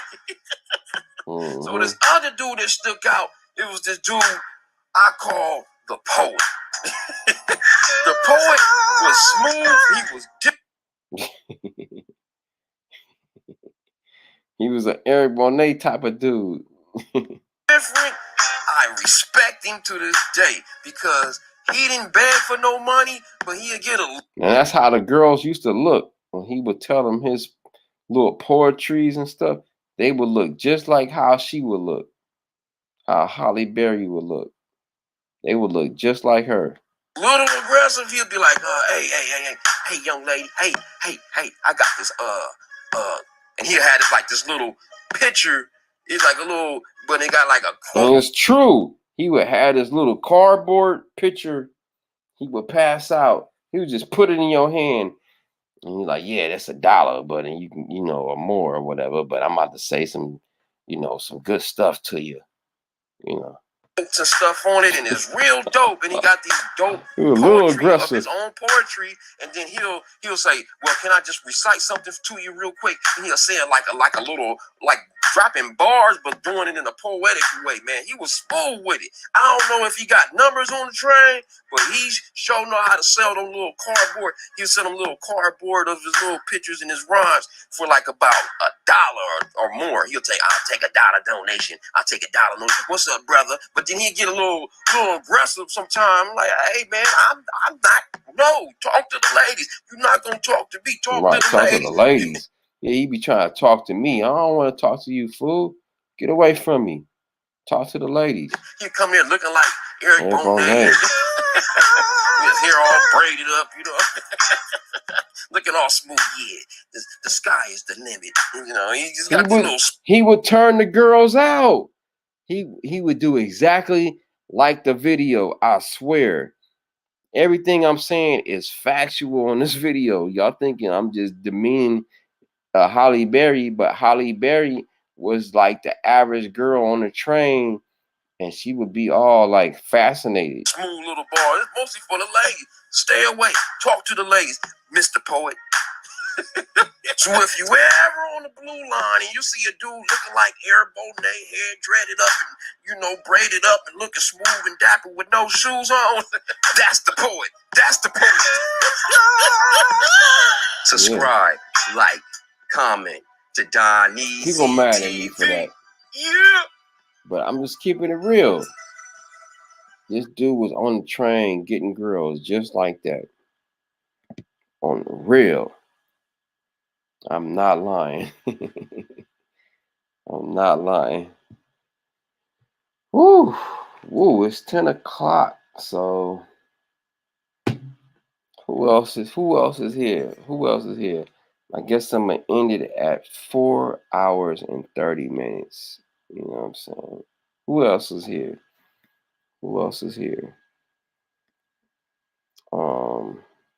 Shout out to everybody that pulled up on me. I'm gonna see y'all next week. You dig? Appreciate y'all. I love y'all. Peace, hair grease, and all that good shizzle. Bye-bye, baby. Well, I'm gonna count to 10. I'm gonna count to 20. Maybe somebody gonna say something. Count to 20. 1, 2, 3, 4, 5, 6, 7, 8, 9, 10, 11, 12. I'm tired of counting 20. I'm right. Peace, y'all. I'll see y'all next week. Yay, yay.